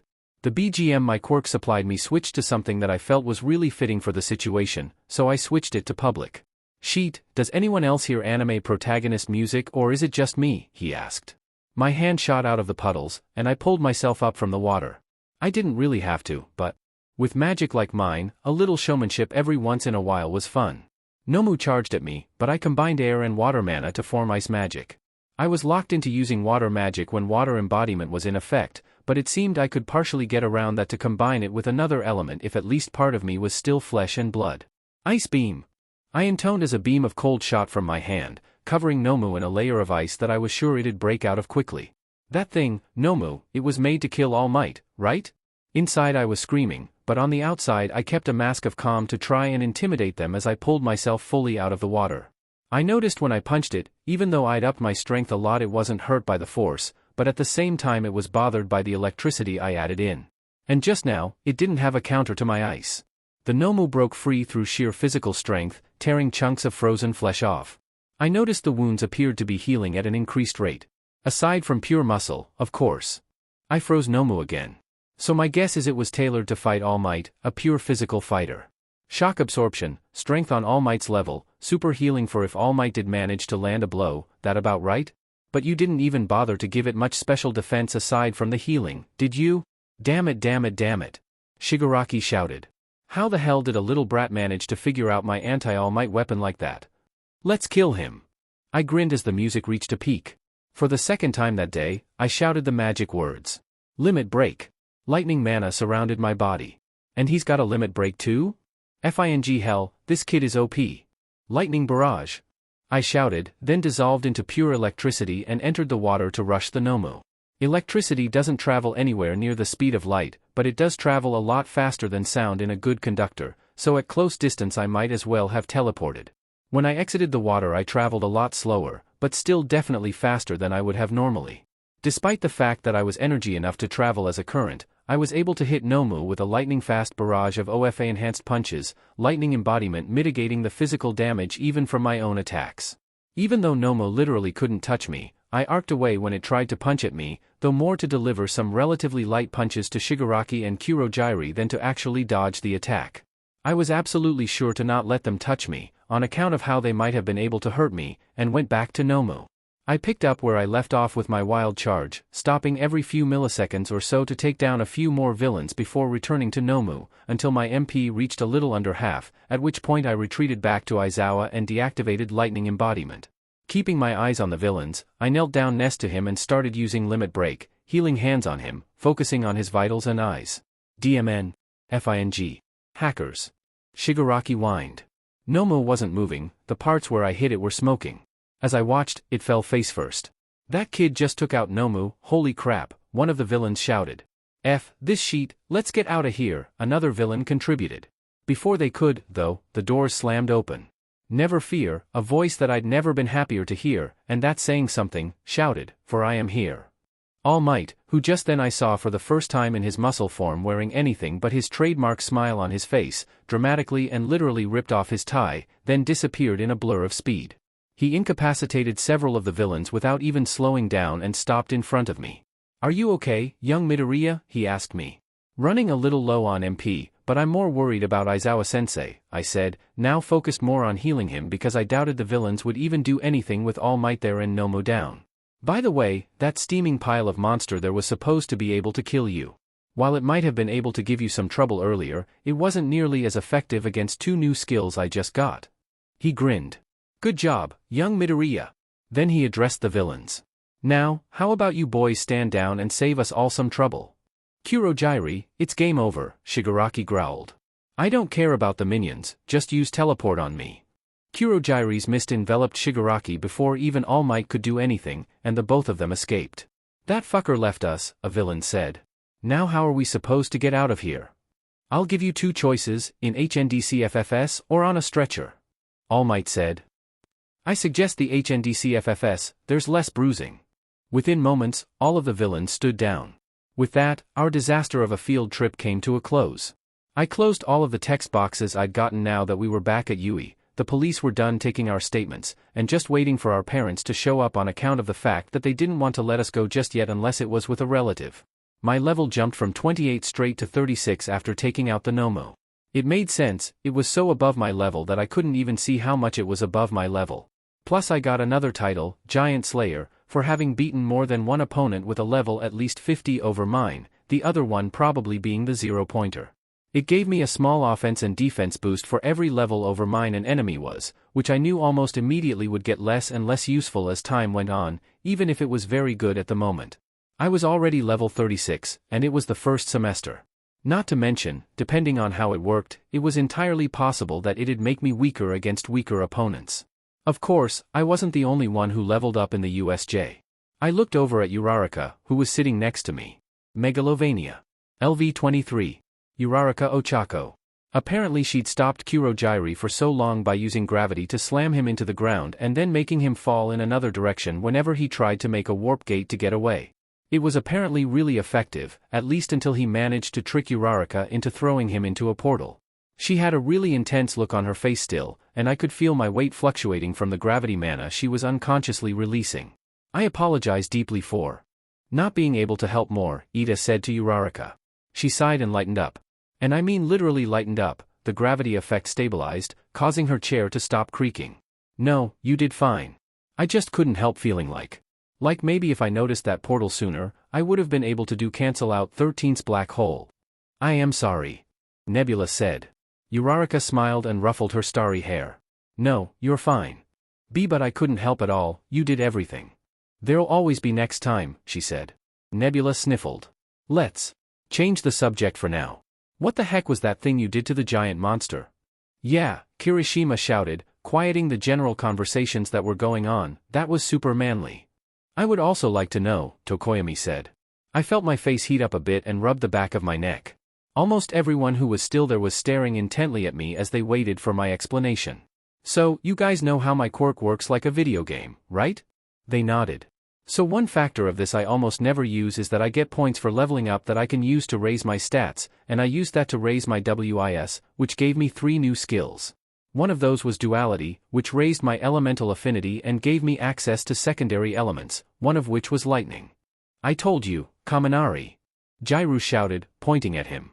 Yaoyorozu smiled awkwardly and put her arm on Jairu's shoulder. And then I got a much better version of elemental aura from raising its level enough called elemental embodiment when fighting the Nomu, which was what I used to beat it. So that's why it looked like you were teleporting, Hagakure said. Yeah, though it wasn't really teleportation, I said. I just spilled a lot of water on the floor and conducted myself through it in lightning embodiment. Dang, that's pretty awesome, Kaminari said. I wish I could do that. Well, if you practice lightning aura enough, you might be able to do it. To use elemental aura, you infuse your body with elemental mana. Elemental embodiment is just that, but more, I explained. Sorry, I can't give you more for that, but I only used it 3 times in the middle of battle, and the downside of automatically learning things with my quirk is that it's a little hard to explain how to do them sometimes unless I concentrate really hard on what I'm doing. Nah, it's cool, man. I'm sure I can figure it out eventually. And by the way, Kaken said, you probably shouldn't use a spell that makes you generate electricity all over your body anywhere near anything sensitive to electricity. Not at first anyway. He paused for a moment. Actually, with your quirk, you should probably know how that sheet goes. Kaminari gave a thumbs up. Don't worry, I learned that lesson already. What were the other two? Zero asked. You said you got 3 WIS skills, right? Yeah.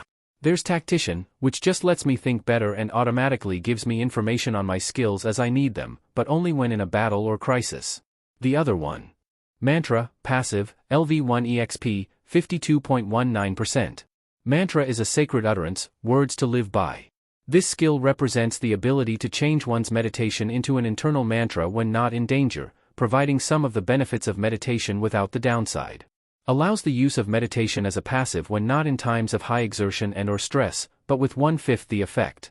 Stacks with meditation. Mantra is interesting.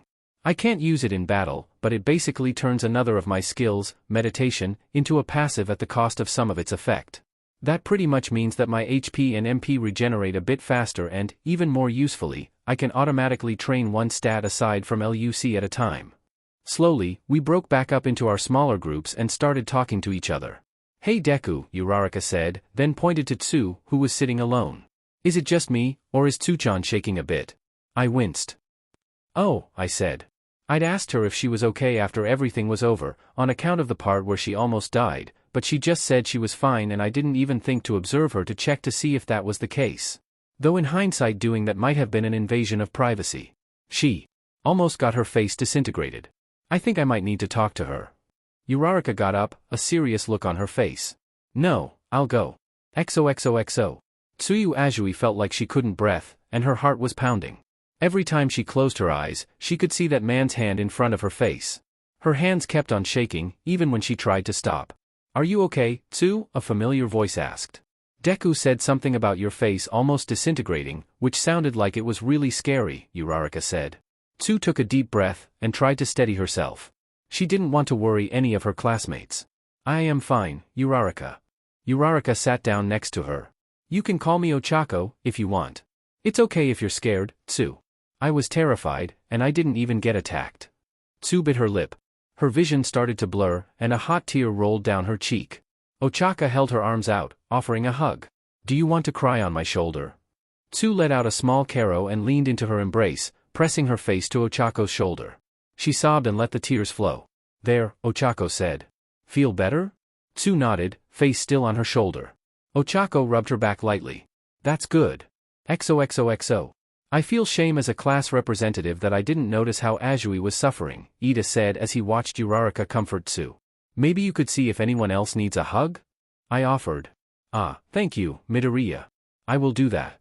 Just remember, Kaken said, if someone's on the verge of a FING panic attack, make absolutely FING sure to use your FING indoor voice. I know that, Ida said using his FING indoor voice. He looked over at us. Bakugou, Midoriya, are you two alright? Oh my FING what, Kaken said flatly. I'm pretty sure we're both fine. He shooed Ida off. Go, ask how everyone else is. We're good, Ida, I said. Koda looks a little nervous, maybe start with him? I gave Ida a thumbs up as he walked over to Koda. I heard the tapping of a certain needle cane. Midoriya-kun. Recovery girl said as she entered the room. I'd like you to come to my office. I've patched up Eraserhead and 13 enough that I'm willing to let you get some hands-on experience. Right, I said. I'm coming. Izuku, my mom shouted, then grabbed me. In her death grip of motherly worry. Are you okay? I was so worried. Katsuki. Auntie Mitsuki shouted. You DMN well better be alright? I'm fine, Ma, he shouted back to her. So you two must be Midoriya-san and Bakugou-san, recovery girl observed. If you don't mind, Midoriya-san, I'd like to take your son to my office for a bit. Mom stepped back a bit and inspected me. Is Izuku hurt? Mom, I'm fine. I said. Sorry, I think I should have worded that better, recovery girl said. Midoriya-kun is fine, but I'd like to have him help with the actual wounded. He's taking my support hero courses, remember? Oh, right. Mom said. How is my dear Izuku doing, by the way? He's doing pretty well, which is why I want to borrow him for a bit. Plus, his healing spell can be safely used on people I've used my quirk on because he's the one providing all the energy. I still need to learn it. Right, I said. If you don't mind, Mom, I'm going to go with recovery girl. I'll see you when I'm done. She smiled at me. Go on, sweetie. XOXOXO. I looked over my new elemental affinities. Air, 20. Earth, 20. Fire, 30. Water, 30. Bio, 20, earth plus water. Ice, 20, air plus water. Lightning, 20, air plus fire. Molten, 20, fire plus earth. Sonic, 20, air plus earth. Vapor, 20, fire plus water. I'd tested each combination of elements in illusion barrier just in case any of them were immediately explosive. The only one that did anything close to exploding, though, was Sonic, which caused a low humming sound when I used it. Bio was worrying at first, but I found that all it was a combination of poison and plant, though I felt like maybe there might have also been some flesh manipulation in it that I wasn't quite willing to mess with just yet. It was interesting, though, using the secondary elements. Now that I was out of danger and able to properly concentrate on my magic, I noticed that it wasn't exactly fusing the elements together as I thought it was.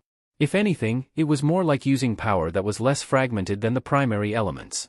It was odd, but that was the best analogy I had. Right, I said. Is everything ready? You do realize that this probably isn't the best idea, right? Blaze asked, referring to the 6 ritual circles equidistant to my bed and in particular the molten lava and cup of boiling water he was keeping warm. Halatus nodded. Agreed. I'm going to be out of it either way, might as well speedrun it, I responded. Rain grinned widely. I like it. We get all of the new weapon buddies at once. Yeah, weapon buddies. Dune agreed, happily pulling the cord on my I Am Here All Might action figure, with kung fu grip. Right, let's start this, I said.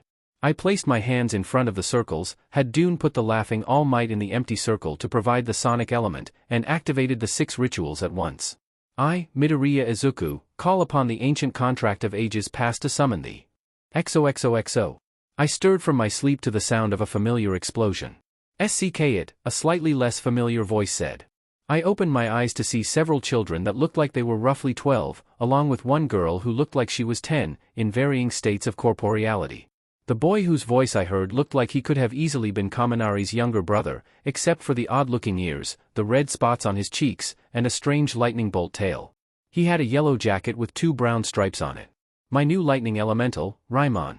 He was holding one of the controllers of my Switch, and judging from his furious button presses he was the one who was playing the Pikachu that was winning. A lot. Cheater, Rain whined. She'd gained even more dark blue on her clothes and hair, and she now had blue fingerless gloves with white knuckles. It looked like she was playing as Greninja. She wasn't very good with Greninja, though. I couldn't help but notice how Raimon and Rain resembled the characters they were playing as. I knew I should have picked the sword guy. Which sword guy, my vapor elemental? Claude asked. He wore light, red body armor, had 3 spikes in his red hair, and for some reason reminded me of a lobster. Aren't like half of them sword guys? 13 of 74, Halatus corrected.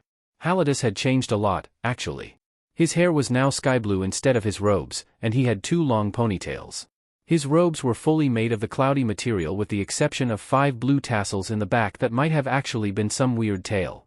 He now had patches on his cheeks like Raimon, though his were white. Claude rolled his eyes. Same difference. Not even close, bro, the biggest of the elementals, Iggy, said. He was my new molten elemental. He had a red long-sleeved shirt with 3 blue circles on the sleeves and 2 large brown lumps on the back. His hair was also red with a few spikes, so he and Claude almost looked like they could have been brothers if not for his camel ears. He had a red tail as well. And I think it's my turn now. He put his intangible hands on Rain's controller, and I felt a weird shift in the mana that was automatically leaving my mana pool as he and Rain switched between being partially summoned and fully summoned. Who else wants a go? Mifuyu, my ice elemental, switched with Raimon. That would be me. Oddly enough for an ice elemental, she had dark red hair, eyes, and 2 tails.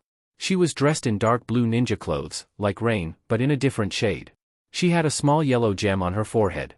Mifuyu picked Shiek and Iggy picked Dedede. So how are you guys able to summon yourselves? I asked. That would be from my help, Pyra said. It seems we elementals can summon ourselves, partially or fully, so long as our summoner can bear the strain of our summoning without a noticeable decrease in mana. Master Kakin gained the strength to handle me recently, and it seems your current limit is 3. With Sonia out regardless to allow us to be as loud as we want without waking your mother up, that meant that we've mostly been playing doubles matches. You're welcome, by the way, my sonic elemental said. She had a purple shirt, a black scarf, and black jeans. On her nose she had rounded triangular purple sunglasses that you could still see her golden eyes through, and over her ears were some expensive-looking purple headphones. Yeah, after the primary elementals filled us in on everything, Pyra showed up and told us how to summon ourselves so we could play some games to wait for you to wake up on your Own. We did have some fun with a party game earlier, Juniper, my bio-elemental, said. She had a blue-green dress with darker green patches on it.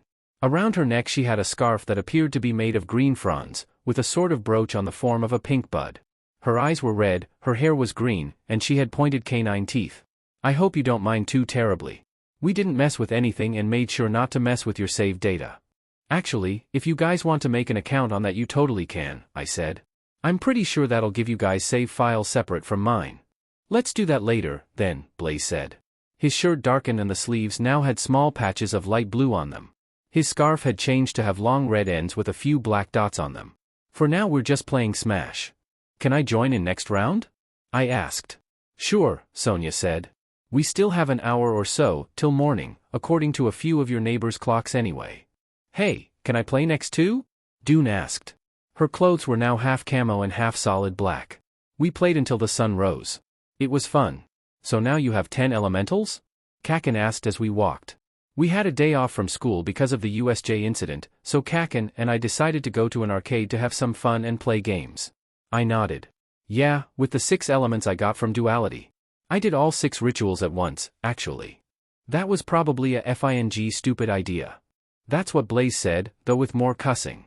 No sheet, Kaken said. Seriously, what if that put you in a FING coma? I shrugged as we started to cross the street. I felt less tired after summoning the higher my skill level was, and even beyond that Duality raised all my dash. I was cut off by a speeding van ramming into me. It made me take a step back and I took a hit to HP, but otherwise it was the van that was broken by the collision. I pried myself from the dent I made in the car and ran to the driver's side door. Oh my gosh, are you guys okay? I asked. The door opened, and the man inside punched me in the face, which surprised me more than anything, and grabbed me by the neck. Oh, I said as I felt him hold a knife to my neck. All right, nobody move or this freak gets it, the criminal yelled. His accomplices got out and brandished knives as well, though thankfully they didn't grab any other hostages. I heard a motorcycle coming. Kaken laughed. You fuckers do realize that you just took the guy who unintentionally totaled your car by getting FING hit by it hostage? The motorcycle sound screeched to a stop, and Present Mike ran up. Hey! Stop! We've got a hostage, jackass, one of the villains jeered. Hi, Mike-sensei. I said, waving at him. Mike-sensei grinned. Hey, listener. You okay? I'm fine, I said. Hey, can I ask you something about quirk usage laws? Sure. I know people are allowed to use their quirks to get out of situations where there is a danger to themselves, but I don't actually feel threatened at the moment, so I don't know how legal it would be. I'll show you threatened, the man holding the knife to my neck shouted, then tried to stab me. I say tried because apparently I couldn't be stabbed by normal people anymore, though to be fair the man was trying really hard. I noticed a text box that was probably the reason for that. It looked like I got it when I got hit by the car and just didn't hear it over the sound of metal hitting me. The F-dash? What did I FING tell you? Kaken said. I mean, they are trying to stab you. Present Mike said. And let's just say, I continued, that in my attempt to get away from the person threatening me with a knife I accidentally incapacitate all 3 of them. Can I be arrested for that? Mike-sensei chuckled and said, technically, you're good because you're being attacked by a weapon. I nodded, then exploded into electricity. I arced through the 3 villains with exactly enough voltage to knock them over without causing lasting damage and reformed next to Kaken. That good? Great. I'll need to snag you for a couple minutes for some paperwork, though. XOXOXO. Okay, I said, coming back to Kaken. So where were we? He stared at me for a bit as we started walking again. You're FING unbelievable, he told me. You were just hit by a FING car, then stabbed. What the F-dash? Physical endurance prestiged and I wasn't actually stressed enough for mantra to deactivate. Are you okay, Karo? A familiar voice asked me. I turned to see Uraraka and Tsu walking up to us. That looked like it hurt, Tsu said. Thanks, but I'm fine, I told her with a smile. As I was explaining to Kaken, a passive skill of mine that reduces physical damage just reached max level, which means that I now take 1/4 damage from any and all physical attacks. Uraraka whistled. That's pretty broken. Plus, because it maxed out, I got a new passive, damage reduction. Tsu put her finger on her lip. I think we already have a general idea, but what does that do, Midoriya? She asked me. I'll have to test it, but judging from the description it removes 0.5% of my HP from all damage, which doesn't sound like a lot, but with my VIT that's a lot, especially combined with physical endurance. And assuming it levels linearly, that means that at max level it'll take an attack that does more than half my HP without the skill for me to actually feel it, which is pretty good. Deku's quirk is FING broken, who would have FING guessed? Kaken said. I chuckled. Let's talk about something else, though. I take it you like space, Uraraka? How'd you know? She asked. Kaken snorted. GIFING wonder. Uraraka was wearing a galaxy print skirt, a JAXA shirt, and a moon-shaped pendant. Where the F did you get that necklace anyway? No offense, but isn't your family poor? This? Uraraka asked, pointing to the pendant. It was a birthday gift from my cousin Shota. He doesn't visit us often, but he always sends us stuff like this. She chuckled. Mom's always worried he's spending too much on us, though. Though seriously, maybe you should have seen about staying with your cousin before you decided to get your own apartment? Tsu said. Didn't you say he lives somewhere near here? UFING what? Kaken asked. Uraraka blushed. So, my parents live in Mia. Kaken slapped his face. And that's why I brought Ochako-chan home with me, Karo, Tsu said with a tone of something in her voice. Annoyance? Uraraka blushed a little. It wasn't quite like that. Tsu nodded. So luckily both of our parents were visiting yesterday. Kaken glared at Tsu. What? He demanded, causing Tsu to make a startled croak. My parents' jobs mean they aren't home all the time, she explained, a little faster than normal. They leave me in charge of my siblings, but at the same time literally the entire neighborhood looks out for us, so don't worry about it, Karo. They didn't leave us to fend for ourselves in an unfamiliar environment with no adult supervision. Ochako-chan. So I may or may not have not been in the best state at the time, so because I was clinging to Ochako-chan we decided to just have lunch at my house. At some point Ochako-chan's living situation came up and now she lives with us. Our parents banished us from the house while they're moving Ochako-chan's stuff into our spare room. So where are we going, Karo? Kaken and I were going to go to an arcade, I said. You don't have to come. Nah, that sounds pretty fun and neither of us had actual plans other than the fact that I wanted to see if I could spot Ochako-chan's cousin in the wild, Karo. Uraraka made a little noise and pressed her index fingers together. We have several thousand yen in coins, Deku's quirk counted. Don't FING worry about it, Uraraka. Thanks. XOXOXO. DMN it. Kaken groaned after I beat him easily yet again in the old Street Fighter game. Tsu and Uraraka went elsewhere after Kaken challenged me. How the F are you so good at this all of a sudden, Deku? Sorry, Tactician keeps activating, I apologized. Well I'm gonna FING beat you anyways. Let's go again. I opened the skill boxes for Tactician and Mantra and read them closely. Hang on, I might be able to cheat the system. Kaken snorted, then put another coin in the machine. Whatever. I took a deep breath, then chose my character. As the match started up, I reminded myself that it was just a game, and that I didn't need the boost. Even when Kaken got me locked in a combo, I never got the same feeling of clarity and rush of information that I became accustomed to with the repeated activations of Tactician. I just barely managed to beat Kaken, and by the time I was done Mantra and Tactician both leveled up despite the fact that Mantra wasn't that near level up and I specifically didn't use Tactician. I'll get you next time, Deku. He put in more coins for a rematch. So apparently Ochako-chan's actually monstrously good at fighting games, Tsu said once we were done. It was even closer, but I still managed to beat Kaken. I might have almost accidentally used my quirk on the machine once or twice, Uraraka added, blushing slightly. That would have been bad. Kaken stared at Uraraka for a moment, then popped some coins in the machine. Right, I want to see this. You and me, round face. I don't think Uraraka had actually played Street Fighter before. She messed around in the character selection screen for a bit before picking a character at random. When the match started, she hit random buttons and just let Kaken get some hits on her. Round face, you're supposed to fight back, Kaken said after stopping. Have you not played Street Fighter before? Uraraka pressed the jump button a few times. In my defense, my family doesn't have a lot of money, so I never really went to arcades. My cousin did get me a couple Pokemon games for birthday and Christmas presents, though. She started doing some attacks. Kaken twitched. No offense, but I don't really feel like curb stomping a total newbie right now. Especially one I'd actually be willing to call a friend. Might feel a little bad. Oh, don't worry. I think I've figured it out now. Without any more warning, Uraraka launched a near-perfect series of attacks on Kaken. To be fair, I think it was more Kaken's sheer astonishment than anything else that made him unable to fight back, but Uraraka still wiped the floor with him. Yeah, that was my first match with her too, Tsu told me when the round ended. The next couple rounds are even better. As Tsu said, the next round was a close win for Kaken, followed by a close win for Uraraka in the tiebreaker. In the rematch, Kaken didn't even win once, even if he came close. Kaken's really good at Street Fighter, so that was impressive. DMN it. Another round? Kaken asked. Uraraka nodded. I'm having fun. Kaken grumbled, but put another coin in. That time it wasn't even close. How the F, are you so good? Kaken asked. Uraraka shrugged. I have no idea, but I'm not complaining. Right, much as I hate to admit it, you're too good for me. Kaken looked over at me and grinned. So's Deku, so let's see how you two fight. I'm fine with that if you are, Deku. I nodded. Let's go, then. Before we started, Kaken cackled maliciously and whispered in Uraraka's ear. He told her some combos, by the way, Sonya told me. Oh boy.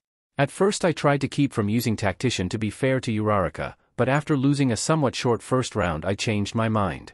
Even with Tactician automatically giving me both characters' entire movesets and each button she pressed on the controller, it was surprisingly difficult. I think that the only thing that let me win in the end was the fact that my DEX leveled up from the frantic button pressing and the mantra I'd been using earlier. That was intense, Uraraka sighed. I know. Even with Tactician, you almost won, I said. Tsu smirked and pointed at something. Hey Ochako-chan. There's a flyer for a tournament over there. Says it's a week from now and there's a cash prize, Karo. Uraraka's head snapped over to where Tsu was pointing. Cash prize? Damn it, I was gonna compete. Kaken sighed. XOXOXO. Aizawa Shota sat up in his bed. Recovery Girl would probably have scolded him for doing that if she hadn't stepped out, but between her quirk and the healing spells Midoriya had taught her, he was mostly just sore. He reached out with his good arm to grab his phone from where Hisashi put it and opened up his photo album to a picture that he looked at often, even if he had a framed copy back home. It was 12 years ago, a few months before his mother's accident. She dragged 18-year-old him down to Mie for his cousin's 3rd birthday, and they decided to take a family picture. He sighed at the younger Shota who looked like he'd rather be anywhere else in the world than next to his mother. His gaze drifted over to his aunt, uncle, and cousin. His uncle was a large, burly man with light brown hair, while his aunt looked almost exactly like his mother, though her eyes were a different color and lacked the ability to erase the gravity of whatever she was looking at. Even if his mother was older, they were always mistaken for twins. And his cousin.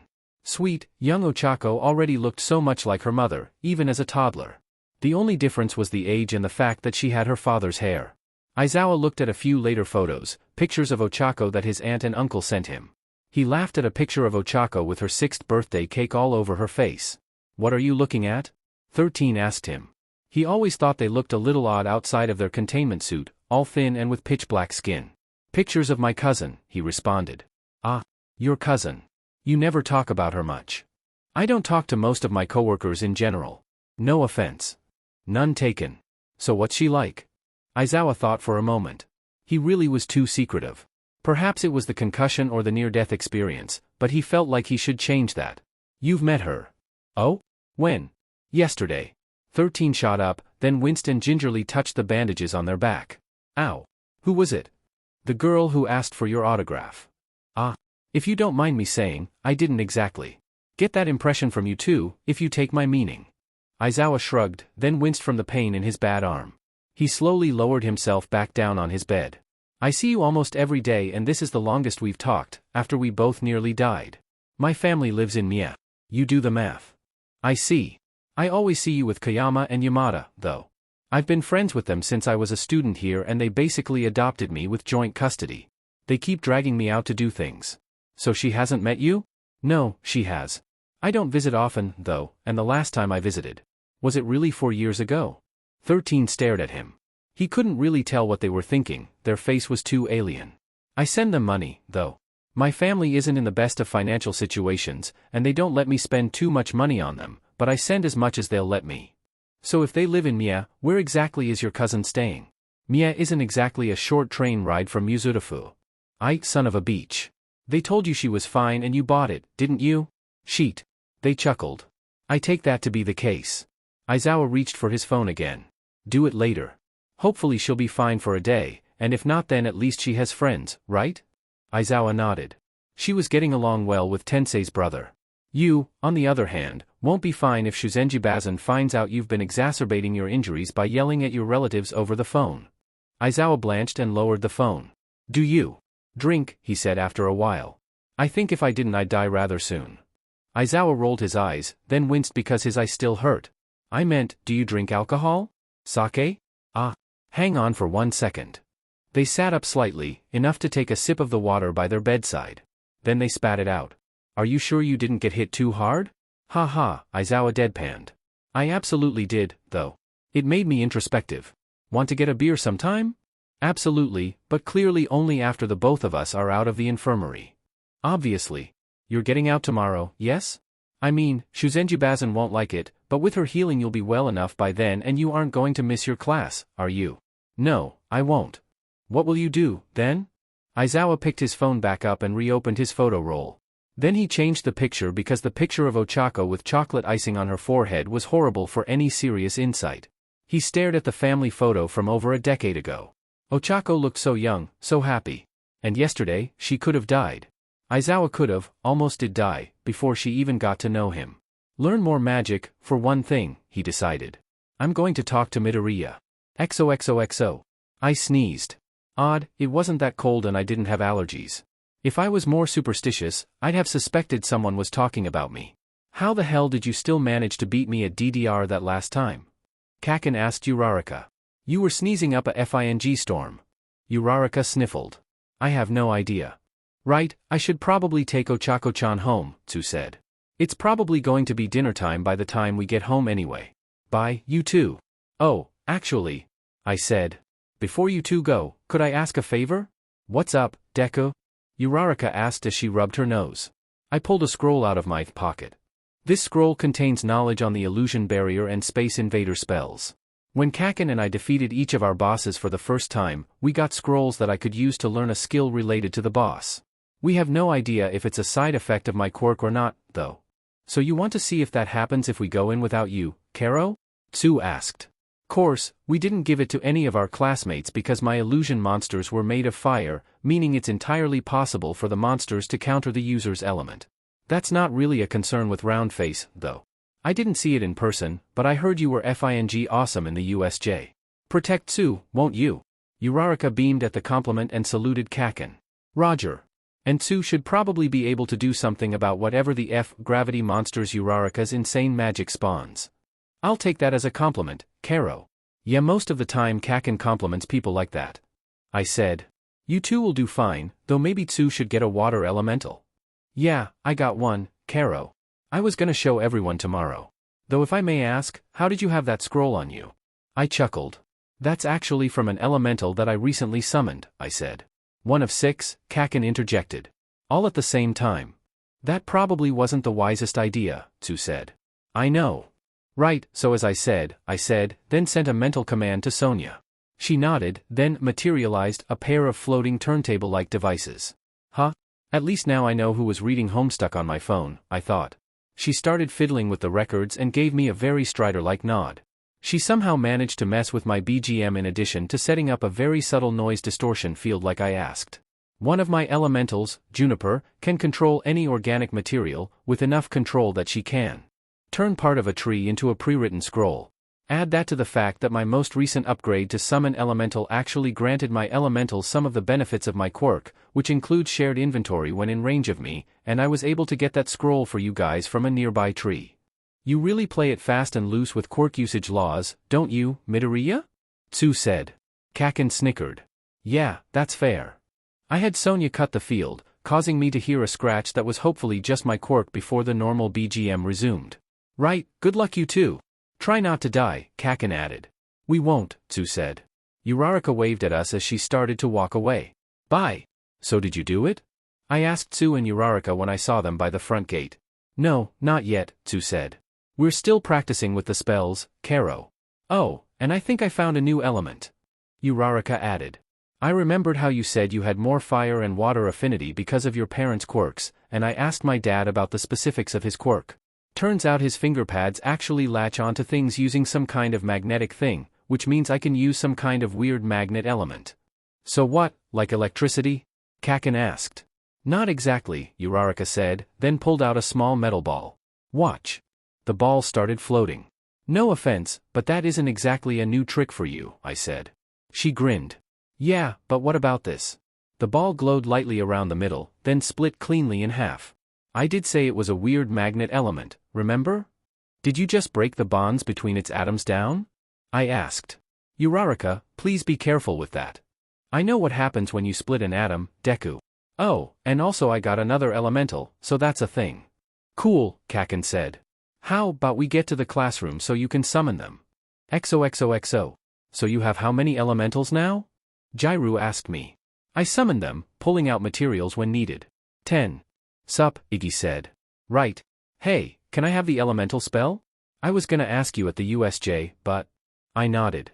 Oh, yeah, totally. Hang on. I pulled a leaf out of my inventory, giving it to Juniper. Watch this. The leaf expanded and changed into a piece of wood, which paper then sprouted from. There was just something really cool about handing people scrolls with spells written on them. When Juniper was done, I handed Jairu the scroll. Little overkill, but thanks. I take it she's your plant elemental? Bio, but yes, Juniper said. Can we show you our elementals now? Tsu asked. I nodded. Tsu summoned a ball of water and Uraraka created some form of almost visible ripple in the air that I could feel with fuckery detection. It definitely wasn't gravity, though. The water and ripple both expanded and turned blue, becoming humanoid. Tsu's water formed into a small boy with dark blue hair and clothes, though with a lighter blue ruffle on his collar. Hi, everyone, he said with a bright smile. I'm Bubbles. Bubbles? Kirishima asked. Yeah. Bubbles created a white bubble wand with a pink loop for the bubbles. He waved it, forming some oddly thick bubbles that looked like they were made purely out of water. Bubbles. The water bubbles floated like normal bubbles, though. Meanwhile, Uraraka's ripple formed into an androgynous child that also had blue hair and clothes, though theirs looked metallic, I guess? Their eyes had black sclera and red irises. Greetings, they said. My name is Ion. Didn't you already have an elemental, Uraraka? Yaoyorozu asked. Yeah. Nebi's a gravity elemental, but Ion hears. She paused, then looked at Ion. Actually, what element are you, exactly? I know you're some kinda magnetic element, but... My element has had many names in the past because of its seemingly erratic nature, Ion said, closing their eyes. Alchemy, matter, reality, chaos, cataclysm, destruction, attraction. These names are a result of people at the time not knowing what exactly it affects and not thinking to ask. However, it does have a true, proper name, particle. Think of it like a culmination of the three fundamental forces of nature that are not gravity, as it allows for the manipulation of the electromagnetic and nuclear forces. They opened their eyes. Is that a sufficient explanation? Uraraka looked a little worried. Those were words that you said? So like, Full Metal Alchemist plus magnet powers? Ion blinked. I do not know what this Full Metal Alchemist is, but I assume so. In fact, a rather simple application of it is the spell compass, which allows one to feel magnetic fields, including Earth's. Actually, Yaoyorozu said, I think I might also be able to use this particle element. Ion nodded. My senses indicate you to be right. Perhaps you might be willing to demonstrate? Of course. Yaoyorozu made a small cube of what my observe told me was wood with her quirk, then used magic on it, reshaping it into a sphere. You are correct. That was an application of particle magic, quirk and spell both.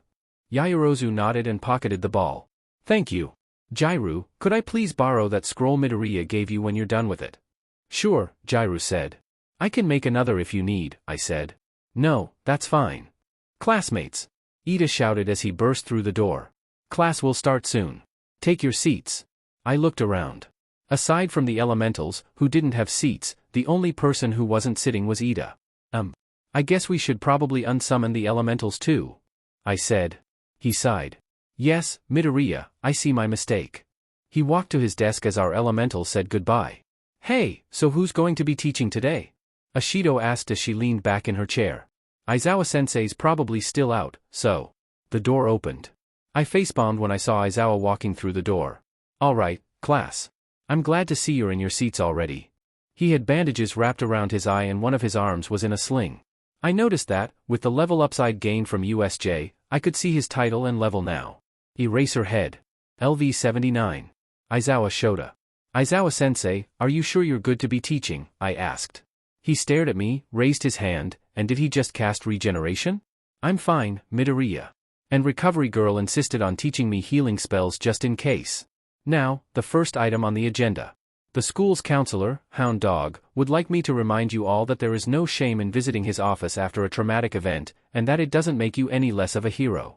In fact, I'm going to see a therapist soon, though that's more because of my tendency to isolate myself leading to the degradation of my relationship with my family than anything else. Next, I'm sure you've noticed by now that one of your classmates isn't here. A wave of confusion rolled over the class. We were? I couldn't think of anyone who was gone, and it seemed that neither could the rest of the class. For the love of. Aizawa sighed. Mineta. It's Mineta. After the USJ incident, he decided to transfer to the general education course. I winced. That might have partially been my fault. On to better news, then. The last thing I have to say for today is that we will be having the Yui Sports Festival in a few weeks. Yeah, the Sports Festival. Kaminari shouted. Is it really a good idea to still have the festival after what happened? Jairu asked. Come on, Jairu, don't ruin this. Aizawa nodded. It's a fair concern, but Nedzu seems to think that this'll show the public that we've dealt with the problem. And we're going to up our security, so we are dealing with the problem. I feel I should remind you all, this is probably your best opportunity to get scouted, so put your best foot forward. And finally, Bakugou. Kaken perked up at the sound of his name. Yeah, teach? Because you had the best score in the entrance exam, you're giving the speech at the beginning. If you need any tips, ask the principal or All Might. Class dismissed. A buzz of excitement filled the room. The sports festival. Yui Sports Festival was seen around the nation, and even in other countries. Everyone's fired up, huh? I said. Of course we are. Kaken shouted. It's the FING Sports Festival. Of course. Ida agreed. He was excitedly fidgeting in a way that made it look like he was dancing. Or he was doing some kind of happy dance. Our goal is to become heroes. This is our chance to prove ourselves to the hero agencies of Japan. I'm fired up. Uraraka shouted. She had the most intense face I'd ever seen on her. A visible glow of pink surrounded her, and I could feel the gravity fluctuations from a few meters away. I'm gonna win this thing. She punched the air above her, and a wave of altered gravity rattled ceiling. Not if I beat you. Kaken shouted. You're pretty excited, huh, Ochako-chan? Tsu commented. Yeah, that excitement's pretty manly. Kirishima cheered. Uraraka, I understand your excitement, but please curb your magic before you destroy something. Ida shouted. It was then that she noticed the gravity she was putting out. Oh. Sorry. XOXOXO. So. I said later, when we were in the hallway. Why are you so determined to win, Uraraka? She stopped. Well. She hesitated. Are you okay, Ochako-chan? Tsu asked. She nervously touched the tips of her fingers together. Well. It sounds kinda bad. I'm sure it's not that stupid, Kaken said. The grape said he was only in it for the ladies. Can't be much worse than that. She blushed. Well, see, the thing is that I'm kinda in it for the money. Yeah, I can see that, Tsu said. Her blush deepened. Don't get me wrong. I also want to help people, but your family, I guessed. You said that money's tight, so you want to help them out, don't you? Yeah, she said. Cousin Shota sends us some money, but we only accept so much because he'd probably not leave anything for himself if we didn't. I want to be able to support my parents and make sure Shota doesn't have to worry about us at all, so I need to sign with a good agency. Ida started clapping. How inspiring. A truly selfless goal. I am sure you will do magnificently. She smiled. Thanks, Ida. If you want to learn some hand-to-hand, I'll help, Kaken offered. So will I, Karo, Tsu added. Yeah, I'm sure I can help you with your magic, I said. She smiled. Thank you all. XOXOXO. I opened the door to the teacher's lounge. I thought back to earlier, when I was about to leave the classroom. I felt a hand on my shoulder. Midoriya, Aizawa-sensei said. I'd like to speak to you, when you have the time. Is something wrong? I asked. No, everything's fine. I'd just like to get your opinion on something. So I excused myself during the lunch break to see what he wanted. I saw that he was on the phone, so I decided to politely wait for him to finish. It wouldn't have been a bother at all, Obasan, he growled to whoever was on the other side of the phone, presumably his aunt. Sonia offered to give me the other half of the conversation, but I declined. In fact, I would have loved to have her over. He made a frustrated noise, then took a deep breath. Yes, I haven't visited in a while. I apologize for that. But I would have preferred she'd been with me than having Noon in an unfamiliar environment. He scoffed at something his aunt said. Okay, she's with a friend now, but what about before then? He sighed. Well, just so you know in the future, it wouldn't have been a bother at all. Your family. Goodbye. He hesitated for a bit. Love you too, he sheepishly added, then hanged up. He sighed. Why is my entire family so DMN selfless? Aizawa turned to face me. I think maybe you are too, I said. You should probably be in the infirmary still. He pointedly cast regeneration again. I'm fine. Now, I'm sure you want to know why I wanted to talk to you. Was it related to magic? I asked. Yes. I've managed to figure out some simple strengthening magic, and now I suppose I know some healing spells. He frowned. Saying this out loud feels like I'm playing some kind of RPG, but I guess that's life now. I laughed. Tell me about it, my quirk is literally video game logic. I thought for a bit. Aside from elemental magic, I do have a few spells I could give you. I took out another leaf and turned it into a scroll. Show off, he said as he placed it on his desk. I shrugged. Juniper, my new bio-elemental, can make scrolls really fast. I guess that makes sense. This scroll has some non-elemental spells you might find useful. Next, do you mind if I use Observe on you? Didn't you say you couldn't use that on me? I can now because I leveled up enough. He nodded. Well then do it. Observe, I said. Oddly enough, he had 10 fire affinity. Did your father have a fire quirk? I asked. That's literally the only thing I knew about the BSTRD, why? I blinked. I was not expecting that. It was also kind of a coincidence, considering my father. Well, you have some fire affinity. I see. I made another scroll. These are some fire spells. Speaking of your parents, what's your mother's quirk? That might open up another elemental affinity for you. My mother's quirk was Gravitize. It let her erase gravity from an object by looking at it. I don't know where the quirk erasing part of my quirk comes from, but I at least know that my mother's quirk was the reason my hair floats when I use mine. His mom's quirk reminded me of Uraraka's, actually. Are you related to Uraraka? I asked. He blinked. How did you know? Yesterday she said something about a cousin Shota who lives around here. You just said your mother had a gravity-nullifying quirk, like hers, and I just heard you talking to your aunt about a situation that sounded a lot like Uraraka's. And then I pointed at what looked like a family portrait. And in hindsight, that little girl in the picture looks a lot like a young Uraraka. Yeah. He sighed. She doesn't recognize me, though. I'm kind of a bad cousin. Well, I can't tell you much about gravity magic that you probably wouldn't be able to guess on your own because I don't have it yet, but Uraraka could. I smiled. And at the same time, I'm sure she'd love combat lessons from her cousin, especially with the upcoming sports festival. She wants to do good so she can help support her family. He grinned. Then he started laughing. You're good, problem child. I'll talk to her. I nodded. Then for the moment, let's start you off on fire. Make a ball of mana, then concentrate on merging it with fire. He made the ball of mana and closed his eyes.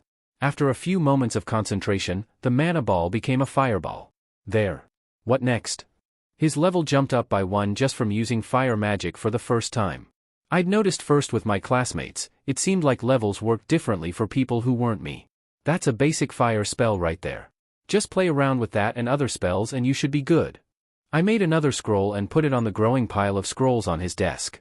Aside from that, you might want to consider contracting elementals. They have trouble translating their magic to something we can learn sometimes, but they do help a lot. He stared at his fire. Thank you, Midoriya. Your help has been invaluable. His level wavered for a moment. This fire. No, this magic, I feel like I should be able to. The fire changed colors to indigo and black as it roared to new heights for a moment before he got a hold of it again. Aizawa's level started scrolling up and up until it reached 86, where it turned back into question marks. The heat from the fire felt deeper than normal fire. That's not normal fire, I said. Obviously. No, but even in terms of magical fire, your level increased enough that I can't see it anymore. Sure, you were apparently only 7 levels from it before, but to level up 7 times at least from simply gaining the ability to use some kind of magic and not mastering it. He closed his hand, snuffing out that arcane fire. So are you saying I got stronger by simply using this blue fire? I shook my head. Not exactly. You might have, but it's more likely that it's just symbolic of how bad of an idea it would be to fight you. Levels seem to work that way for other people. But still, to gain so many levels at your level. The one thing I know for sure is that if you learn how to properly use whatever magic you just did, you probably won't have to worry about becoming more powerful anymore. He stared at his hand. Is that so? Thank you, Midoriya. Now could you please talk to Recovery Girl when you're done with work for the day? He snorted. Fine, problem child. XOXOXO. Class was over for the day, so Uraraka opened the door to leave. She stopped, though, because there was a crowd of students in front of the doorway. Why are you all here? She asked. Do you need us for something? I asked. They're scouting the competition, Kaken said as he walked up to them. Checking out the class that fought a bunch of villains and won, right? So this is Class 1A, a voice from the back said. A very tired-looking boy with purple hair wilder than mine stepped forward. Drowse. LV11. Shinso Hitoshi. He sneered. You know, I wanted to be in the hero course, but my quirk wasn't suited to the entrance exams. Did you know that if someone from Gen Ed does well enough in the sports festival, they can get transferred to the hero course? In other words, I've come here as a declaration of war. I'll be gunning for one of your spots in the sports festival. Oh hey, I said. We actually had someone drop out after. Well, you know, so you might get in if you try hard enough. He sighed. DMN it, I was trying to be all cool. He shrugged. Well, I guess that's ruined. Just know that I'm hoping to become one of your class. Good luck, Uraraka said. Yeah. He waved as he walked away. So, you guys re-class 1A, huh? Someone else shouted. Kicking your can all over the place. LV26. Tetsu.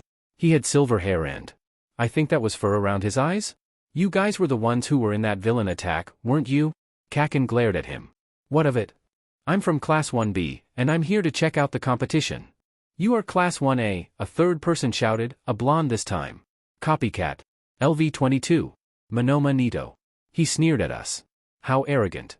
First you hoard all the magic to yourself, then you hoard all the media attention to yourself. Okay, what the F was that last bit? Kaken asked. He gave an arrogant pose. I'm pretty sure he copied that from a JoJo villain. Of course, you JRKS of Class 1A just so happened to gain the attention of the media within the first month of class. How arrogant. An audible snap could be heard, followed by an oppressive, sweltering heat filling the room. An aura of fire surrounded Kaken. What? The F dash. Are you talking about? He ground his teeth together. He looked like he was about to explode in more ways than one. You know what, F, you all. I'd have told you all how to do some magic. It's only FING fair. But if this is how you FING react to a FING class getting attacked by FING villains, then F you. People almost FING died. I don't think FING anyone in the class would have actually asked for a FING villain attack, and here you jackasses are throwing yourselves a FING pity party over how you didn't get your 5 seconds of fame. F off. He vanished. With a low application of Space Invader, I was able to tell that the illusion barrier he made was filled with fire and he'd already left. Most of the crowd softened a bit after having been told off. Okay, you might have gone a bit too far there, Monoma. Tetsu said. Monoma harumphed. If you guys wanted to learn magic, you could have asked, I said. Aren't you worried about your friend? Monoma sneered. His temper can be a little explosive at times, as you just saw. It's best to give him a few minutes of alone time to cool down first. Now, just a quick show of hands, who wants to learn some basic magic? I counted the hands raised, then made a sheet of paper for each. These are some basic non-elemental tricks and how to use affinity if you think you might have it. It might be a bad idea to disseminate some of the more advanced tricks to people without knowing how well they can be trusted with them, but at the very least this is more than enough to, if you're good enough, figure out something good. I placed the papers on a nearby desk. Now I should probably go talk to him. I entered Kaken's still active illusion barrier. XOXOXO. Hey, Kaken, I said quietly, and sat down next to him. I could guess from the ruined and smoldering building we were sitting in, but how are you feeling? He sighed. IFING exploded again. It keeps on happening.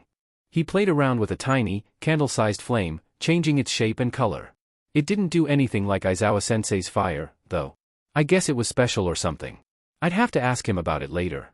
I shrugged. Well, you did get angry because someone called the class arrogant for getting attacked by villains, which is probably among the better reasons to get angry. And you did manage to blow up in here, where you can blow off steam without damaging anything in the real world. Probably a lot better than getting into a fight or something. He chuckled. What the F did I do to deserve a friend like you? Absolutely nothing. This made him laugh even more. After a while, he said, I'm probably going to take up Hound Dog's offer. Cool, I said. I'm going to try to find that one Shinso guy who walked off and see if he wants to learn magic. He might be fun to have in class. XOXOXO. Uraraka walked into the teacher's lounge with two. Little listeners. Mike-sensei said when he noticed them. What brings you here? Aizawa-sensei asked to talk to me when class finished? Uraraka said. Oh, is Shota finally talking to her? Midnight-sensei butted in. Wait, what? Uraraka said. I knew it, Tsu said, looking at something. Uraraka followed her gaze to Aizawa-sensei's desk, where she saw a family portrait. The same family portrait that was hanging on her family's wall, one of the few photos they had with both her and her cousin. Shota. Oh, Uraraka said. Then it hit her. What? She shouted, then felt her face heat up a bit. She slapped her hands to her face. How did I never notice that? I even knew his quirk. Tsu patted her on the back. It's okay, Ochako-chan. Nobody wants to believe that their cousin is a scruffy, grumpy hobo. The door to the teacher's lounge closed, and Uraraka turned to see Aiza, cousin Shota. If I knew I was going to come back to my cousin's girlfriend calling me a scruffy, grumpy hobo, I'd have listened to more of Shuzenji-san's rant. Uraraka felt her face heating up, and Tsu quickly removed her arm from her back. Ribbit, she whimpered, her face bright red. It's not like that, Uraraka said a little too quickly. I mean, I wouldn't be opposed to. But she and I aren't. She stopped when she heard Mike-sensei and Midnight-sensei laughing. That was a joke, Shota grinned. Then his face fell. Sorry for not visiting ever. I don't really have an excuse. Uraraka shook her head. No, it's okay. So, what did you need me for, or was that what you wanted to talk about? No, I was actually going to talk about magic, though I was hoping to bring that up if I saw the opportunity. Did Midoriya tell you elemental affinity can be inherited? She nodded. Yeah, I got something called particle affinity from Dad. I'm guessing you want tips on gravity? Yeah. I'll help you with fighting, too. I have it on good authority that you want to make a splash in the sports festival. Uraraka smiled. Sounds great. If you don't mind, I'd also like some tips, Tsu said. In the weeks leading up to the sports festival, we saw a surprising amount of magical advancements in the world. Supernatural healing, which was once considered rare and often involved some sort of caveat that meant it couldn't be used freely, turned into a matter of training, skill, and mana, even if it was weaker. I actually did some volunteer work helping some local hospitals out with the spells, as well as the regular medical help I needed to do for Shuzenji-sensei's healing course. While only lightning mana could be directly converted into electricity, special generators were built to use other kinds of mana as fuel, meaning more people could work at power plants and more clean energy. There was probably also research being done to use mana as it was. More water users meant improved water services. Construction businesses flourished with earth mages. Apparently Uraraka's parents in particular gained some profit because she was able to use her elementals to get her parents a few interesting spells in their elements. She and Aizawa were really happy about that, actually. Conservation only benefited from a new wave of bioelementalists and other kinds of magic users. In fact, I heard there was a group that was in the process of getting permits to use magic to deal with the trash in the sea and on the beaches better. Not to mention, even unexpected magic was incredibly useful in agriculture, so farms were able to produce more crops. I even heard about some experiments in infusing plants with magic, which sounded interesting. While there was, unfortunately, a bit of a rise in villain attacks with the advent of magic, pro-heroes were better able to combat it with the fact that hero agencies had more or less turned into modern-day mage guilds. I'm sure there was someone out there biding their time until they learned how to cast Ultima or raise Greater Undead, but at the same time pro-heroes were organized, well-funded, and now produced their own spells, so they could handle it. I even saw on the news that the Wild Pussycats now had a series of cat-themed spells. There were still some limitations on dissemination of magical knowledge to the general public, but a few weak spells were made available to everyone. With the buzz about magic, I heard there were talks about reducing quirk and magic usage laws, which was exciting. I mean, I may or may not have been using my magic in public a bit already, but it'd be nice to be a bit less sneaky about it. XOXOXO. Poor thing, I said as I looked at the small, gold-furred cat that Juniper alerted me was in a nearby alley. She was missing part of her right foreleg, and the stump was bleeding. She had a few more scrapes, and her fur was dirty. She gave me a weak meow. I'd always liked cats, so I felt a pang in my heart to see one so hurt. What happened to you? Stray cat. LV6. Kitten. I reached my hand out to her, but she shied away. I concentrated, trying to use magic words to put my intention into what I was about to say. I want to help, I murmured in a soothing tone, then closed a pop-up for a new skill, Animal Whisperer. She looked a little bit calmer now. Good, now just hold still. I slowly reached my hand out to her, whispering affirmations to her. She let me touch her, and I activated healing hands. That's a good girl. I'm healing you now. Unfortunately, healing hands couldn't do much for her missing limb, but at least it wasn't bleeding anymore. After her wounds were dealt with, I gave her a quick rinse to clean her off, making sure to dry her off completely before she could get cold. Oddly enough, though, her temperature didn't drop at all from the water. She purred at me, now doing much better. She didn't have a collar, but does she have a chip on her, Raimon? I asked. I don't think so, he said. I can't find anything like that on her. I grinned. Then I guess you're coming with me, girl. I picked her up. A cat with golden fur. I think I have the perfect name for you. She purred, and her fur glowed. She got really warm. Okay, never mind, Yang it is, I said. Stray cat. LV6. Yang. A cat with a quirk. I'd heard of people having pets with quirks before, but I wasn't entirely sure what the rules were. I assumed I'd have to register her, though. Don't you still have school today? Claude asked. I bolted up. Crap. School. I looked at the time. Kaken was probably looking for me. I looked around for a place to put Yang, then had an idea. XOXOXO. The hell were you taking so long? Kaken asked me when I ran up to him. Had a magic thing? I said, then rubbed the back of my head. Wait crud, that was the wrong hand. I quickly lowered my arm, but not before a meow escaped from my sleeve. Why the F, did I just hear a cat? Kaken asked. Oh, I don't know, maybe there's a cat nearby? Kaken looked around, then focused on my sleeve. I acted totally natural, nothing up my sleeves at all. For a second I felt like he would buy it. He didn't buy it. Deku, what's up your sleeve? He grabbed my hand a bit more forcefully than I'd have liked, causing it to fall out of my sleeve. What the actual F dash, he said after a few moments of holding my disembodied right hand. Stupid Raymond limbs. I muttered. Meow, Yang said as she poked her head out of my sleeve. To be honest, I wasn't entirely sure how my sleeve was staying in proper shape considering most of my forearm was made out of air, but it was. Somehow. Is your arm a cat now? He looked between my still very much real hand and the cat's head coming from my sleeve. You know what, I'm going to hold your hand hostage until you explain. Not my hand. I shouted. I need that to not get arrested. I started trying to fly my hand out of Kaken's grasp. Because my hand was attached to a body part I'd turned to air, it could fly. Somehow. It wasn't strong enough to escape Kaken, though. Actually, I wondered how much of my body I had to turn into air before the rest would fly. I'd have to test that later. Stop muttering and answer the DMN question. I wasn't just going to leave Yang there. She lost a leg. Kaken facepalmed, letting go of my hand. It floated back to Yang, and I scratched her chin with it before nudging her back so I could put my hand back in place. She was taking air embodiment surprisingly well. I was actually a little worried she'd activate her quirk. You named her already. In hindsight, though, I'm more surprised you haven't done something like this already. Actually, is it okay that the cat's breathing your arm? He stopped walking and just rubbed his temples. Hang on, I just need a FING moment to process how FING absurd that last sentence was.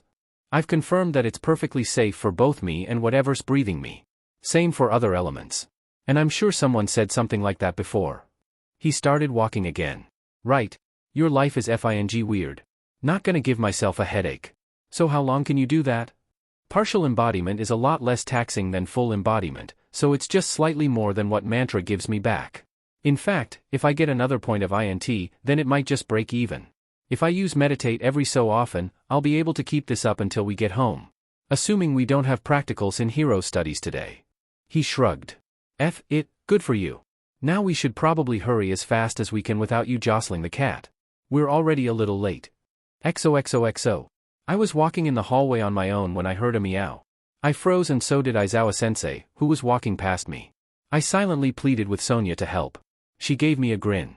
A grin I could almost describe as like the Cheshire Cat's. Meow, she said. Audibly. Even with Gamer's mind, I could feel my heart pounding. I tried not to let it show on my face.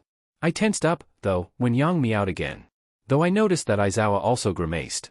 Yang pushed my hand out of the way, but at the same time a black cat with golden eyes poked her head out of Aizawa-sensei's capture weapon. Alley cat. LV4. Blake. I nodded at him. He nodded at me. Yang and Blake meowed at each other. I offered Aizawa-sensei my right arm in an invitation to pet Yang. He gratefully did so, then pointed to Blake. I used my floating right hand to pet her. We nodded to each other, then gently nudged our cats back into their hiding spots and walked away. I had to meditate in the bathroom for a bit because the stress of the moment deactivated mantra, though. We never talked about our encounter, though we did trade a few cat puns later in the day. I'm not an expert, but I think that makes us brothers. XOXOXO. Hey Mom? I said as I opened the door. I have something I'd like to ask you about. What is it, sweetie? I brought Yang out from behind my back. Her name is Yang. Mom sighed. Honey, you know a cat is a big responsibility. I promise I'll take good care of her. I promised. She frowned, then nodded after a moment of thought. All right, you can keep her. Thank you. I shouted. Oh, by the way, she has a quirk. Izuku. XOXOXO.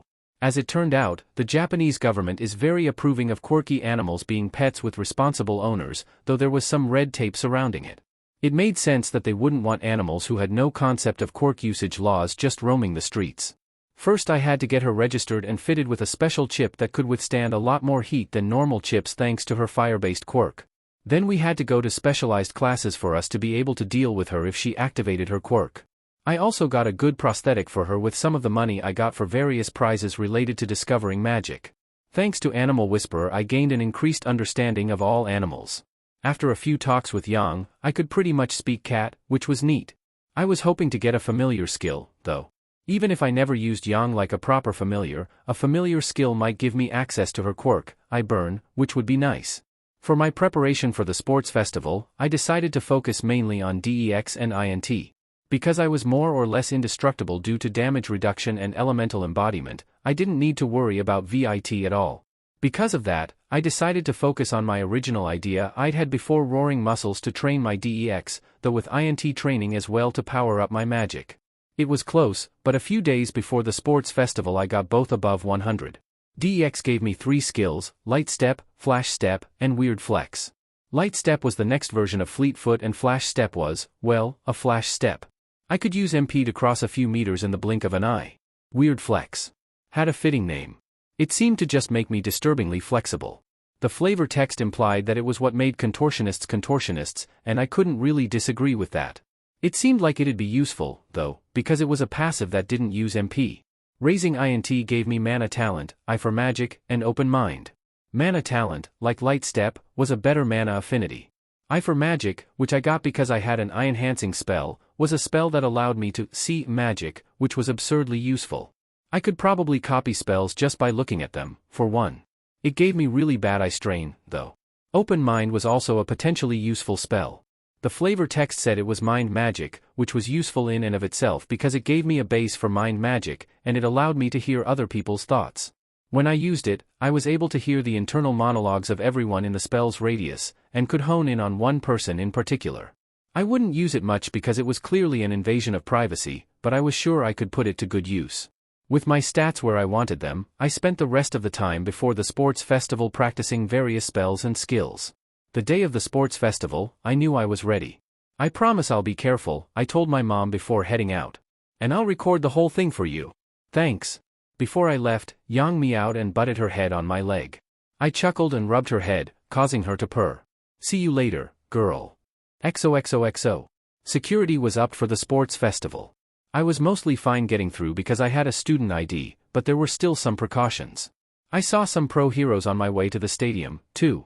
Everyone was tense as we changed into our gym uniforms. It was to be expected. Not only was the event televised, but our careers as heroes may have depended on how well we did. No pressure. We will be entering the stadium soon, everyone. Ida shouted when we were all in the waiting room. Please prepare yourselves physically and mentally. Midoriya, a voice that I only partially recognized, said. What's up, Todoroki? I asked him. He glared at me.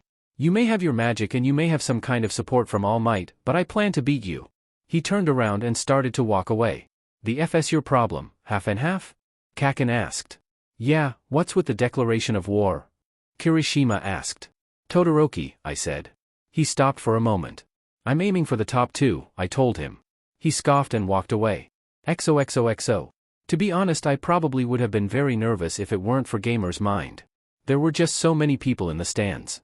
I guess maybe between the USJ incident and the fact that it was known generally that the discoverer of magic was in 1A, the first-year festival was the place to be.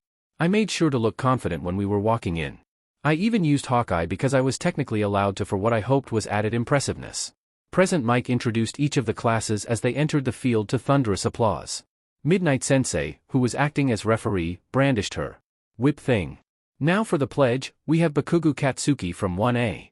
Kaken walked up to the podium and took the mic. Gonna keep this brief, cause I'm pretty sure none of you are here to listen to me talk. I'm going to be aiming for the top. He looked sternly at all of the classes assembled. If any of you aren't gonna do the same, you'd freaking better have a good reason. Oh, thank goodness he didn't rile up the other classes too much. The people in the stands cheered at his speech, short as it was. I even saw some people from the other classes grinning. Ding! A quest has been created. Sports Festival. The UE Sports Festival is the biggest event of the year.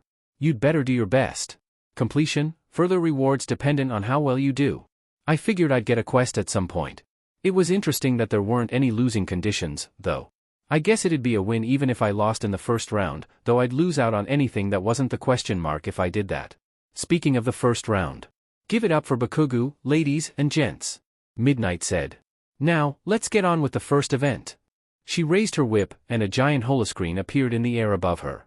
It cycled through a few different things before settling on the obstacle race. I guess it's going to be an obstacle course, I muttered, grinning. I could probably do pretty well in an obstacle course with my power set. XOXOXO. I did a few stretches while we waited at the start of the course. Everyone was in front of a large hallway that looked like it was supposed to bottleneck us if we all rushed through it, which we probably would considering the fact that it was a race. Oh my gosh, Deku. What's wrong with your spine? Uraraka shouted at me. Huh? I looked down. Oh. My body was twisted almost all the way around. Yeah, that probably looked bad. Spines are not supposed to do that, Tsu added, a little greener than usual. Sorry, I said, untwisting myself. Forgot how flexible I got from getting the next DEX benchmark. We're starting soon. Ida shouted. Sorry. The countdown started. Begin. Midnight shouted when it reached 0. A low hum came from me as I activated Sonic Aura. Lightning Aura would have been faster, but at the same time it might have hurt someone in the close quarters. It wasn't for long, though. I ran and jumped with all of my strength, landing on a platform made by Halidus in midair. Without wasting a moment, I switched to lightning and shot forward. At my top speed, I was easily able to outpace the slowed crowd, dropping back down when I was ahead of everyone. I did notice Kaken and Uraraka flying behind me, though. Because I was so ahead of everyone else, I was the first to notice hordes of robots waiting on the other side of the bottleneck, with 3 giant ones in the middle. It looked like they were recycling the robots from the entrance exam. I jumped between a series of air platforms, the final one lining me up perpendicular to the center of one of the 0-pointers. I jumped at it with everything I had, using Fire Dash to propel myself even more. Just before I hit the robot, I switched to Magma Aura for more power and durability and created a lightning-enhanced spiked gauntlet to punch it with for extra piercing damage. I distantly heard Mike Sensei commenting about me. The 0-pointer fell and I wrote it down in the crater I'd punched in it. When it was done falling, I reached out for a bit of the robot's metal hull that was less heated than where I'd hit it and was by the robot's head a moment later. I'd promised myself to not overuse elemental embodiment because of how broken sonic embodiment in particular could be in a race with how it might as well be a short-range teleport with how it worked, but I was fine with a momentary use of lightning embodiment. I used the momentum I somehow still had after downgrading to lightning aura to race past the robots. For the most part one didn't bother fighting them. I was just fast enough that they couldn't really catch me, and I guess they were programmed to not chase any students who got through them. I did disable a few for EXP, though, and one robot. I got an idea as I was approaching a 2-pointer. It looked like it would just barely fit. I pointed at it, and Raimon appeared on top of it. He placed his hands on it, causing it to retract its limbs and make itself as small as possible. I opened my inventory, made it go as wide as I could make it, and rammed into the 2-pointer inventory first. Luckily I was right and it disappeared in front of me, SCKED into my inventory. I'd have to ask about bringing it back out in the middle of a game, but it seemed like a good ace up my sleeve. I made it to the next obstacle with a huge gap between me and the rest of the contestants. Kaken, Uraraka, and Todoroki were closer, but there was still some distance between us. I stared at the gaping hole in the ground in front of me, then at the stone pillars with tight ropes connecting them. There is no way they did this without a lot of earth mages, I muttered. And how did nobody see this giant chasm by the arena? I guess it doesn't matter, though. What matters for now? I gathered air mana on my back. Is getting across. Because the sports festival was an opportunity to impress the hero agencies of Japan, I decided to not use the same few tricks over and over again. And so the air mana I was gathering formed into great wings of swirling green air. Halcyon wing, I intoned. I flapped them once, sending up a cloud of dust before the air stilled unnaturally. After seeing Kaken use Fire Dash and Uraraka gravity magic to fly, I decided to find a way for people to fly using any element.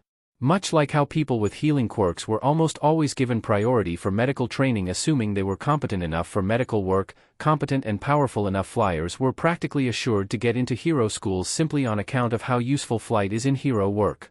Having flight as a relatively easily teachable skill seemed like the sort of thing that would be very useful for heroes in general.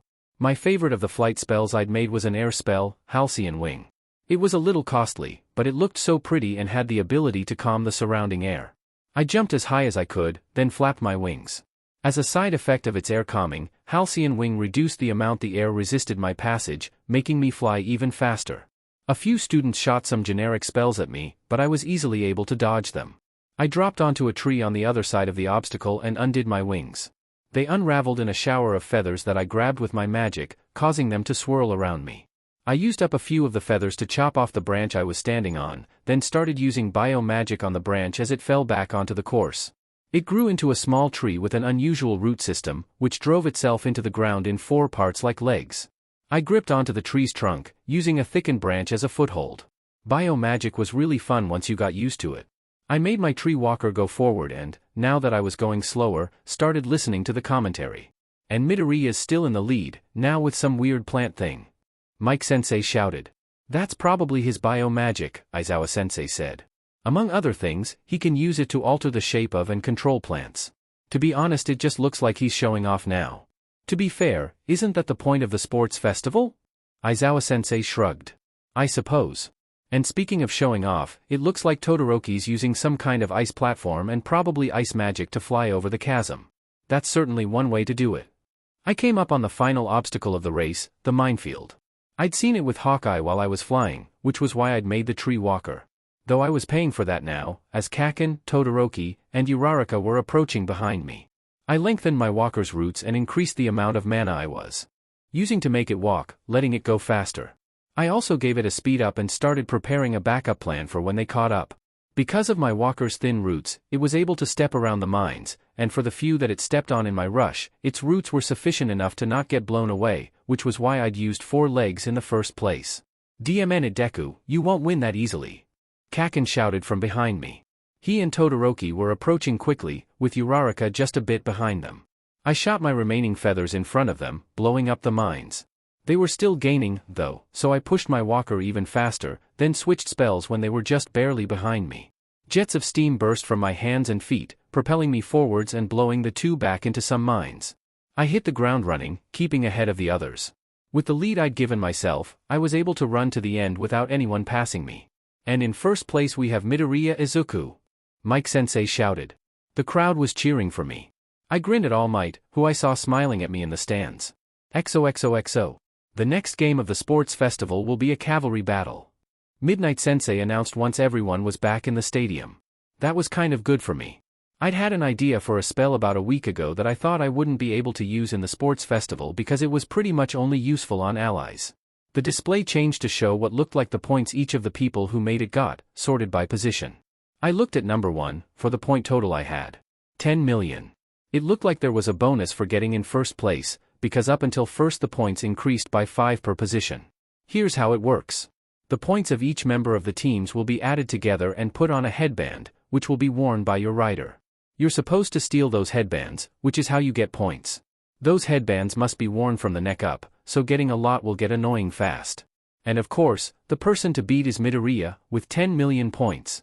Whoever has that by the end is pretty much assured to get to the next round. Oh, I said. Sheet. That was not good. I had a giant target on my back now, or rather my forehead. You guys will have 15 minutes to find your team and come up with a plan, starting now. Have fun. I gulped. My work would certainly be cut out for me. Even with my powers, the whole everyone will be gunning out for you if you team up with me thing sounded like it would make it hard to find willing teammates. I tried a few people, but they all shied away. Are you still looking for teammates, Deku? Uraraka asked me from behind. I turned around. Are you sure about this, Uraraka? And not that I'm not grateful, but I'm pretty sure just about everyone will be going after us because I got first last round. She nodded, a determined look on her face. And that makes it even better. Everyone's eyes are gonna be on our team, so I'll definitely get noticed if I'm on your team. She seemed to realize how what she said could be taken and blushed a bit. Not that I don't want to help you, Deku. It's just, you know. I smiled. Yeah, I get it. Come on, I think I know who else we can use. I scanned the crowd for a moment and almost immediately spotted him. I ran over to him. Ida. If it's not too much of a bother, would you like to be on my team?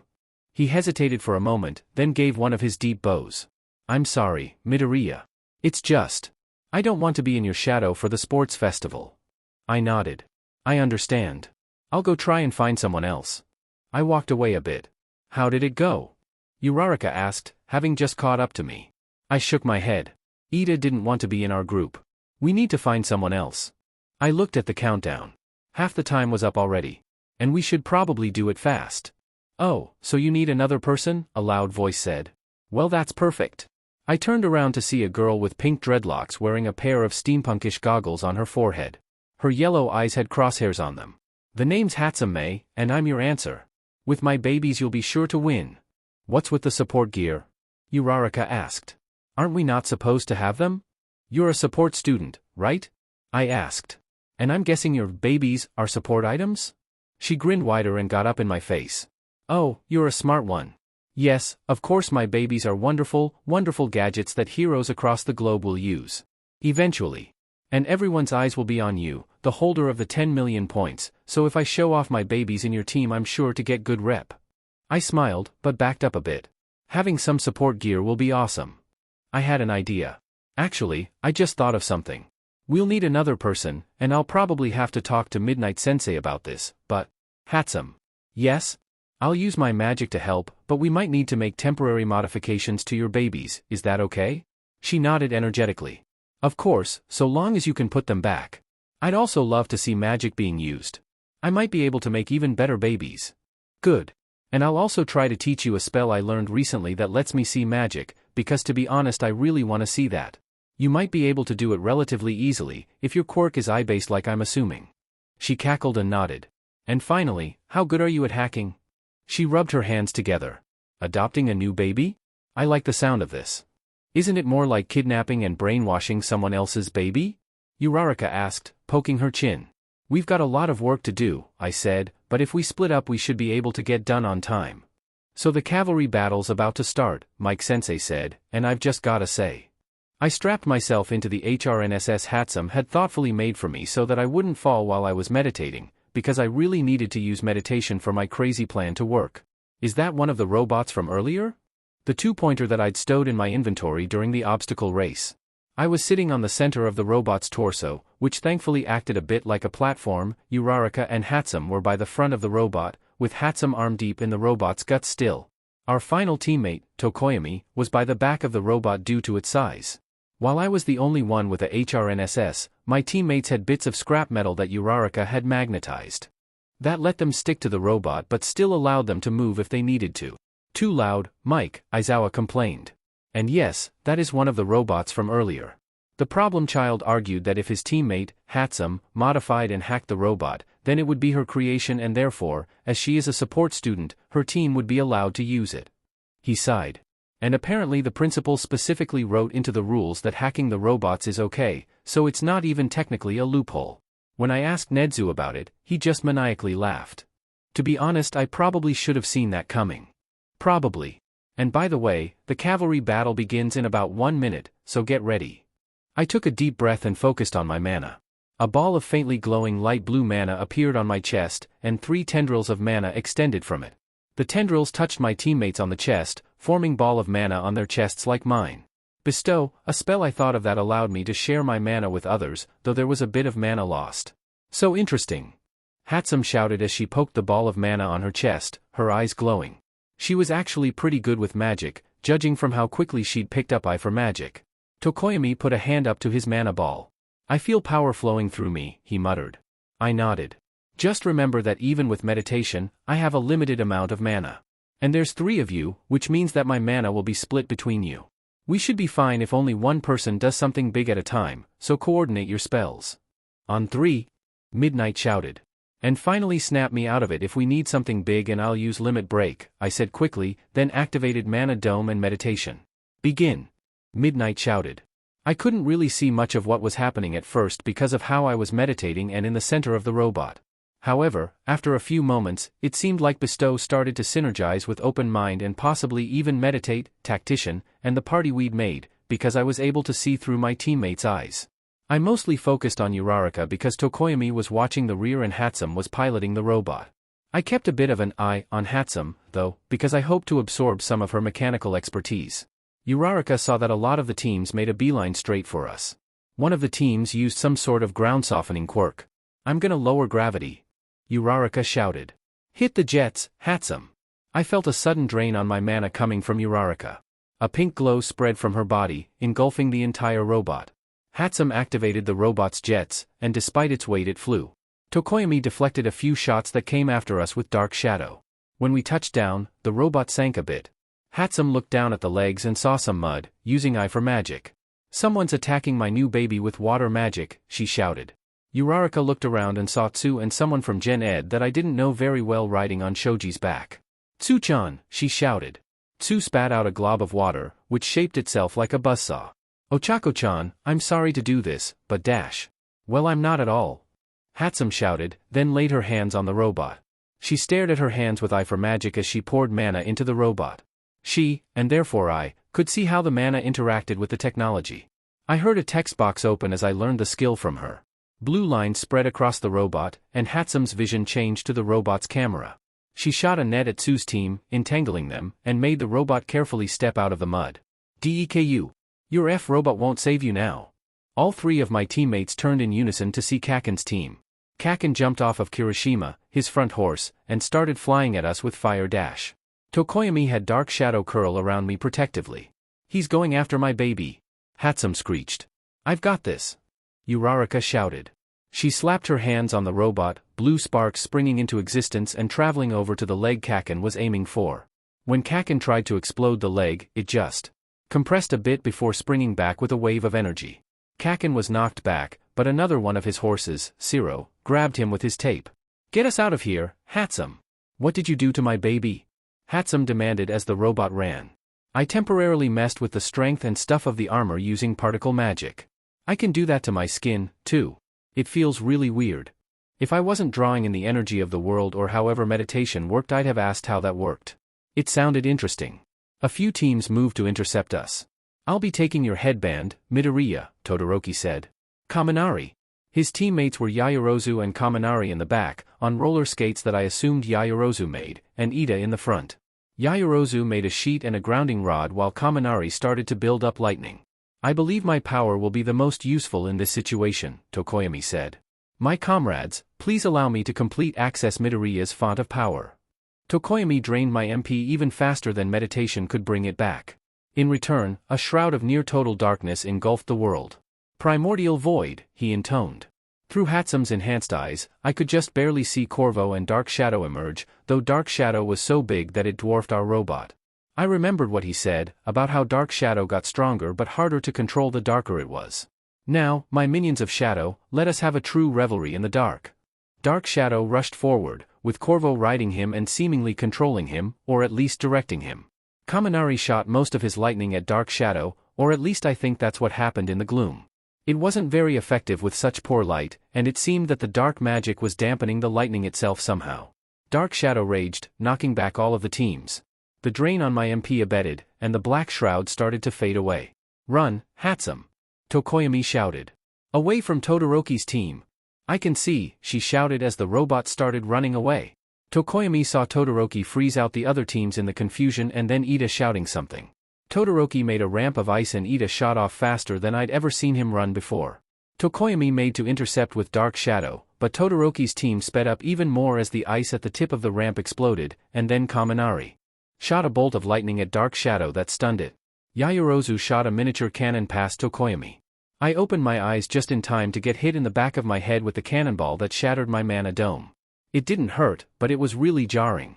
Because I'd flinched from the hit, I wasn't able to react in time to stop Todoroki from snatching my headband. Their team landed on a platform of ice, then slid down the slide that Todoroki turned it into. I took stock. The two skills that I'd learned, sight sharing and technomancy, wouldn't be very useful. However, we already had everything we needed to get that headband back. Ditch the robot and go after them, guys. I shouted.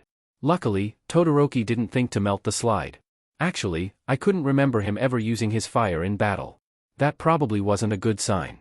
My teammates jumped into the formation that we discussed on the slide, and I used Sonic Embodiment to take my place as the rider. Tokoyami used Dark Shadow to push us down and I used Speed Up on my teammates. Now that I wasn't using Meditate, which didn't let me use Observe while I was using it, Tactician told me that Ida's engines were stalled by whatever special move he'd used. That move wiped out Ida's quirk for the rest of the game, so we have a chance. Get me close. Uraraka lowered our gravity, letting us run faster. I noticed that the robot was tailing behind us, but I didn't give it much thought.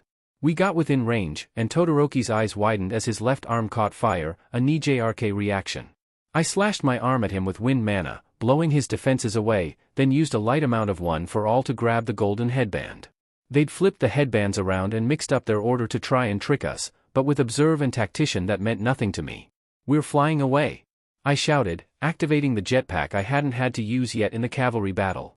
Uraraka used a mixture of her quirk and gravity magic to lift us out of there. Apparently the reason why she got such bad nausea when she used her quirk on herself was because she was resistant to it, but she didn't have as much of a problem with gravity magic. Deku!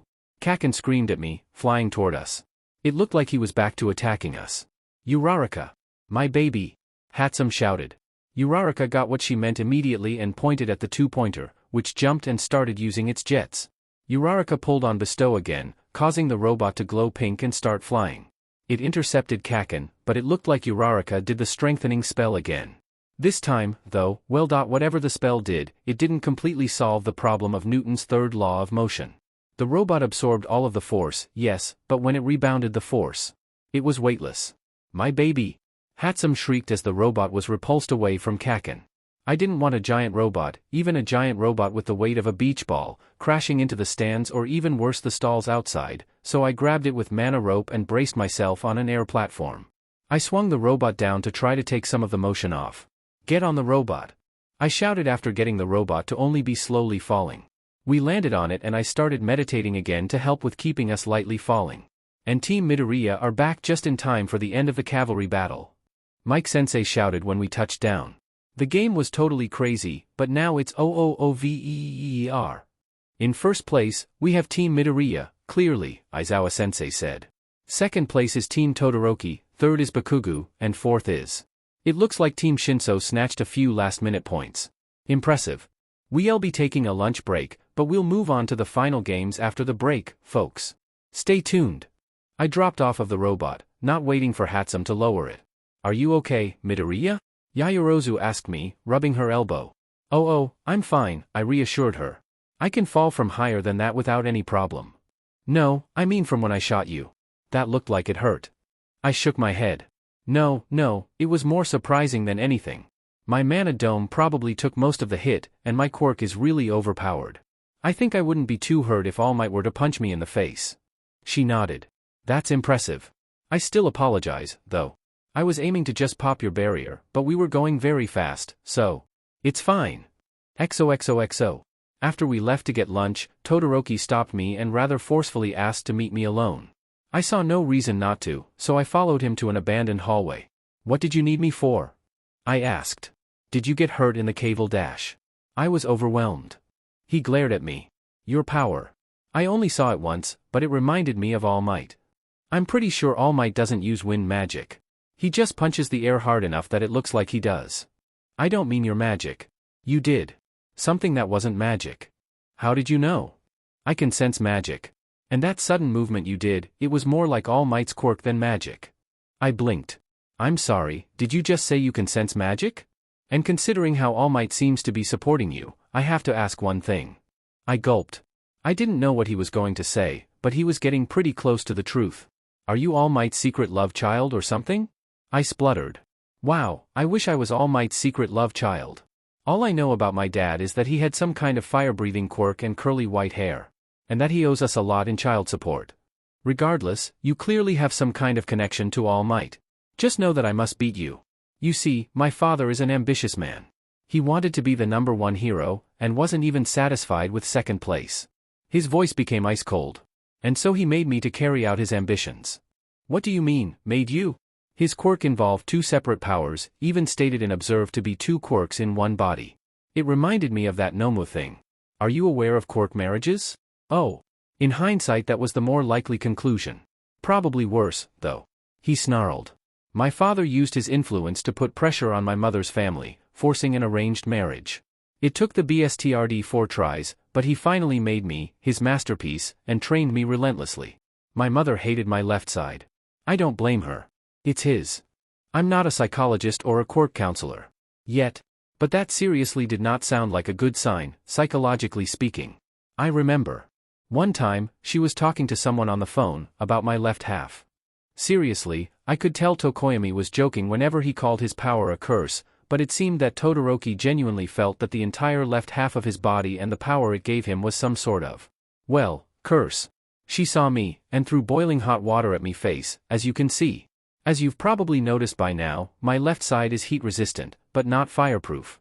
Yeah, I may not have a fire quirk, but I still have some weak fire resistance from my dad. Speaking of which, I suddenly feel very grateful my jackass fire breather dad was an absent jackass fire breather father. I envy you for your absent parent. You know, if you want I could try to heal that scar? It's obviously tied to some serious trauma, and I figure not seeing it in the mirror would ease some of the pain. He shook his head. No. My purpose was to tell you this. I plan to deny my father the satisfaction of using his fire. I'll defeat you without ever using my left side again, this I can promise you. He started to walk off, leaving me in thought. I flash-stepped behind him a moment later and put my hand on his right shoulder. You do realize I'm going to have to report this, right? His head whipped back. What? One of the stipulations of Shuzenji-sensei's training program. If I find evidence of any of my classmates being abused, I'm to report it to her or another teacher, with or without their permission. Even if I wasn't, though, I wouldn't just take that and say nothing. What kind of hero would I be if I learned my classmate was being abused and didn't say anything? I appreciate the offer, but Endeavor's influence is too much. He always boasts how, if we did do anything, he'd have his people on it. He shuddered. And then he'd punish us. Have you ever actually done anything? I asked. I just said dash. You said what he told you, I corrected. A few years before Endeavor's debut, there was, obviously, another hero in the #2 spot. Undertow. He had a flashy, powerful water quirk that let him shoot water from any part of his body, and lots of it. To be honest, it'd be pretty funny how similar he was to Endeavor if it didn't extend to the point of abusing his daughter in the form of training. Apparently, he even married a telekinetic so he could get a child with hydrokinesis, much like with your situation. What happened? It took a while, but Undertow's sister reported him. She'd known for a while, but he'd threatened to do something to his daughter if she did. I wiped a giant tear from my eye and sniffed.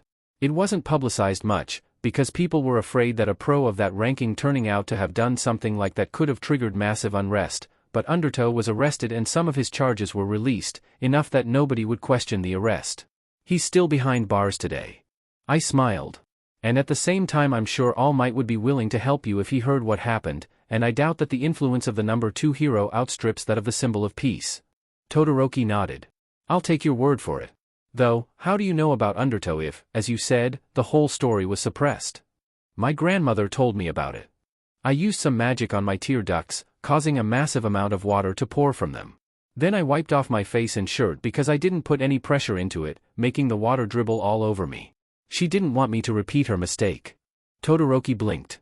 Wait, so are you saying dash? Undertow is my great-uncle, yes. We don't talk about him much, though, because of the whole, I see. You have my condolences. If I may ask, would it be possible for you to get me in contact with Undertow's daughter? I rubbed the back of my head. That won't be possible, unfortunately. For one, she kind of hated my grandmother? Okay, not exactly hate per se but, well. Grandma didn't blame her, what with how she didn't say anything about the abuse for a while. And I think Undertow made it worse somehow. When was the last time I talked to my siblings? Todoroki muttered.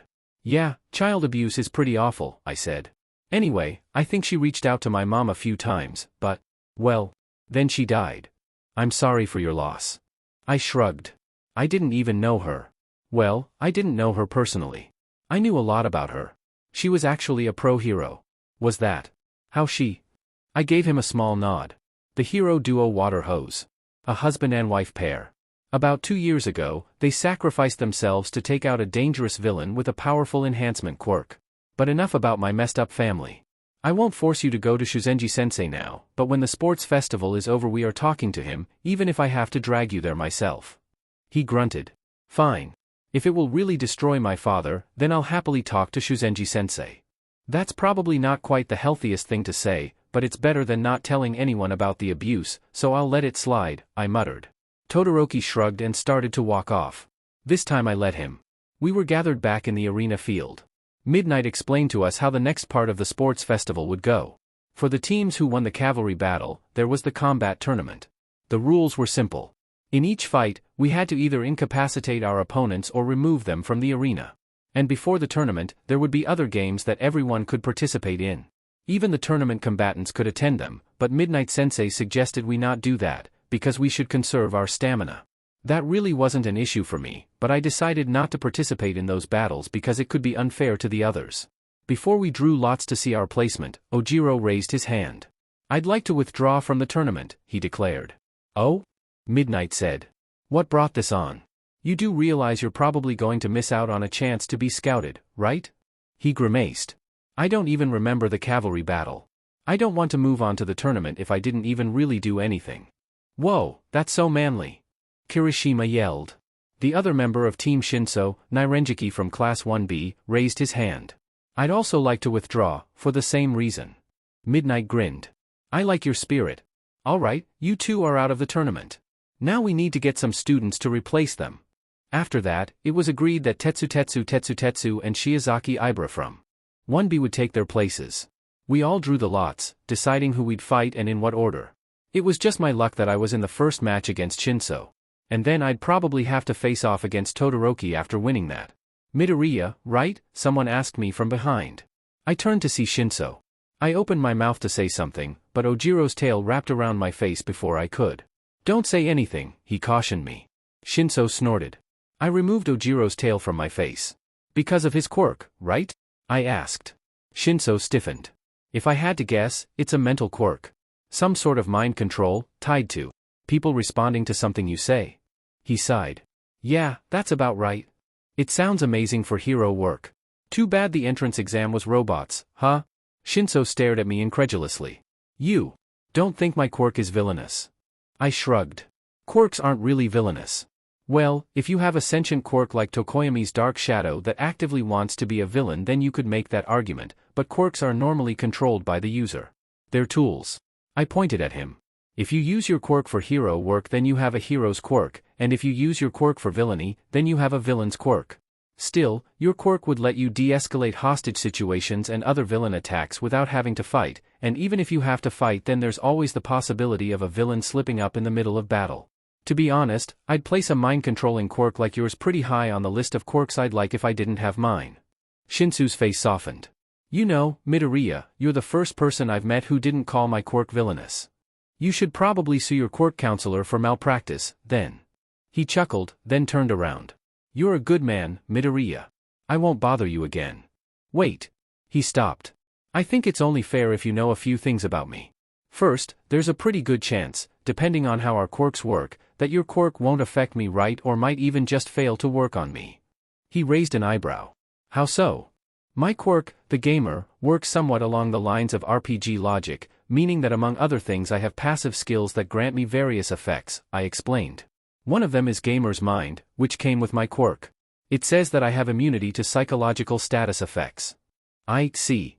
I mean, I'll try not to get hit by your quirk anyway because that's very unspecific, but I just thought you should know. I also have 2 other passives I think you should know about, physical endurance and damage reduction. So let me guess, physical attacks are useless on you. Not useless, but they do so little that to you it might as well be. Magical attacks aren't included in physical endurance, so comparatively speaking that's my weakness. He sighed. I guess I know what I'll be doing during the break. I observed him. You have affinity for the sonic element, by the way. I'm guessing it's either because of your voice-based quirk, or if any of your relatives have a more traditional sound quirk, or maybe both. So I have sound magic? He asked. I nodded. Good to know. Thanks, Midoriya. Was that really a good idea? Ojiro asked after he walked away. Even with what I told him, He's probably not going to beat me, considering our stats and abilities, I said. And if he displays more than just dependence on a powerful supporting quirk, then he's more likely to get in the hero program. I guess. XOXOXO. Seriously, are you two FING dating yet? Kaken asked Tsu and Uraraka now that we were in the stands watching the pre-tournament game. What makes you think that? Tsu asked, blushing slightly. Kaken raised an eyebrow. FING seriously? Uraraka hid her blush behind Tsu's hair. It was easy to do, between Tsu having a lot of hair and the fact that Tsu was literally sitting on Uraraka's lap and snuggling up against her. In my defense, I like body heat because I'm a frog, Tsu muttered. Kaken shrugged. Sure, why not? He then turned his attention back to me. He knocked on his seat in the passcode, so I invited him to my party. Acrid thermogenesis, hey, don't be mad. Acrid thermogenesis, but I may or may not have eavesdropped on your conversation with half and half. Acrid thermogenesis, eavesdropped. Acrid thermogenesis, what the actual F is my name Deku. I sighed. I really should have noticed him. Actually, one of my elementals should have told me he was there. Conjuring Gamer, don't eavesdrop on other people's private conversations, Kaken. Conjuring Gamer, this is your punishment. Acrid thermogenesis, OF, you and your stupid references. Conjuring Gamer, how, exactly, do you get what this is a reference to anyway? Acrid thermogenesis, F. Acrid thermogenesis, U. Acrid thermogenesis, and why the F, did you never tell me that you were related to the X number 2 hero? Conjuring Gamer, WDTAU. Acrid thermogenesis, the F. Conjuring Gamer, we don't talk about Undertow. Acrid thermogenesis. Acrid thermogenesis, fair enough. Acrid thermogenesis, and in my defense. Acrid thermogenesis, half and half has been glaring at you for gucking ever. Acrid thermogenesis, 8 fucking. Acrid thermogenesis, FING. Acrid thermogenesis, F, why can't I type today? Conjuring Gamer, you do realize you used to be worse to me, right? Conjuring Gamer, and I can certainly handle myself against Todoroki in a fight, if that's what you were worried about. Conjuring Gamer, or I could have just ran with Illusion Barrier. Acrid thermogenesis, sheet I don't know man. Acrid thermogenesis, stop busting my nub or whatever the F, trolls say. Acrid thermogenesis, I'm sorry. Acrid thermogenesis, F, it'll say it without the stupid accent so you know I'm serious. Acrid thermogenesis, I'm sorry, Deku. Conjuring Gamer, don't worry, I forgive you. Conjuring Gamer, I was just messing with you. Acrid thermogenesis, well duck you then. Acrid thermogenesis, F. Acrid thermogenesis F. I chuckled a bit. Annoying Kaken was fun sometimes. Uraraka Ochako, Hatsame, well this is awkward. Tokoyami Fumikage, I think you 4 caught to 4 move us 4 om 4 pa 4 tai, mid 4 aya. Duck, Kaken muttered. What? Tsu asked. Uraraka snickered, then spat out a long strand of green hair. XOXOXO. I walked down the corridor to the stadium. It was time for the first match. I took a deep breath, then felt a hand on my shoulder. I turned around to see All Might in his emaciated form. Good luck, young Midoriya. I nodded. Thank you, All Might. I turned back to the opening and walked into the stadium. And on one side, Mike Sensei shouted over the roar of the crowd, we have the king of magic, Midoriya Izuku. I walked up to the stage and saw Shinso emerge from the other side of the stadium. And on the other, we have the only student from Gen Ed to make it to the 3rd round. Master of the Mind, Shinsu Hitoshi. I looked at Shinsu's level. Give him hell, kid. LV 19. Shinso Hitoshi. No hard feelings, right Midoriya, he asked me. I shook my head, careful not to talk. To be honest, I was looking forward to seeing what he'd thought of for me. Without further ado, let's start. Shinso smirked. The roar of the crowd died away, replaced by a ringing in my ears. He started to walk forward, and I heard the sound of his footsteps over the ringing. It was very loud, almost like the sound was reverberating all around me. Before I could react, I felt like all my sense of balance was lost, and I had an extreme feeling of nausea. I clutched my stomach, trying my best not to topple over. Neat, huh? He asked me, his voice amplified like the sound of his footsteps. I grimaced. My head was swimming. I got the idea from my mother's quirk. She can disturb people's inner ears with the sound of her voice, making them disoriented. I figured I could mimic that with sound magic. Judging from your reaction, I did pretty well. I braced myself on an air platform and gathered my thoughts. It looked like he was taking his time moving because he had to concentrate on the spell, but it seemed like he was starting to get more comfortable, so that might change soon. Tactician told me that the effect the spell had on me manifested in the status effect Dizzy. I used Healing Hands on my head, causing the nausea and balance loss to fade. The ringing stayed, though. It felt more like it was the medium for dizzy than a part of it. Sonia, I thought. No use, Izuku, she replied. Can't work with magic sound. Yeah, I figured it wouldn't be that easy. I kept up the healing hands with my left hand, though I knew that meant I couldn't use it for any magic aside from the healing spell. It looks like you figured out a way around that. I wonder if you can keep it up while fighting me, though. He raised his hand and snapped his fingers at me. I stepped out of the way of the resulting shockwave thanks to the improved reaction time my high DEX gave me, but crashed into the ground when I was struck with dizzy again in midair. I groaned. Flash stepping shouldn't have caused healing hands to fail. Looks like your healing spell can't keep up with it when you go that fast. That's probably it, I muttered as I started to get up. I noticed my mistake when the ringing in my ears stopped. For a second I felt very faint, like I was about to pass out. I almost fell back down. The feeling passed after a second, with a pop-up saying that the status effect brainwashed had failed to affect me because of Gamer's mind. Ah? Shinso smirked. So you are immune to my quirk, but it still stuns you for a second. The ringing returned, and with it dizzy. I noticed that my healing hands had slipped when Shinso tried to use his quirk on me. I put them back up, keeping both hands up this time. Limit break. I shouted, the glow of my healing hands getting brighter. Healing fists. I jumped at Shinso. Wait, what? Shinso said, then just barely managed to duck out of the way of my punch. The effort broke the spell, making my hearing return to normal. Right, that's it. He took a deep breath and screamed at me with sonic magic. The shockwave hit me dead on, blowing me back a bit even though I'd braced myself. I retaliated with a blast of wind strong enough to blow him to the edge of the arena.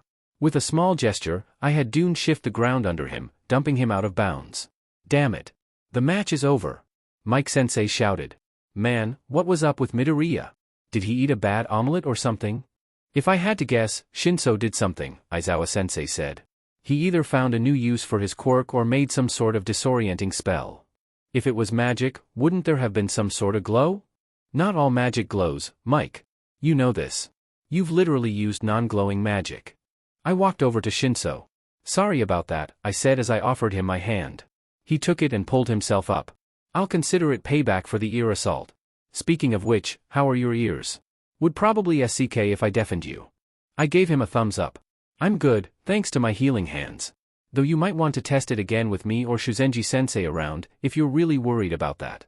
He nodded. Probably a good idea. XOXOXO. After making sure that Shinso wasn't hurt from when I knocked him down, I went back to the section of the stands where Class 1A was supposed to sit. Ojiro was waiting for me by the door. Midoriya, he shouted. Are you okay? I grinned. Yeah, I'm fine. Deku. Kaken shouted from his seat. The F, was that? Shinso can use sonic magic now, I told him, then sat down next to him. What you saw was him wreaking havoc on my inner ears. DMN. He chuckled. So that was probably more difficult than your next fight's gonna be. What do you mean by that? Kaken snorted. We both know that between your ungodly physical defense and your elemental magic, the only person in the tournament who can match you in a straight fight is me, maybe also Uraraka, but I'm gonna FING destroy her. Half and half dash. His name is Todoroki, I reminded him. Kaken rolled his eyes. Todoroki might come close if he actually applies himself, but all he's really done is throw ice around. I'm guessing from what we already know about magic and quirks that while Half and Half's quirk has ice magic acting to freeze sheet, the ice itself isn't magical, meaning you can use an elemental on it easy. And even if not, can he really FING put up with your bullshit as well as I can? Yeah, I guess you're right. And even though tape dispenser dash. Zero. Might have a chance of winning against Half and Half, can he even do a FING thing to you? I thought about that for a moment. It's probably arrogant of me to say that there's no way for him to beat me, but it isn't really likely, is it? No FING chance of that happening. Now shut up, the match is about to start. Todoroki and Zero walked into the arena. As soon as the match started, Zero shot tape at Todoroki, wrapping him up. It looked like he was about to throw him, but Todoroki, without even moving, created the biggest wall of ice I'd ever seen. With his quirk, obstructing my view of the arena. It was so big that it cast a shadow over half the stadium, and Mifuyu told me the ice actually extended far above the top of the stadium. I scowled, my breath fogging up from how close the ice was to my face. Kaken, I ordered. Right. He summoned Pyra, and they started warming up the suddenly very cold area with light streams of fire. You might want to keep the water from dripping on anyone, Tsu, Kaken suggested. Tsu just shivered and sluggishly buried her head in Uraraka's chest. Karo. Uraraka wrapped her arms around her gently.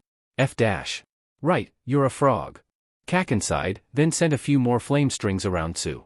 Deku, can you leave your water elemental here? I nodded, summoned rain, then slapped the metal railing meant to prevent us from falling onto the field. A microsecond's worth of lightning embodiment later, and I was on the other side of the railing and far enough to the left that I didn't crash face-first into ice. I stormed up to the arena, but looked toward Midnight before actually getting up on it. She was iced over. Go are right ahead, Midoriya, she shivered. I nodded and summoned Mifuyu and Blaze, who started helping Midnight, then stomped over to Todoroki. That was excessive, even for you. I shouted, then shoved him away from Zero, who he was trying to melt out of the ice. With a gesture, I ejected him from the ice, grabbed him, then started warming him up. I checked up his sleeves and pant legs with probably a little more force than was actually necessary to make sure he didn't have any frostbite, then turned back to Todoroki when Blaze took over warming Zero up. You do realize that your ice can kill, right? He looked remorseful. Good. I was going to thaw him. I sighed. I don't just mean Zero. He tilted his head. What? I stared at him incredulously for a moment before waving my hand in the general direction of the giant iceberg in the middle of the stadium. I'm aware that I used a bit too much force, but I made sure to stop the ice before it reached the audience. And if you didn't? I demanded. If you overdid it so much as a bit more, then people would have died. Hell, if anyone in the audience has a quirk that makes them more susceptible to the cold, then they could be going into shock as we speak. I've got an elemental keeping an eye on Tsu, and Kaken's keeping everyone warm, but that's still an issue. Todoroki blinked. Oh, why did you do that? I was annoyed from talking to my father, and I took it out on Zero. I apologize. I clenched my fist. Limit break, sublimation, I intoned. My arm buzzed with one for all, and steam rose from it. Without even looking away from Todoroki, I swung my arm back, shattering the iceberg into powder with a combination of ice magic and sheer force. The powder was quickly vaporized by the vapor magic I'd also put into my punch. I sympathize with you, Todoroki, I really do. But if this is the way you're going to act, then I'm going to beat you. With that said, I turned around and walked through the mist I'd created to get back to my seat. With DEX only a little out of human bounds, I vaulted up the wall to the stands, nimbly pivoting on the railing and landing back in the chair I was sitting in before. DMN, Deku, Kaken whistled. How's Tsu? I asked Uraraka. Uraraka stroked Tsu's hair gently. Tsu-chan fell asleep. Should I wake her? I shook my head. It's probably best to let her sleep, at least for now. I turned back to Kaken and observed him. Do you need me to restore your MP? I asked him. He shrugged. Normally I wouldn't take you up on that, but I've seen Uraraka training and I'm pretty sure that if she was 100% and I wasn't, then I would FING lose. Uraraka beamed. Wow, Kaken. That was basically a compliment. And it wasn't backhanded or anything. Kaken rolled his eyes, though he had a small grin on his face. F.U., round face. Tsu groaned, then rubbed her eyes. This isn't Ochako-chan's. She picked her head off my shoulder and looked at the seats next to us. Where did Ochako-chan and Kaken go? What happened? You fell asleep after Todoroki gave an overly forceful display of his quirk, and I thought it would probably be better if you were allowed to sleep it off, I said. It's almost time for their match. She hummed. Do you mind telling me what happened while I was out? Oh yeah, sure. First there was Kaminari versus Shiozaki, from Class 1B. Tsu nodded. Kaminari shot a lightning bolt at Shiozaki, which she blocked with her vines before tangling Kaminari up. Kaminari managed to make some sort of lightning buzzsaw, but Shiozaki just wrapped him up in more vines until he stopped. After that it was Ida versus Hatsum. Wasn't she the support course girl you teamed up with? Tsu asked. Yeah, that's her. Their fight was. I tried to think of how best to describe it. It was interesting. A little on the long side, though. What happened, Karo? I chuckled a bit. Well, Hatsum kinda took the thing over as a sort of advertisement for her support gear, then forfeited the match when she was done. Tsu snorted. Yeah. Then it was Ashido against Aoyama. Ashido managed to take out Aoyama's belt, but lost still when Aoyama shot her with a laser. He looked uneasy afterwards, though. I think his belt might be needed to stabilize his quirk. That's not good. I nodded. Next was Yayorozu and Tokoyami. Yayorozu made a shield, but Tokoyami overwhelmed her pretty fast. Finally, Kirishima versus Tetsu from 1B. I might be thinking of someone else, but aren't their quirks the same? I shrugged. Similar, but not the same. There are definitely differences between making your skin hard and making your skin metal. That being said, though, the two of them looked like they were pretty evenly matched, so their fight also dragged on for a bit. Who won? When they figured out that they would draw in a physical match, they started using magic. Turns out Kirishima is slightly better at earth magic than Tetsu. She tapped her chin. And now it's about to be Kaken against Uraraka-chan, right? Yeah. She looked a bit excited. This is going to be so anime. I laughed. I know, right? Tsu sighed. It's a good thing I woke up when I did. Yeah, I agreed. Maybe you should get some kind of heating system in your costume? I know that thing on Todoroki's back on his hero costume heats him up when he gets too cold. I was thinking about asking the support company for something like that for the winter. It's probably not a bad idea to get it as soon as you can. I mean, you did just pass out from an ice quirk. She nodded. Fair enough. I'll talk to Shota about it when all this is over. And now, Mike-sensei shouted. Here we have the last match of the first round, and it sure seems like a doozy. On one side we have Bakugou Katsuki, Quirk Explosion, Aizawa-sensei said. On the other, Uraraka Ochako, Quirk Zero Gravity. They both have powerful quirks and potent magic to back them up. Watch out for debris, folks, cause the arena is totally getting wrecked. I looked at Kaken and Uraraka's levels as they walked to the arena. Megalo Strike Back. LV-44. Uraraka Ochako. The Phoenix. LV-45. Bakugou Katsuki. I activated Hawkeye, because I did not want to miss anything. XOXOXO. Bakugou grinned as he regarded his opponent. No holding back, right Uraraka? Uraraka nodded, finishing up her stretches. Not at all. The dust by her feet stirred slightly. Bakugou punched his palm, a small explosion escaping from his fist. This might be your only round, but like hell it won't be a round to FING remember. Uraraka got into a fighting stance, Bakugou following suit. Thanks, but bold of you to assume I'll lose. Right, I want you two to remember that there are spectators, so try not to hit the stands with too many giant rocks, Midnight said. And remember that you should probably try to avoid killing or otherwise permanently harming your opponent. It goes without saying, yes, but I've seen you both wreck things, so better to be safe than sorry. I got it, Bakugou assured her. Right, let's do this. Uraraka shouted, fire in her eyes. Okay. Begin. Both combatants exploded with power on cue, Bakugou a raging fire that caused the ground under him to glow red and Uraraka a pink aura that cracked the concrete like a hammer blow, the resulting debris floating into the air weightlessly. Uraraka shot her hand out in front of her, shooting the rocks at Bakugou. He acted a wall of fire that exploded the chunks of concrete before fire dashing at Uraraka. When he was right in front of her, he tried to explode her. Uraraka blocked, blue sparks dancing across her arms. The force of the explosion hit her, was absorbed by her arms, and released back at Bakugou, enhanced by a wave of pink magic. The two were blown back, and Uraraka's skin steamed and tore from the backlash. Her sports uniform top was annihilated, though thankfully not the black tank top underneath. A wave of green magic washed over Uraraka as she cast regeneration. Bakugou conjured 2 fireballs and threw them at Uraraka. She countered by throwing a pink ball of mana that SCKED up the fire before exploding in front of Bakugou. Though he blocked the initial explosion, the pink mana clung to him. His eyes widened as the world seemed to shift, and what was behind him moments before was suddenly down.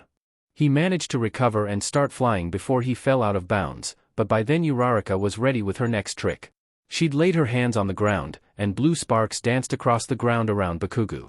It shattered, the rubble floating weightlessly for a moment before gravitating towards Bakugou. He cursed, then exploded in a wave of fire that destroyed the rubble. The pink aura around him faded away, and he started to fall to the ground before pivoting in midair to land on his feet. He laughed, then flew at Uraraka again. Uraraka grinned and started flying towards him as well. They clashed, fire against gravity, releasing waves of force as they rebounded off each other.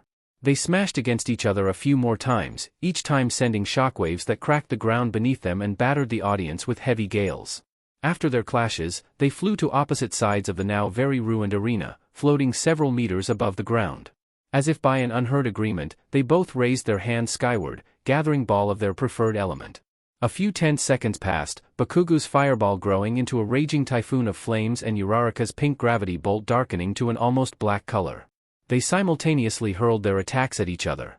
When the two powerful spells clashed, the inferno exploded into a blinding sun, while the black hole imploded, drawing in all of the fire and also all of the debris loosened up in their clash. The two attacks merged into a single, blinding point before exploding with the force of a supernova. Even though the two combatants blocked, they were simultaneously launched backwards, thankfully not hitting anyone when they crashed. Midnight blinked. Dang. I guess that's a draw? Midoriya, if you don't mind, you should probably make sure neither of them died. XOXOXO. I gaped. They're both idiots. I muttered. That was hot. Tsu croaked. I turned my head. Oh. Tsu's face was red, and mostly not in a crush blush way. Are you okay? I asked. She looked sunburned. Water, she muttered, her eyes somehow wider than normal. I took a few water bottles out of my inventory, then cast healing hands and regeneration on her. Just to be safe, I made a few regeneration orbs and placed them on my seat as I got up, and summoned Rain to check on the other spectators. Hopefully nobody was as bad as Tsu, considering we were in front, but I'll go check up on the others. I turned to Sound and went straight to where Uraraka crashed. Kaken was probably better off because his quirk made him resistant to heat and sudden forces as a required side effect of his quirk, which was why I was prioritizing Uraraka. Thankfully it didn't look like she was too hurt, even though she'd crashed into a wall hard enough to crack it. Hey Deku-kun, she waved weakly. Please do not move until I give you the okay, I said, then started poking her leg. It looked like she could feel it. I don't know how you survived that in one piece. She grinned. Sho taught me some body strengthening magic. It was actually what I based Repulse on. I started healing her.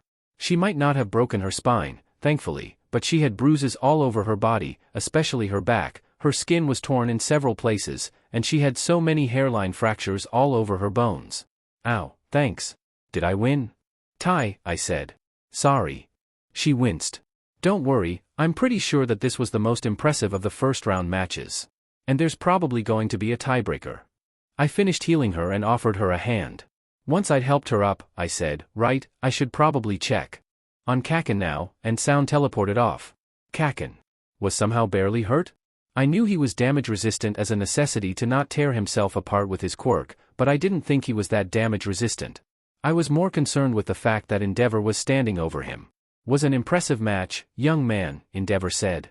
I see promise in you. Kaken snorted. Yeah, ya flamey BSTRD. Endeavor glowered at him.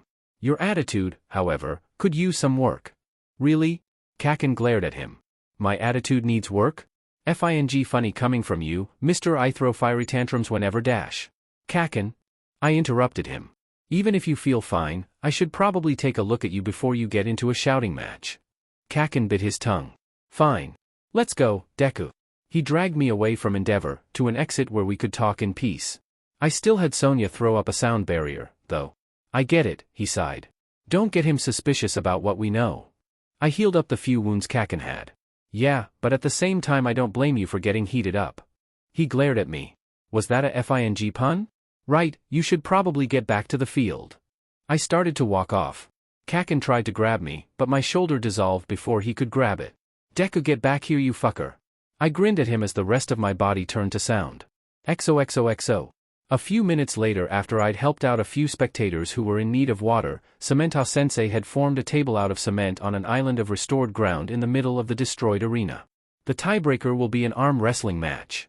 Midnight Sensei announced. You may use your quirks and magic, however you aren't allowed to break the table to throw your opponent off balance.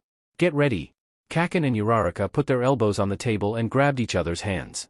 Their eyes locked, the looks on both their faces intense. I am gonna step back a bit. Midnight muttered. Begin, she shouted after getting to what she judged to be a safe distance. It looked like Uraraka tried to weaken Kaken by making him heavier, but he used a sort of modified fire dash to resist it. He responded by using a jet of fire coming from the back of his hand. Uraraka put up a good fight with what I could now see was some surprisingly heavy-duty strengthening magic that I decided to ask her or Aizawa-sensei about later, but in the end it looked like her increasing Kaken's weight acted against her. Kaken slammed Uraraka's hand into the table, hard enough for the table to shatter, but thankfully it looked like she defended at the last second, causing a secondary shock to further ruin the table, so hopefully her hand wasn't too hurt. Midnight Sensei blinked and swished her whip. Well, it looks like the winner is Bakugou Katsuki. Kaken grinned and offered a hand to Uraraka. When he helped her up, I noticed that she winced a bit. I sent a message to Kaken telling him to go to Shuzenji-sensei and take Uraraka with him. Well, that was a pretty awesome end to a pretty awesome round. Mike-sensei shouted. And after Cementos is done fixing the arena, we'll get on with round 2. Give it up for Cementos, everybody. XOXOXO. I walked down the hallway. It was already time for my fight with Todoroki. I took a deep breath and thought over my strategy again. The air chilled slightly as I prepared myself for the match ahead, my breath visible. "Hello, boy," a voice interrupted my thoughts, and I almost walked face first into a giant chest. I flinched and looked up at the flaming man who was standing in front of me. "Todoroki Enji," I said. "You know, you remind me of All Might," he told me. I clenched my fist. Even with the gamer's mind keeping me level-headed, I was very tempted to punch him in the face. "I'll take that as a compliment," I ground out. "Right, well I think they're expecting me. Good talk." I started to walk away from him. "You know, my Shoto is meant to surpass All Might." Ping. Something inside me snapped. The air around me became frigid cold as I turned around to glare at him. He flinched. "Listen here," I growled and jabbed my finger at his throat. My eyes felt odd for some reason. "I don't know what the hell you did to Shoto," I lied, "but anyone with eyes and a brain can see that he hates you. Do you know something I was able to pick up from what little he said to me?" India, Enji was shaking. "He thinks of his left side as a curse, and especially after what you just said to me I'm certain that you're the reason why." I turned back around. "I'm going to make Shoto use his left side, but it won't be for you. It'll be for him. Now goodbye." With that said, I stormed off. While I walked to the exit, I checked out the text box that I heard when I was yelling at Enji. "Huh," I muttered. "That's interesting, but I don't think I should use without testing it a lot first. A skill has been created by unlocking one of the hidden quirks of One for All. By directing your wrath at a deserving target, the skill Fear has been created." I dismissed the text box as I walked onto the arena. Todoroki and I glared at each other and I looked at his level. Cold. LV40. Todoroki Shoto. "Won't this be a cool fight, folks?" Mike-sensei shouted. "Both Midoriya and Todoroki have proven themselves to be capable of great feats of power," Aizawa added. "Be on the lookout for flying ice." "Alrighty, I want a clean fight, you too," Midnight declared. "Try not to freeze the audience again. Go." Todoroki started the fight off by sending an encroaching wall of ice at me. I waved my hand, causing the ice to shatter before it could even get close to me. I was still struck with a wave of biting cold, but I just warmed myself back up with some fire magic. Then I infused myself with ice magic. Snowflakes fell off my body as frost spread along the ground by my feet. Todoroki shot another ice wall at me, but I destroyed it again. This time, though, the cold didn't even bother me. I could feel it, but with Ice Aura active I was much more resistant to the cold. I activated Open Mind to try to get a better read on Todoroki. Getting closer so he can't. Wait, what is that magic? It's almost like he's. Hang on. For some reason the Wii theme music and the Wii Shop channel music started playing over each other in his brain. Todoroki took advantage of my confusion to charge at me by surfing on a wave of ice. Before he could touch me I sublimated the ice he was standing on and punched him in the gut with low-power OFA. "Were you able to sense me? Reading your mind?" I asked him incredulously after he slammed into an ice wall he made. He blinked. "Yes. I deactivated Open Mind. Can you not sense magic?" "I can see magic if I use a certain spell, but I can't just sense it." "Oh. I assumed you could because of how you draw an ambient magical energy to replenish your mana reserve." My eye twitched. I inhaled and clasped my hands together. "Okay. This is neither the time nor the place for whatever the hell exposition you have. Can we talk about this later?" Todoroki shrugged. "That's fine." Then he clenched his fist. The frost by my feet surged up, trapping me up to my waist in ice. This battle won't last long, anyway. I used a partial application of ice embodiment to walk through the ice. "I wouldn't be too sure about that, Todoroki." I shot a beam of ice magic at him, which he blocked with a wall of ice. I flash-stepped into his ice wall, merging through it and to the other side. I saw his eyes widen right before I punched him in the face with an ice-wreathed fist. He tried to catch me between two ice walls, but I switched on ice embodiment at just the right time to merge with the ice. I exploded out of the ice, caught the shards I'd made, and threw them at Todoroki. He blocked them with yet another wall of ice, but I noticed something before he did. "Just like I thought, you're getting cold," I said after using sound embodiment to get behind him. He turned around, slower than he would have before, letting me see that his right side was covered in frost and he was shivering. That's the thing about quirks. They have the potential to be even more powerful than magic even when less energy is used, but they usually have some drawback. Kaken's quirk lets him make powerful explosions, but it hurts his arms. Uraraka's quirk lets her erase gravity, but it gives her nausea. Tsu has frog powers, but also a weakness to extreme temperatures. And you? You're resistant to your quirk, but not immune. He sighed, his breath visible. Sure, you'd be fine if you used your two sides in tandem, but you don't. Here everyone's going all out, but you're only using half your power. Todoroki glared at me and tried to hit me with another ice attack. It was weaker and slower, though, so I dodged it easily. Did my father bribe you into forcing me to use his power? And after what you told me? I growled and tossed his ice at him. This has nothing to do with him. He tried to charge at me again, but I threw him away even easier than the last time. He was almost thrown out of the ring before he managed to stop himself with a wall of ice.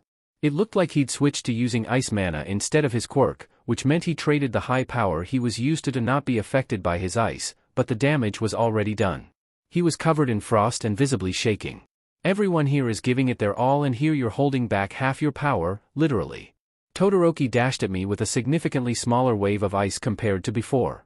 I made blades of ice on my shoes and skated away. Why are you doing this? He asked me. How could I call myself a hero if I couldn't save one person? I asked. Now show me your full power. I refuse to use my father's power, he said. I growled. It's your power, not his. I screamed. I saw a flash of something in Todoroki's eyes, and flames danced off his scar. This life is mine. LV42. Todoroki Shoto. I smiled. Not only did his level raise by 2, but his title changed to something much more uplifting. Why? He asked me as his entire left side lit ablaze, warming up his right side and dispelling the ice. It looked like he was also resistant to temperature shock. Why were you so insistent on getting me to use my fire? It's like I said.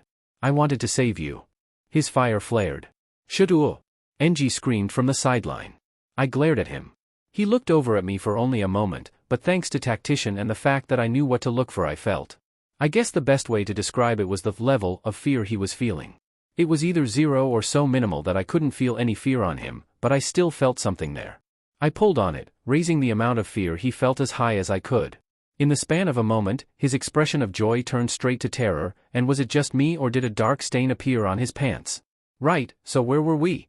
I asked Todoroki as Enji slinked off like a coward. Todoroki smiled at me. It was small, but I definitely saw it. I believe we were about to get this fight started for real. His fire roared and he swiped his right arm at me. Incredibly thick ice spread out from all around him, frost spreading onto his hand but immediately melting off. I grinned and jumped towards him, sailing through the wave of ice. I readied a one-for-all-enhanced punch as he glowed red-hot. The air around him shimmered as he pointed his palm at me. I activated Mana Dome. Before we could even clash, he caused an explosion by superheating the air that had been chilled from our icy fight. I was blown back by the sheer force of the explosion. I saw the ground sail under me, and in my desperation clawed at it. Ping! Before my fingers touched the concrete, they transformed into sharpened white claws that I used to dig into the ground and slow myself down. Skeletal, another of the past wielder's quirks. Hopefully it just looked like ice, though. I still grabbed the 2 chunks of ground that my bone claws tore up with molten mana and turned them into giant lava shuriken, like a lava bender. I got up and saw Todoroki just barely in the arena, saved just in time by a wall of ice. I chuckled. You up for more? I asked over the roar of the crowd. Todoroki got up. Of course, he said. I threw my lava shuriken at him. He froze one and shot the other with a fire blast. He still had to dodge because fire-based attacks are not the best at stopping molten magic, but I gave him an A for effort. It was good to know he was using his fire, at least. He threw an ice attack at me, which I dodged, and hit me in the face with a burst of fire. That hurt, but not enough to stop me. I grinned and slammed the ground. Limit break! I shouted.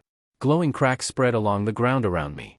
Lava erupted from the ground and converged on me as I merged with it. Molten tiger. I shaped the lava around me into, as I said, a giant tiger, with varying levels of heat used to make the stripes and other details. Todoroki gaped at me for a second before giving me a small smile. Small flames danced around the left side of his body, a preparation for the sheer amount of ice he produced and then compacted into the shape of an Eastern-style dragon, which he froze himself by just the feet onto the back of. Arctic dragon, he answered. We roared at each other and charged. I sank my red-hot teeth into the side of his dragon while it dug into my shoulder with teeth made of white ice. Each bite made my MP take a hit, while at the same time my bites did the same for Todoroki. Still, with his quirk he wasn't expending nearly as much as me. One for all helped, but it looked like Todoroki was coming out ahead.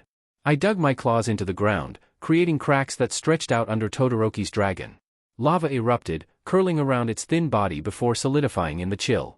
That took a big chunk out of my MP, but it was worth it to immobilize the dragon.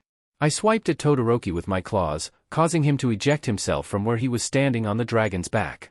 While he was still in the air, I opened my mouth and spat a high-powered fireball at him. While the heat didn't affect him much, the concussion from the blast knocked him back to the edge of the arena. Before he even landed, I slammed my front paws into the ground. Cracks spread along the ground, and right after Todoroki landed, the ground he crashed on was sent flying backwards by an eruption of lava. While he was able to immediately chill it enough to turn the lava into a surprisingly stable column, the concrete gave out from the sudden changes in temperature and he fell out of bounds. Midnight cracked her whip. Todoroki is out of bounds. The match goes to Midoriya. Todoroki sighed and slumped down. My molten tiger collapsed as I left it and then walked over to Todoroki. The left half of his uniform was almost completely burned away from his own fire. "You okay?" I asked. I rubbed the back of my head. "Sorry, I might have overdone it a bit." Todoroki shook his head.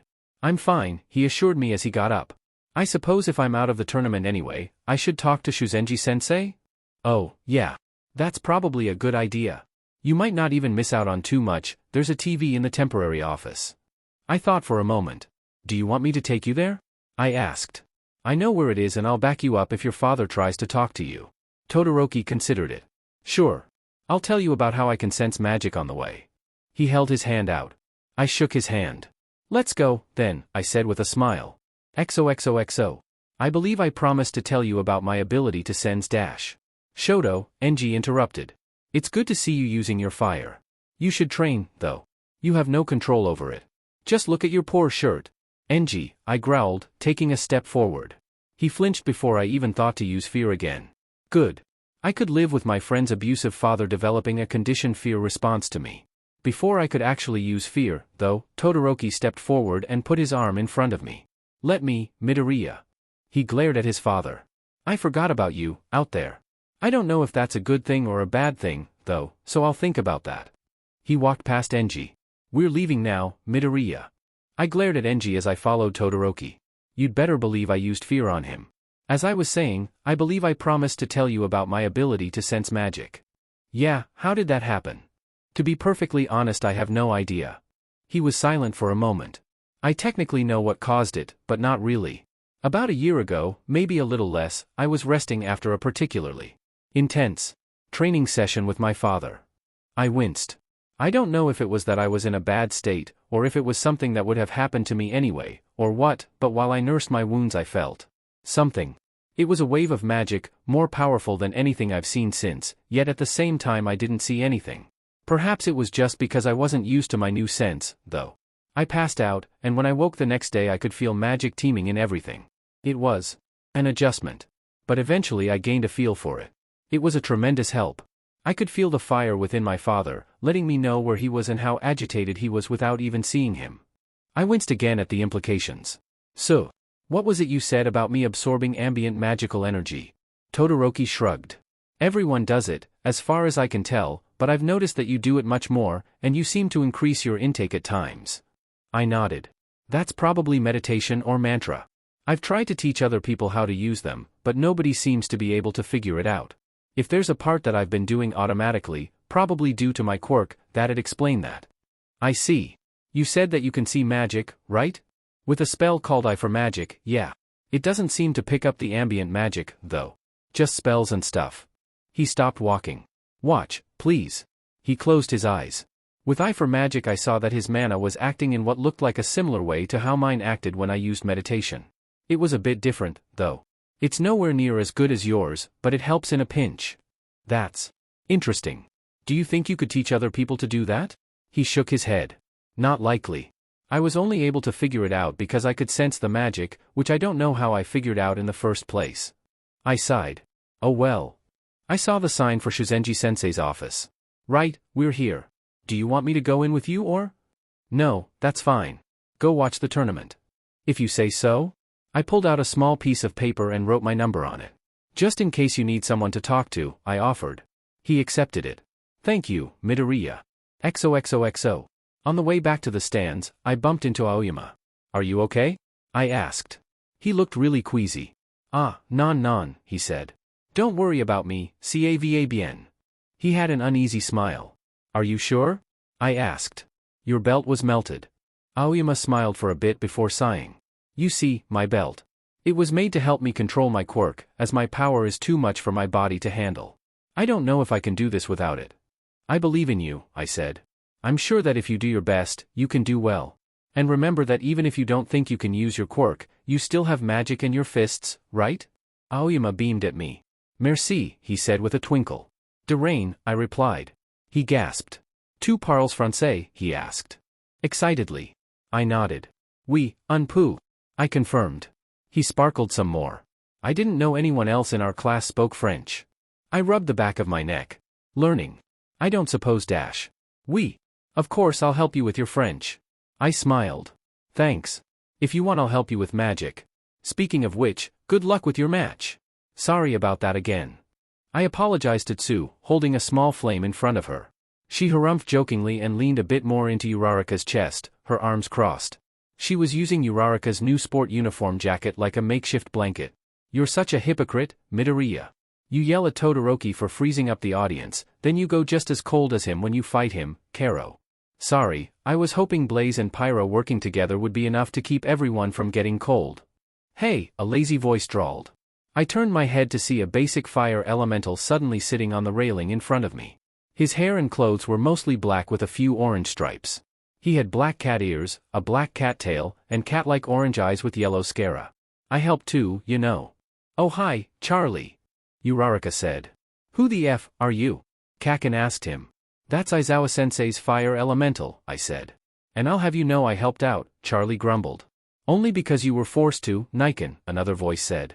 A girl with sky-blue hair and a sort of bowl cut that covered her eyes appeared in midair. Upside down. She had very pale, actually outright just white skin and two weird red horns that formed a sort of deformed heart shape when seen from the side. She had a simple white dress, almost exactly the same color as her skin. Tsu waved at her. Hey, Cass. Karo. Hey, Tsuchan, Cassiopeia, Aizawa-sensei's gravity elemental, said. Are you and my aunt finally dating yet? Tsu and Uraraka both spluttered, now blushing. I'll take that as a no, then. She smirked, and with a momentary glow of her horns Tsu's head was suddenly shoved into Uraraka's chest by an unseen force that was probably gravity. Come on, you guys obviously noticed the attraction between you two. That's because you're literally making Tsuchan gravitate towards me. Uraraka shouted, blushing heavily. Tsu said something that was probably agreeing with Uraraka, but it was muffled so I couldn't tell for sure. I have no idea what you're talking about, Cass taunted. She cheekily stuck out her tongue. Even though I wasn't the direct target of it, I could feel Aizawa-sensei's glare from all the way over in the announcer's box. Was that what Enji felt when I used fear on him? Good. Tsu and Uraraka stopped being attracted to each other. By gravity, at least. Hey, look at the time, Cass said. Gee, gotta go. That girl. Tsu muttered, still blushing heavily. Tsu, do you need me to heal you? I asked. Your nose is bleeding a little. She felt her nose. Oh. Yeah, please do that, Karo. Sorry, sometimes my nose bleeds a little easy. I placed my hand on her face and cast healing hands. Do I have to beat up a child? Kaken offered. Don't worry about Cass, Uraraka said. She doesn't do stuff anything as bad as that a lot, and she always apologizes later after Sho gives her a lecture. And this is the first time she drew blood, Karo, Tsu commented. I feel kinda bad for Aizawa-sensei, I said. Some of my elementals are, no offense, a little hard to manage. Hey! Rain shouted. But at least my other elementals help keep them grounded. Blaze put Rain in a headlock despite the fact that they were both immaterial. Aizawa-sensei, on the other hand, only has those two. Yeah, lazy elementals are annoying to deal with, Kaken said. I looked at him. I am assuming, he added suspiciously quickly. Alright, then, I said. Hey, shouldn't you be heading for the waiting room, Kaken? He shrugged. I trust Birdface and Sparkles dash. Tokoyami and Aoyama. Birdface and Sparkles to give each other a good fight. Unfortunately I won't be able to watch their fight, directly anyway, but at least I can watch Glasses. His name is Ida, problem child, Aizawa-sensei said over the speaker. It's right folks. Mike-sensei shouted. It's Ida Tenya. Versus Shiozaki Ibara. Who will win, technology or nature? Let's find out. Start. Midnight Sensei announced. And then it was over. Ida was really fast. DMN, that was quick, Kaken said disappointedly. That's what she said, Tsu muttered. I'll kill you, frog, Kaken threatened flatly. That's also what she said, I joked. Kaken twitched. That one doesn't even make sense. Maybe you should go now? Uraraka suggested. Ida's fight's over. He sighed. Fine, just tell me what happens in Tokoyama and Aoyami's fight? He glared at what appeared to be thin air. Did I ask, Pyra? Kaken grunted and stomped off, grumbling about fires and leaves for some reason? A few minutes after Kaken left, Tokoyami and Aoyama walked onto the arena. Get ready, Midnight Sensei said after Aizawa Sensei and Mike Sensei said their part. At her command, motes of dark magic started to emanate from Tokoyami. At the same time, Aoyama started to sparkle with light magic. It occurred to me that Tokoyami and Aoyama were both, in their own ways, among the most showy people in our class. I wonder which one of us shall win, Tokoyami remarked. Your holy light, or my cursed shadow? Hey! Dark Shadow protested. I have feelings too. Shall we see, Mon Ami? Aoyama replied. But do keep in mind that I won't go easy on you. I wouldn't dream of it. Start. Aoyama shot first, all of his sparkles turning to lasers at once. It seemed that Tokoyami anticipated that, because just before the lasers hit him a shroud of darkness spread out in front of him.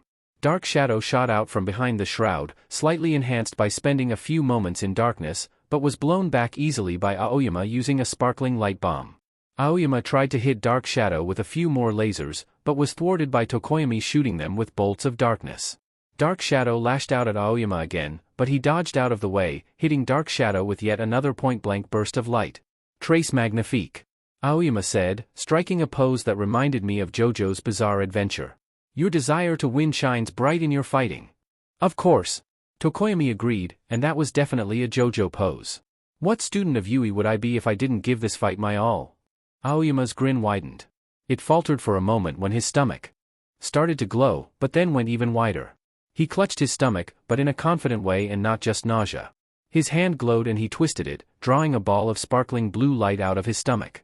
I couldn't be certain, but it looked like he removed the light his navel laser was building up before it fired out and hurt him. Dark Shadow lunged at him again, so he shaped the ball into a sort of spear shape and tossed it at him. Sparkling spear, he shouted as the javelin pierced into Dark Shadow and then exploded in a bright light. Dark Shadow shrank down and retreated back into Tokoyami, muttering something about it being too bright out. Impressive, you managed to defeat my Dark Shadow, Tokoyami said. But don't think this means you've won. To back up his threat, Tokoyami made 2 Ball of Darkness. I wouldn't count on it, Aoyama shouted. He created another spear from his navel laser to match Tokoyami's Shadow Ball. Tokoyami threw one of the Shadow Ball at Tokoyami, but Aoyama threw his sparkling spear at it. The spear pierced through the Shadow Ball, not even slowing down, then exploded right in front of Tokoyami. He was knocked back, landing near the edge of the ring. He groaned, then summoned Corvo. Now that I could see him properly, it looked like he'd ranked up, as he looked older than the last time I'd seen him, not in a shroud of oppressive darkness. It seems I'll need more than just my own power to best you, Tokoyami said as he got up. I shall defeat you with the power of shadows. As Corvo charged at Aoyama, Tokoyami created and fired several feather-shaped projectiles. Aoyama created yet another sparkling spear, which he used to slice through all of the black feathers. He then caught Corvo's sword when he tried to swing at him. Splendid! Aoyama beamed. 2 knights crossing blades. How I wish I were wearing my armor. But wait! Aoyama jumped back and released his spear, which floated in front of him and then unraveled into ribbons of silvery light. I used Eye for Magic while watching him do an entire magical girl transformation sequence, except instead of a cute dress he made himself a suit of armor similar to his hero costume out of light. Honestly, there need to be more magical girl transformation sequences into full plate armor. While he still had some of his sparkling spear left over, it looked more like a radiant rapier than anything. That didn't seem to bother him at all. In fact, he seemed delighted that he had a vaguely sword-like object to wave around.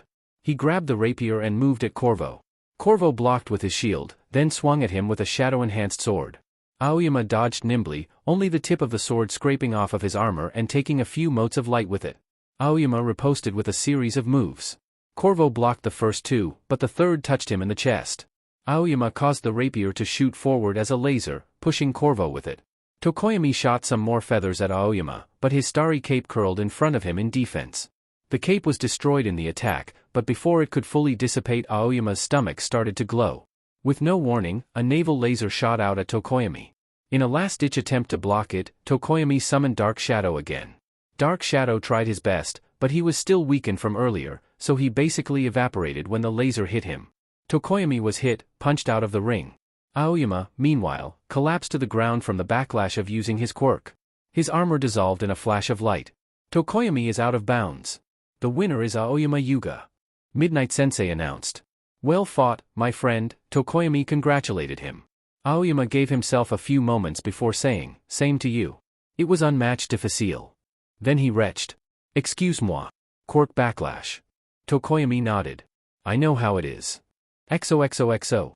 A few minutes later, Tokoyami and Aoyama had left, replaced by Kaken and Kirishima. Heck yeah! Kirishima shouted with a big, toothy grin. This fight is gonna be so manly. Kaken grinned and punched his palm, exploding it slightly for intimidation factor. You're pretty DMN manly yourself. Try to keep up. Start. Kaken blasted himself towards Kirishima, aiming a fiery kick at him. Kirishima raised his hands in a block and activated his quirk. Kaken responded by using his fire and explosions to pivot in midair while keeping his momentum, then exploding in Kirishima's face right before he could ram into him. They were both knocked back by the explosion, and Kaken naturally recovered easier because he was used to being thrown around by his explosions. Kirishima wasn't too phased after he landed, though. He skidded along the ground for a bit before creating a rock wall to stop himself. Not bad, Kirishima said as he got up. Not bad yourself, Kaken responded. That was a pretty powerful explosion. Kirishima's grin widened and he showed off his hardened arms, which were still steaming. It'll take a bigger blast than that to take me down. Then he stomped the ground. Spears of concrete shot from the ground, aimed at Kaken. He exploded upward, then destroyed the spears with a second blast when they followed him. The blast propelled Kaken forwards, over Kirishima. Die, he shouted, then put his hands together for a big blast. He waited until Kirishima hardened to hit him with a blast hard enough to drive his feet into the ground. That's so manly. Kirishima shouted as he used earth magic to eject himself out of the concrete. And right into Kaken's trap. Die, he shouted, then placed his hands on Kirishima's back while he was still in midair. Kirishima was sent flying, and just barely managed to erect an earth wall to crash into before he sailed over the arena boundary entirely. Kirishima laughed as he peeled himself out of the Kirishima-shaped indentation in the cracked wall. That was a good one, man, he said as he turned to face Kaken. Getting me into the air like that? Manly. His grin widened as the rock wall broke apart, though the pieces didn't fall. Guess I'll have to up the ante. Kirishima pointed at Kaken, and the rocks from the wall shot at him. Kirishima's rocks blocked off all angles of escape aside from dodging back, which would make Kaken ring out. Kaken stood his ground. Before the rocks reached him, he burst into flames. Kirishima winced as the rocks went through him. I focused my eye-enhancing skills on Kaken just as the last dregs of the spell wore off. It looked like it was still unpolished, considering the fact that Kaken's clothes were burned in areas and his skin was red and steaming, but that was definitely fire embodiment. Kaken charged with an explosive dash while Kirishima was still in shock, punching him in the gut. Kaken followed up with a small explosion that pushed Kirishima out of bounds. Kirishima is out of bounds. The winner is Bakugou Katsuki. Kirishima laughed again. DMN, that was manly. He hopped back onto the arena and clapped Kaken on the back. Kaken frowned a bit, but, was that a blush? The way you just went through my rocks. I've seen that spell before and I still didn't see that coming. You weren't a slouch yourself, Kirishima, Kaken said. If I didn't pull a stupidly advanced spell out of my butt you might have one there.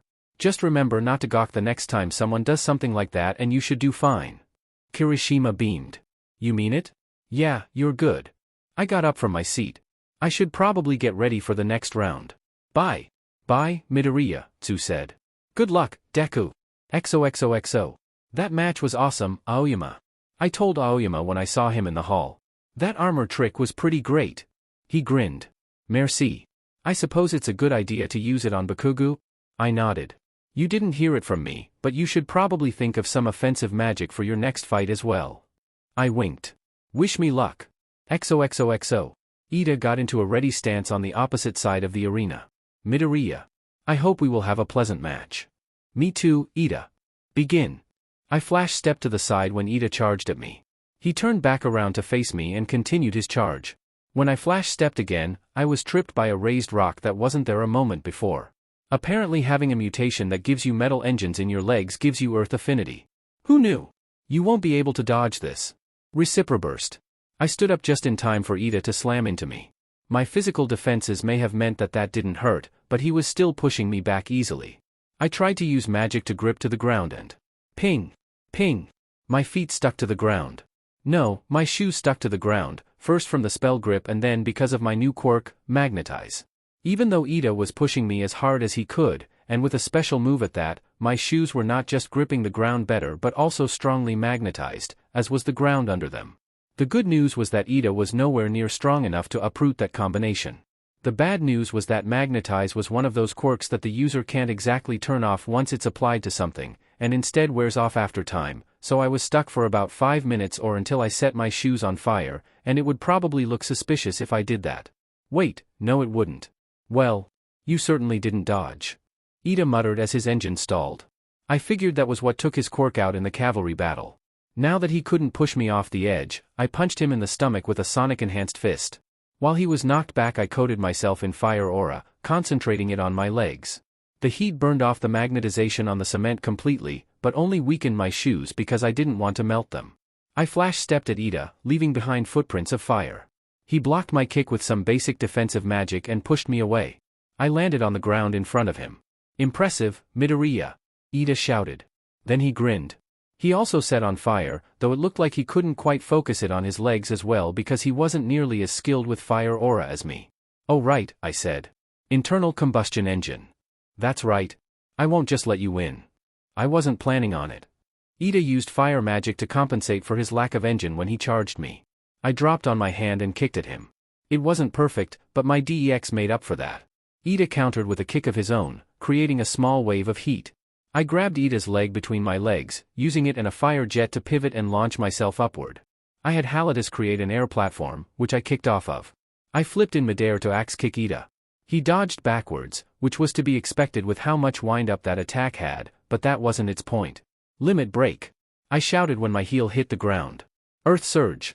Ida's eyes widened as the ground rose up in a wave. He was pushed all the way out of the arena, which was mangled beyond recognition. Ida is out of bounds. Midoriya wins. I stared at the aftermath of Earth Surge. I can probably fix that, I offered Cementos. He waved me off with a smile. You're fine, I'll do it. I walked around the wall of rock I'd made. You okay, Ida? I might have overdone it a bit. He sighed as he got up. I'm fine. I suppose I still have some training to do before I'm able to catch up to you. If you want I could spar with you sometime, I offered. I could really use some experience with pure physical fighting. He nodded. I'd love to. This tournament has been so exciting so far. Mike-sensei shouted. It's almost over, but I doubt there won't be some more. Excitement, Aizawa-sensei added. That's right. This next battle will be Aoyama versus Bakugou. Who will win, folks? Will it be the Radiant Paladin, or will the Red-Hot Warmage? Start, Midnight-sensei said. Let us have a glorious battle, Mon Ami. Aoyama glittered. Kaken laughed. Like it'd be anything else. Hit me with your best shot. As you wish. As with Tokoyami's fight, Aoyama opened by turning his sparkles into lasers. But while Kaken dodged them his navel started to glow again. Aoyama struck a pose, and ribbons of light erupted from his stomach and enveloped him. The armor looked slightly thicker than what he had last time, but was unmistakably the spell he'd used last time. Let's see what you can do. Kaken shouted. He blasted himself at Aoyama, fists blazing. He slapped Aoyama in the armored chest and shot himself back with a small explosion. The hits caused Aoyama's armor to fluctuate and knocked him back, but aside from looking a little less vibrant the armor held. Kaken grinned. Aoyama smiled back at him and shot another wave of lasers. Kaken tried to phase through the lasers with fire embodiment but was still blown back anyway. Shall we get this battle started for real? Aoyama asked as he struck a pose and used the distraction to fire up his quirk again. His armor thickened and formed a stylish helmet, then the excess light flowed down his arms. And formed into a rapier and buckler. Aoyama flourished his sword and shouted, Taste the sting of my silver chariot. En garde. Kaken's grin widened. If that's how you're gonna play this, he muttered. He struck an equally dramatic pose, almost literal fire in his eyes. A glow similar to fire aura engulfed his body, but it looked deeper somehow. I honed my senses on it and heard a ping. A new skill has been created through special action. From extensive use of skills to understand magical effects, the skill Analyze has been created. That'll be useful, I muttered. It created a text box with information that I already knew some of from using Eye for Magic. Which meant it would probably be made passive by Tactician, unlike Eye for Magic or Open Mind. Score. Now if only I could get an Open Mind version. I filed that away for later and looked at the Analyze text box. Fire ignition. An infusion of the fire element into one's body stronger than fire aura. Grants greater enhancement than fire aura, but damages the user. Increases attack damage by 90%, increases movement speed by 45%, increases STR by 30%, user generates extreme heat. 150 MP used per minute. User takes 150 HP of fire damage per minute.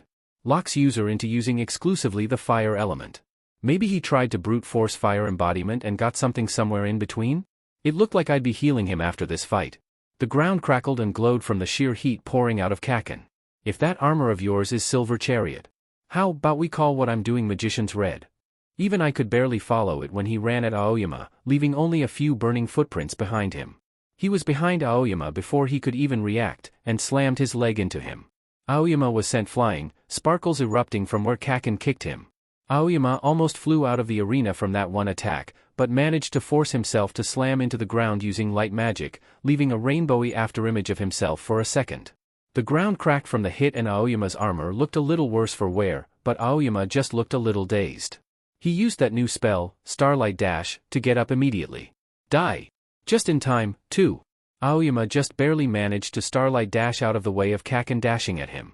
Kaken stopped on a dime when he passed through Aoyama's afterimage, shattering the ground from his stomp, and shot himself at Aoyama again. It almost looked like he was hitting the ground so hard that he was being launched around by the recoil. Aoyama flinched and raised his shield. Kaken slammed shoulder first into the shield. The buckler flashed in an explosion of light, knocking Kaken back. He almost landed outside of the arena but fire dashed back in just in time. Not bad, Kaken said. Then he lunged back at Aoyama. He let loose a flurry of almost blows, just barely stopping himself from triggering Aoyama's shield trap whenever he maneuvered it in place with an explosion. Even though Kaken never landed a hit on Aoyama, though, each explosion pushed him back a bit. Kaken yelled and slammed the ground in front of Aoyama. The ground exploded, knocking him into the air. Then Kaken wiped his forehead and flicked his hand at Aoyama. A few small beads of fiery light flew off of his hand, landing on Aoyama's armor and shield. The mana-charged sweat droplets exploded, launching Aoyama back. Before he could touch the ground, Kaken tackled him again. This time Aoyama didn't manage to save himself in time. He dropped outside of the arena and let his armor dissipate. Meanwhile, Kaken collapsed to the ground. His skin was red, and he had steam rolling off of him. Luckily his pants were mostly fine, but his shirt was more ash than shirt. The match is over. Midnight announced. Aoyama is out of bounds. Bakugou is the winner. Now go to the nurse before your next match, Bakugou. XOXOXO. I waited in the waiting room while Kaken got chewed out by Shuzenji-sensei. Sonya flinched at something and sat down next to me. Hey, Izuku, she muttered out loud, even though she was still incorporeal. She liked doing that sometimes, probably because she was a sound elemental. What's up, Sonya? I asked. You might want to be extra nice to Ida for a while. Did you eavesdrop on a conversation? She frowned. It's not. I hear everything within my range. That's just what it's like as a sound elemental. I used to not process it, I guess, but now that I'm contracted I know what everything I hear means. Oh. That was interesting. I'd heard the elementals say things that implied they existed somehow outside of being summoned, but that was interesting. Do you want to talk about it? Sonya shook her head. Nah. It's actually a lot nicer than not really knowing anything that's going on. Besides, Granny's almost done yelling at Kaken. I got up. Alright, then. Let's go. XOXOXO. Kaken grinned toothily at me. So, it's you against me, huh? He said over the roar of the crowd. I figured it would be. He did his signature fist punch. Let's have a great fight, Deku. I smiled at him. I'll make sure of it. It's the final fight, folks. Mike-sensei shouted. Midoriya versus Bakugou. Won't this be a show? Midoriya and Bakugou have shown themselves several times in the sports festival to be very talented and very powerful, Aizawa-sensei added. Honestly, even I've been inspired by the crazy things the students have been doing. Start. Kaken jumped at me with a proto-flash step, boosting with his explosions. I reacted just in time to activate elemental embodiment, and Kaken swung at air.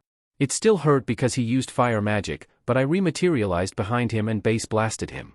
Naturally Kaken didn't go anywhere near the edge from the sound blast, but he went a bit further than I thought he would. Limit break. I shouted right off the bat. I swung my arm like I was throwing a bowling ball, outputting a lot of ice magic. Glacier Prison. Kaken was encased in a giant wall of ice. Just as I thought, that was only a temporary stop. I could see him melting through the ice already. I flash-stepped in front of the glacier prison and activated Ice Aura. I kicked the base of the ice, cleanly breaking it from the ground, and pushed it with a small use of OFA combined with ice magic. The entire glacier prison started sliding like in Kirby when you move into an enemy you used Ice Kirby on, if you were able to freeze boss-sized enemies with Ice Kirby. Kaken exploded out of the ice in a wave of steam and water before he went out, spraying half the arena in water as he hurtled straight towards me. I planted my feet and swung back to hit him. He threw a few strands of his hair at me for some reason, then ped his own fist back. When I went to swing, my arm was stopped by something, letting Kaken get a free hit on me. Whatever blocked my arm didn't stop me at all from getting knocked back. I had Dune raise a few rock walls for me to crash into. I got back up and tried to flash step. Something around my chest this time stopped me. Luckily damage reduction meant that it didn't hurt me too much. I looked down at what was blocking me and saw several strands of long fibers. As I watched, a few more threads of silk wrapped around my body. "You've probably noticed by now, huh?" Kaken said. And then I thought to check his affinities again. "Sonic 40 and Bio, you can come out now, Leaf." The silk anchored to the rock wall I threw up grew and morphed into a green-haired boy in a green blanket cocoon that may or may not have been a giant leaf. He grumbled a bit and said, "Hey. The surprise is over, get him," Kaken ordered. Thousands of strands of silk erupted from the bio-elemental and wrapped around me and the surroundings. I was quickly wrapped up tight in a silk cocoon. I tried to use lightning embodiment to escape, but the webbing was resistant enough that was a waste of time and MP. I struggled, trying to get some leeway, and took stock of the situation. I couldn't really move, the silk blocked my lightning. I could hear, or rather not hear, that there was enough material that it was soundproof. Halidus told me that it was airtight. I tried water and then bio. Water just left the cocoon wet, but I was able to merge into the web with bio. Leaf tried to keep me in the center, but I was, with a little difficulty, still able to phase through the silk. My hand got free of the web, so I slammed it into the ground and turned it into roots. I pulled the rest of my body out of the cocoon by turning into a small oak tree. "Oh, what the hell?" Kaken shouted. "Alright, let's do a pincer attack on the tree." Kaken fire dashed at me from one side while Leaf lashed out with silk from the other. I burst into cactus needles, evading the webs and stabbing Kaken a few times. I gathered my body back together, except for a few needles that Kaken managed to incinerate, and reformed behind him. Kaken turned around, murder in his eyes. "Leaf," he growled. Leaf sighed and shot more silk at me, while Kaken threw fireballs where Leaf wasn't covering. I smiled at Kaken before turning into water. Leaf's string shot stabbed right through me, splashing even more water around. It didn't help that all of Kaken's fireballs hit into what remained of the ice prison, nor that I had rain subtly spread all the water around. I fell into the puddles, then popped up behind Kaken. I slapped him with a wave of water, soaking him, then switched to lightning embodiment. Sure dash, Kaken started to say before getting punched by my lightning fist. He coped a lot better than the last time I used that combo, though, because after only a few hits my hand hit his wooden face with a lot less impact. Kaken smirked and transformed his arm into a bunch of vines, which he wrapped around me. I changed back to normal and almost immediately turned to air to get away. Kaken cursed as I rematerialized on the far side of the arena from him. He pointed at me, a fire lit on the tip of his finger. I grinned, activated Eye for Magic, and mirrored Kaken perfectly, copying the magic he was putting into it almost perfectly. He shot the fire bullet at me, which I copied. Then he blinked and summoned more fireballs. I summoned more fireballs almost immediately. With my INT it was hopefully quick enough to look simultaneous. We threw a few more fireballs at each other before Kaken realized that was getting him nowhere. "You're not finishing me off with a stupid copycat game, Deku." Kaken dashed at me using fire ignition. I managed to mimic it with One for All, but fumbled with the explosion to the face that followed it. My head shattered. Conveniently it happened to be made out of stone and I was able to piece it back together. DMN Elemental Embodiment. Kaken blasted me a few more times. This time, however, I blocked the explosions with a mana shield, then hit back with a steam blast. Kaken recovered with fire dash, then started flying upward. "Come and get me, Deku." I grinned, forming Halcyon Wing to fly after him. Really, it was bound to happen at some point. I flew after him, just barely lagging behind him. I flapped my wings, shooting a few feathers at him. Thanks to Halcyon Wing's secondary effect his flight spell also faltered for a moment, letting me catch up and kick him toward the boundary. He blasted himself back up and threw 2 blades of heat at my wings. I scattered my wings into feathers long enough for the blades to miss most of the feathers, then reconstituted my wings with most of the rest of the feathers. I threw the few that I left out at him and followed up with a small lightning bolt. Kaken dodged the feathers, but I curved my lightning to strike him in the shoulder. It wasn't enough to do any major harm, but he growled and clutched his arm from the shock. I grinned and fired an ice beam at his hand, which was clutching his arm. I also iced that lightning wound for him while I was at it. "Deku you fucker!" Kaken shouted as he plummeted. He caught himself with fire dash, supplemented with fire ignition, and rammed straight at me. The fire melted the ice as well. I flapped my wings, which was now no longer enough to screw up Kaken's fire dash, and ascended fast enough that I hoped I would dodge him. It didn't work. "Die!" Kaken screamed as he punched me in the face. I shot all my feathers at Kaken while I was still ascending, then turned to air. I floated down while Kaken dodged all the feathers, then turned back when I was under him. Ping!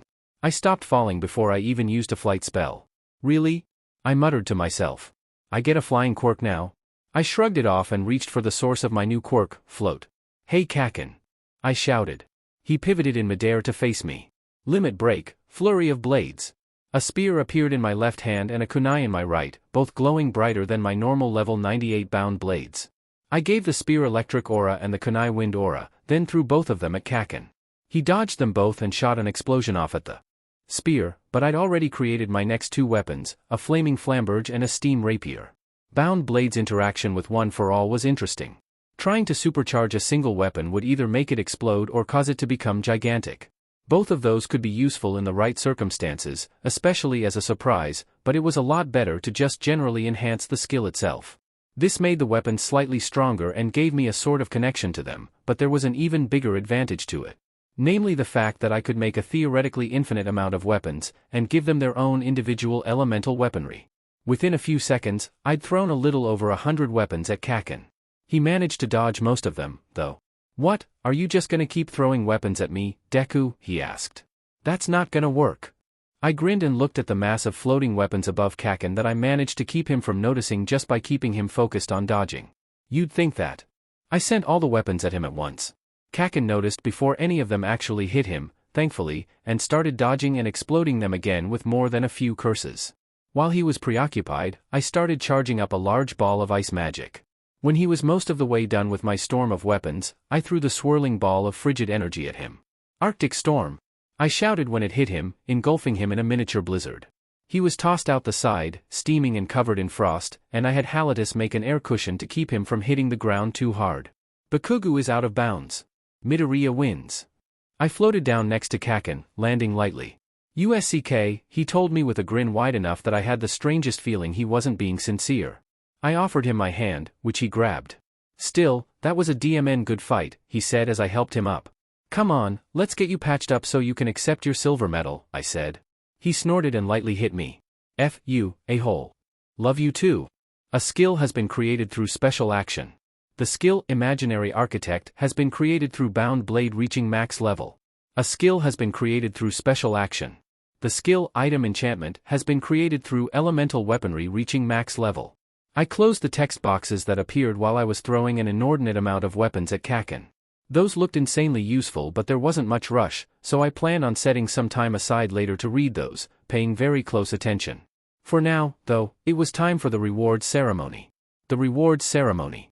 For the UE Sports Festival. That I won. When I went to the podium that the first dash, second dash, and third place winners were supposed to stand on, I felt like I was floating. I can't believe I placed first in the UE Sports Festival. I thought to myself. I was about to step onto the first place plat. Oh wait, I actually was floating. Huh. Weird, it felt almost natural. Luckily the podium was underground for added showmanship, so nobody actually saw me floating. "Were you just floating, Deku?" Kaken asked. "Well, almost nobody saw me." I scratched the back of my head. Haha. I kinda got excited. "Didn't even notice." Kaken looked skeptical. "How the hell didn't you notice you were floating? I feel like that's the kind of thing you'd notice." "I'll tell you later." Then I decided to show off a bit. I activated float, on purpose this time, and floated up onto the podium without turning around. Kaken snorted and jumped onto the second place spot. "Isn't this Trace Magnifique?" Aoyama asked us as he got on the third place platform. Normally Ida would join him as the other person in third place, but he'd left earlier, telling us that his brother was attacked by a villain. I hoped he was okay. After a few minutes of us waiting, Sonia alerted me that Midnight Sensei was about to announce us. The hole above us filled with smoke and bright flashes of light from fireworks as our podium started to rise. I got into what I hoped was a distinctive, but not too weird, pose as the confetti started falling on us. Well, it fell around me and on the other two. I flashed a little smile at Halitus and Juniper just before we rose into view. Ida is also in third place, but he had to leave for family problems, Midnight added. Now, to present the medals, we have, she pointed at the top of the wall of the arena, where a familiar shadow appeared. Ha ha ha. All Might shout laughed, then jumped down in front of the podium. I have come to present the medals. Midnight presented the medals to All Might. He picked up the bronze medal and approached Aoyama. He smiled at him as he gave him the medal. Young Aoyama, your resolve was impressive. Even though you suffered hardships, you persevered, and look at where you ended up. You will make a fine hero. He gave him a small hug and went back to get the silver medal. Young Bakugou, he said as he put the silver medal around Kaken's neck, you have shown so much fire today, literal and metaphorical. You might perhaps want to tone down the aggressiveness just a bit, but you are very well on your way to becoming a great hero. I mean it. Kaken grinned like an idiot as All Might went to get the gold medal. The gold medal that he placed around my neck. All Might was giving me the sports festival gold medal. I had dreamed of this moment, literally dreamed, for years. Young Midoriya, you are. Are you vibrating? And glowing? I totally didn't stop vibrating because I totally wasn't glowing in the first place. I noticed that in my excitement that totally didn't cause me to literally vibrate. I failed to notice a series of text boxes that had popped up. That. Congratulations.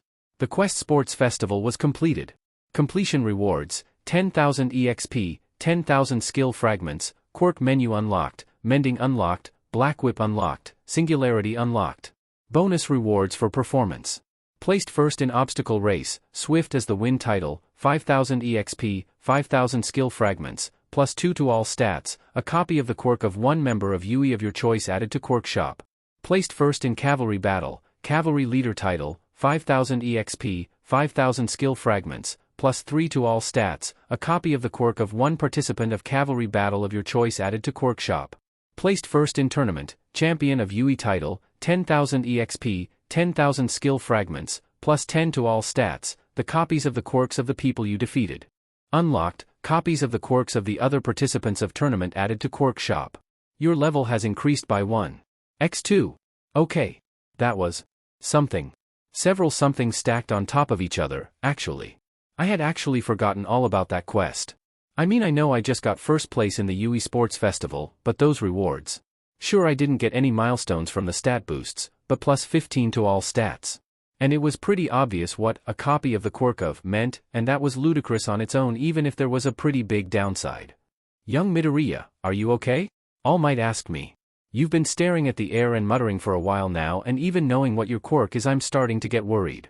I jumped. Oh, sorry. I'm fine, I just got a really surprising quest reward. I looked at Kaken and Aoyama stealthily, noted that they were staring at me, and then had Sonya whisper in his ear. I'd like to talk to you later. Hopefully it's not a pressing matter, but it's kind of serious. All Might nodded. I understand, young Midoriya, his voice whispered in my ear, just like I'd done with him. You should have free time later. I'll meet you in my office. He then turned around to address the audience. This was an amazing sports festival, folks. These three fine young men took the top three, but it could have gone very differently. Who knows, maybe in an alternate universe young Tokoyami reached third place, young Todoroki was in second, and young Bakugou was the one who won out in the end. It's that aspect of the sports festival that I admire the most. The way that everyone works their hardest and challenges each other for the spot at the top. It's wonderful. Now, there's one last thing I'd like to say to the students. He pointed to the heavens. Say it with me, folks. Plus ultra, everyone in the stands shouted at once, at the same time that All Might said, thank you for your hard work. What? XOXOXO. I checked out the quirk menu, which I'd found in the main menu, while I walked to All Might's office. It was a menu that looked like the skill menu, except it was divided into two sections. The first one, labeled quirks, looked like a list of all the quirks I had unlocked, and man was that an amazing sentence to have just thought. I put aside the two pop-ups asking me to pick from a long list of quirks, which luckily didn't have a time limit, so I would scroll through those later. The first one on the list was surprisingly enough not the gamer, which was the second. Instead it was that singularity quirk I'd gotten with the rest of the quest rewards. I tapped it, bringing up the text box. Singularity, emitter. A distortion in the fabric of reality that can pull in anything, even the immaterial. It fuels the gamer's miraculous power. Usage does not use MP but instead lowers HP and MP regeneration, scaling with usage. Overuse causes HP and MP regeneration to stay lowered for longer. Well, that raised more questions than it answered. I guess it made sense, considering the fact that my mom's quirk let her pull in small objects, but it was also completely out of left field. I sighed and put it aside for now. I had a lot on my plate already, Singularity probably wasn't going anywhere. I checked the gamer. That one didn't have anything surprising, just what I knew already from Gamer's Mind and Gamer's Body. Actually, I checked my skill menu and noticed that Gamer's Mind, Gamer's Body, One for All, and presumably the other quirks that were in my skill menu were gone. I checked the rest of the quirks from One for All. They looked about right. Mending was a rewinding quirk that only worked on inanimate objects, which I was actually really excited to play with. It was time manipulation. Black Whip, meanwhile, had slightly confusing wording, but it looked like it was energy tentacles. That one old Spider-Man theme song may or may not have played in my head when I read it. Then I looked at the quirks I got from the tournament. Brainwashing, Half Cold Half Hot, Engine, and Explosion. All of them were powerful quirks, and now I just had them. I felt like they were there, but they weren't. Active, I guess. The same went for the other quirks aside from Singularity, the Gamer, and One for All, now that I thought about it. After a moment of thought I activated Explosion. My hands tingled for a second. I carefully triggered it. Bang! I jumped and looked around. It looked like there was nobody around to see the small explosion I just made. I just used Kaken's quirk. I laughed, then stared at my hands. Next I activated Half Cold Half Hot. My right side got colder and my left side got hotter. I laughed as frost spread across my right hand and fire danced on my left. Then I made a few small explosions, proving that the two quirks were both active at the same time. I activated Black Whip and System Warning, using multiple non-native quirks at once may lower efficacy and exaggerate downsides. This can be improved with training. Fair enough. I turned my new quirks off. Then I wondered how mutant quirks would work with that. I decided not to try Ida's quirk, at least at first, and instead looked at the second part of the quirk menu, Quirk Shop. The first quirk on that part was Sludge Body. From the looks of things it was the quirk of that sludge villain that attacked me all that time ago, though it didn't have any description aside from saying it was a mutant quirk and what looked like a cost in skill fragments. I scrolled down the surprisingly long list, though not actually as surprising when I realized it looked like the quirks of all the people I'd gotten EXP from beating like another kind of spoil, for what I hoped was a mutant quirk. If it was hands down the best quirk I could think of to have it permanently on. There. I bought it, burning through 2000 SF, and turned it on immediately. Super Regeneration, Mutant. Just like I'd hoped, I could turn it off at will. I used Draining Hands on myself to lower my HP by half and stifle my HP regen, then activated Super Regeneration. My HP regeneration skyrocketed for a moment, but went back down to its normal level when I turned it off. That was enough for me to be comfortable testing out Engine. Which caused my pant legs to rip when my thighs grew and sprouted mufflers. Honestly, I should have seen that coming. I turned Engine off, which confirmed that turning off mutant quirks made the mutations automatically disappear like a transformation quirk, which made about as much sense as the fact that I could now copy people's quirks and there was no indication that it was temporary. Then I tested out Mending. Like I thought, it made my pants good as new. Well, good as it was about 1 minute ago. That was awesome. And then I noticed that I was standing in front of All Might's office and he was staring at me through the window, blood dripping out of his gaping mouth. A pink-haired boy wearing a matching cardigan appeared next to me with a sound like a heartbeat. He had oddly shaped ears that had feelers on them that reminded me of Jairu's quirk, except they curled up at the end instead of becoming earphone jacks. He was still a basic elemental, which wasn't surprising considering the fact that I'd only thought to observe All Might at his lower level form for affinities a week ago. Turned out he had a few points of sound affinity, so he was able to summon Seth. This is what you meant when you said, "It's not a pressing matter, but it's kind of serious, isn't it?" He said the quoted words in my voice, which was weird. Yeah. I can explain, by the way. All Might nodded and opened the door. Let's talk. XOXOXO. All Might contemplated what I told him. I see, he said after a while. That is interesting. I was a little worried because it reminded me of what you said about All for One, I said. All Might laughed. You thought I was worried about that? I've seen copying quirks before. In fact, young Monoma in 1B has a copy quirk. If I freaked out at every person with a quirk that I thought could be related to One for All, I'd have lost my spot as number 1 long ago, if not my hero license. Oh good, I sighed in relief. He patted me on the shoulder. Really, young Midoriya. Have more faith in me, please. I rubbed the back of my neck. Sorry. You're okay, young Midoriya. I understand where you were coming from. Also, I figured I should probably tell you about it because you're my heroics teacher and quirk copying is probably the kind of thing you should tell a heroics teacher.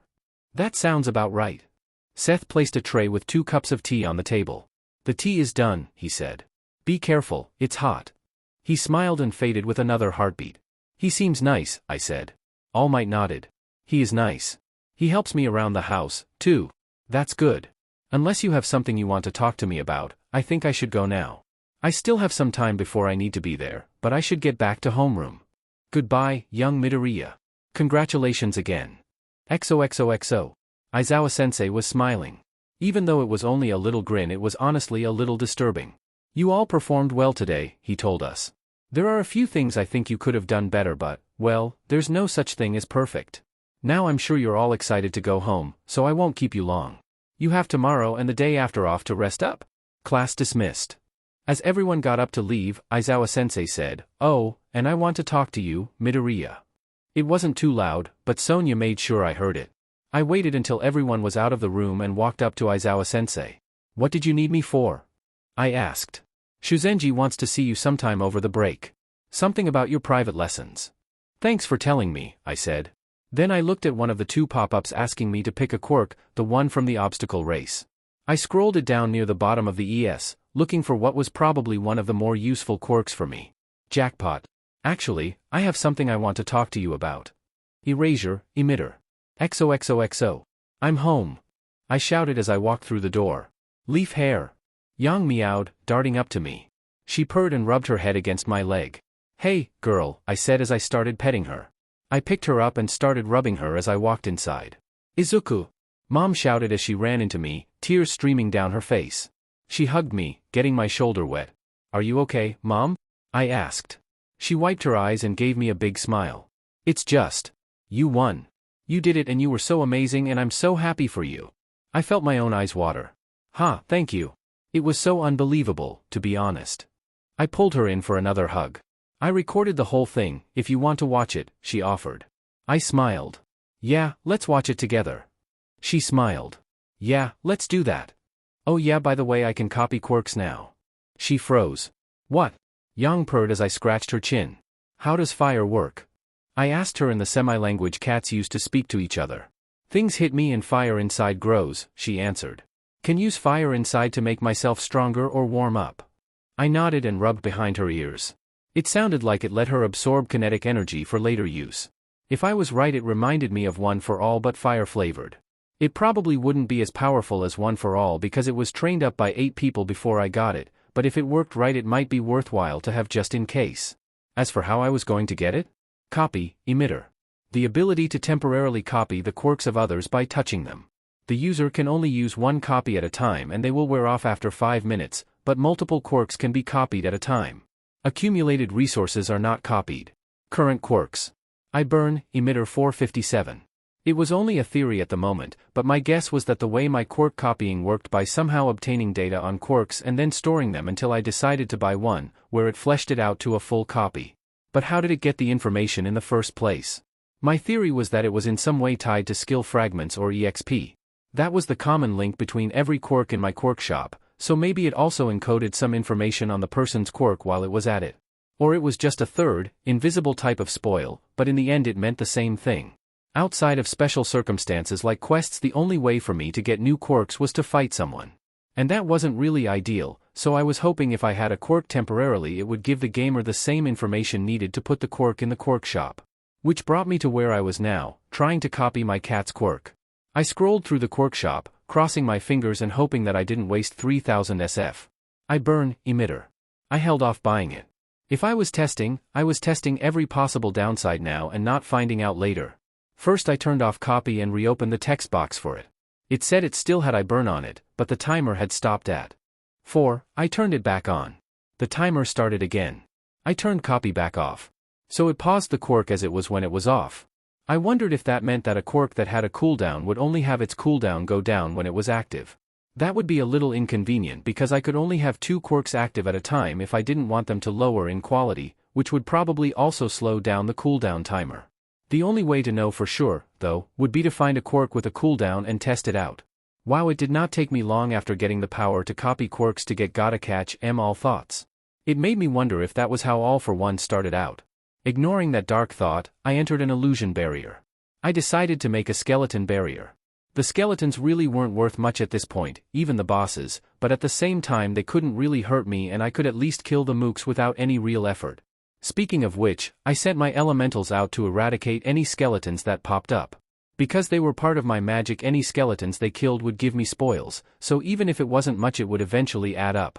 Now that I didn't have to worry about property damage, I turned copy, I burn, back on and slammed my head through my room's wall. I felt heat well up in my body. It reminded me of how One for All's energy pool recharged when I used meditate at full MP, but only for a moment. If it got that much energy, then that meant that it absorbed energy before my defensive passives, which was the best case scenario. Now the question was if it would still charge while I was discharging. I reached for I burn like I did with One for All and jumped with all my strength. I didn't get much energy back from the original jump at all, but crashing through the roof filled me up. While I was in the air I activated one of the 2 skills I earned in my fight with Kaken, Imaginary Architect. I started simple, mana forming into solid shapes on my roof. I landed on a light blue tower made entirely of magic. I heard creaking coming from my roof. Even though Imaginary Architect made temporary structures from pure energy, it seemed to still have weight. It didn't make physical sense, but at the same time I remembered that Bound Blade had weight to it and Imaginary Architect was basically just the theory behind Bound Blade taken to 11. I wasn't much of an architect, though with Imaginary Architect it would probably be a good idea to fix that, but I managed to make supports that made sure my house didn't fall under the weight of the tower I just made. I dropped Super Regeneration, the second quirk that I had active, for float and jumped off of my tower to survey it. It looked decent, but with how much it was draining me even though I had mantra active I decided to make it a bit smaller. I smiled with the result and went back to the top to check out my other new prestiged skill. Item Enchantment, as the name suggested, let me enchant items, which on its own I knew I had to get out of my head and into the hands of inventors. And I knew just who to talk to about that. But it also had a minor benefit of allowing me to automatically add enchantments to anything that I create with magic, cutting some of the creation's MP cost out of the enchantment's MP cost. I formed a large brazier with a simple fire aura-like enchantment. The brazier lit automatically. I jumped back off of the tower to look at it again. I'd made a pretty good lighthouse. It was a shame it'd disappear the moment I stopped supplying it mana. I mean, I could probably figure out a way to make it last longer, possibly with some sort of magic longevity enchantment, but this particular tower didn't have much life left in it. I took out my phone and snapped a photo, then let it die. It actually looked really pretty while it was dissolving, so I took a few more pictures. I sat down in midair and made myself a chair with Imaginary Architect. It fell because it was a chair and didn't have the power to fly. Next I tried to make a flying chair with air magic. It fell, but slower. I guess I made a gliding chair. Third time was the charm, I made a flying chair. Well, flying chair. I didn't have any way to actually move it aside from pushing it, so it was more like a floating chair, but it wasn't a gliding chair. Well, actually I was using a quirk called float to fly, so. Semantics aside, I reclined in my magical floating chair that I made just because and checked my quirk menu. Copy was almost out of I burn, just a minute left, so I decided to just wait it out. While I was waiting I made a marble out of mana and started playing with it. Item enchantment was too good not to grind out a lot of uses for. I didn't manage to make what I wanted to before copy ran out, which to be fair that was less than a minute, so it wasn't likely I'd make a major artifact, but I was hopeful with what I saw all the same. Once copy lost I burn I checked back in the quirk shop and smiled. It was still there. I bought it after closing the menu and opening it again to see if, updating, it did anything. It looked like it lost the energy I'd accumulated, but I didn't really care about that. I swapped copy out for it because I hoped it would slowly charge over time. I looked at the ground, where a few skeletons were spawning, and told my elementals to not kill them. If I wanted to charge up I burn, then wouldn't it be a good idea to have a bunch of skeletons who couldn't hurt me at all gang up on me? I activated air aura and jumped as high as I could, then created a platform in the air and used it to springboard myself as hard at the ground as I could, switching float for super regeneration. I slammed into the ground hard enough to make a crater, then sat up. Because I was grinding anyway, my left hand glowed green and my right hand glowed purple. Getting a better healing skill was probably a good idea, so I was just going to power level healing hands and draining hands. Okay, now I should probably look at those titles I got. I started with the title I got from the obstacle course, Swift as the Wind. It was basically passive air aura except instead of generating wind it boosted wind affinity. Useful, especially if I were to combine it with air aura. Cavalry leader wasn't very specific, but assured me that using it would make me better at leadership, riding, and driving and would increase EXP for skills related to them. I guess the driving part came from the robot. Still, it could be useful. Especially if I could make vehicles with imaginary architect. Once I got the appropriate licenses, which would probably be easy if I had a title that increased my ability to drive. Champion of Yui, though, was probably the best. It increased HP and MP both by 25%, which on its own was great because it was an upgrade of my Yui student title. But it also said that it improved my quirks, which could hopefully mean I turned float on without turning off my other 2 quirks, but didn't use it. Success. Adding a 3rd quirk didn't destabilize them with Champion of Yui. Maybe. I added copy to my pile. That did it. I turned float off. I could probably increase my limit faster by going over it, but for now I was content to just have as many quirks as I could have active at once without any downsides, especially because that would make I burn charge slower. What next? I muttered to myself as I felt skeletons ineffectually pounding on my backside, rubbing my chin with my life-draining hand. Aside from grinding until it was time to go see Shuzenji-sensei, I only had 2 more things that I could think of that I wanted to do. First, I said as I summoned my skill grimoire, let's see if there's anything worthwhile in here. I flipped through the pages. Nothing really stuck out to me enough that I wanted to buy them that I wasn't confident I could eventually figure out on my own eventually. That, plus the fact that buying skills and buying quirks used the same currency, made me decide to only really use the skill grimoire for inspiration. I shrugged and broke it over my knee. Now it was time for some fun. Singularity. It was permanently active like the gamer and one for all, which heavily implied that it was mine in a way that the copied quirks weren't. The fact that it literally said it powered the gamer somehow certainly added to that. It said that I could draw in anything. I decided to test that out on my house. I reached out with a muscle I'd never used before that somehow still felt so familiar and touched the wall with it. A green glow spread across the wall where Singularity touched it, and I could feel where the wall was in relation to me as if by instinct. I tugged on the link I had with it. The portion of the wall that I was connected to was easily ripped out of the rest of the wall. I checked my MP bar and even subtracting Draining Hands and Mantra adding to my MP regeneration the dip wasn't bad at all. Dang, how powerful did I have to be to rip part of the wall out? Next I tried to see if I could pull it in any direction aside from toward me. I tried as hard as I could, but I couldn't lift it up or swing it around, just make part or all of it accelerate towards me. That was different from Mom's quirk, as she could swing objects around if she moved her hands right, but I supposed I couldn't complain that my absurdly powerful gravitation quirk didn't also let me easily throw entire walls at people. Not that I couldn't throw a wall at someone with Singularity, it'd just be harder to do. Next I decided to see what pulls in the immaterial meant. On a hunch, because according to Todoroki I could probably do it, I created a simple mana bolt on my finger, holding it there, and targeted it with Singularity. It changed from light blue to emerald green. Neat, I said, then shot the mana bolt. About halfway through its max distance I pulled on it. It stopped for a second before coming back to hit me in the chest. So that proves I can pull in magic, I muttered. Can I do other forms of energy? I pointed at a skeleton and targeted the air around it. I concentrated really hard on trying to draw warmth, thermal energy, from it. After a few failed attempts where I just pulled the skeleton towards me a bit, I managed to move something that wasn't the skeleton or the air surrounding it. A few more tries and the skeleton was covered in frost. I did it. I cheered. I smiled and moved on to my next idea. If I could move magic and fire, could I move light? I took a deep breath and concentrated. A green aura surrounded me, covering the area around me in a tinge of green. I pulled at all the light around me at once. Black hole! I shouted as I was enveloped in darkness. This lowered my MP regeneration a bit more and I was started to feel a weird strained feeling in my stomach, probably another drawback of Singularity. I tried making a mage light, but even the magical light couldn't pierce the darkness I'd created. This isn't your average everyday darkness, I quoted, this is advanced darkness. I smiled as I realized that the connection I'd forged with the area that let me SCK all the light out also let me feel everything in the area. It'd probably take some practice to fight in black hole, but I could definitely see the merit in making an area of advanced darkness around me that I could sense all of. I dropped the advanced darkness with a bright flash of green light. I winced because it hurt my eyes. I'd have to watch out for that in the future. I didn't think that I had anything else I could test out about Singularity, except maybe range, so I decided to grind for the rest of the time I had left. I sat down and made a weight set on a set of rails a bit like a guillotine over my head. It didn't hurt me at all when it dropped on my head, but just having it sitting on my head was enough to make my I burn energy go up slightly faster.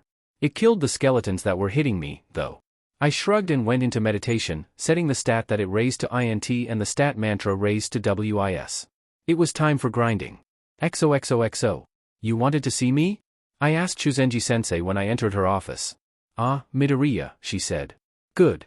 Take a seat. She gestured to a chair, which I sat in. Do you know why I called you here? Aizawa-sensei said it was about the Quirk healer lessons? She nodded. You know, it's surprisingly easy to get a Quirk healer license, as long as you can heal with your Quirk and are decently competent. I'm certain it was made that way on purpose. Even if it's illegal to use Quirks in public without a license, I figure at least some government figures decided that having anyone who can heal mortal wounds with a snap be allowed to, as long as they sign the right paperwork, of course. Speaking of. She pulled out a few sheets of paper and handed me a pen. As of the sports festival, which by the way I counted as part of your supervised service, you've completed all of the necessary prerequisites aside from signing these papers. Read them if you want, but you have to sign here, here, and here to get your license. I nodded and read the papers. It seemed in order. I signed them where I was asked to. Great, Shuzenji-sensei said. Now because you're a minor you have to get your mother to sign there. Come back to me with it when you get back to school and I'll be able to get it to you by your work study. Work study? I asked.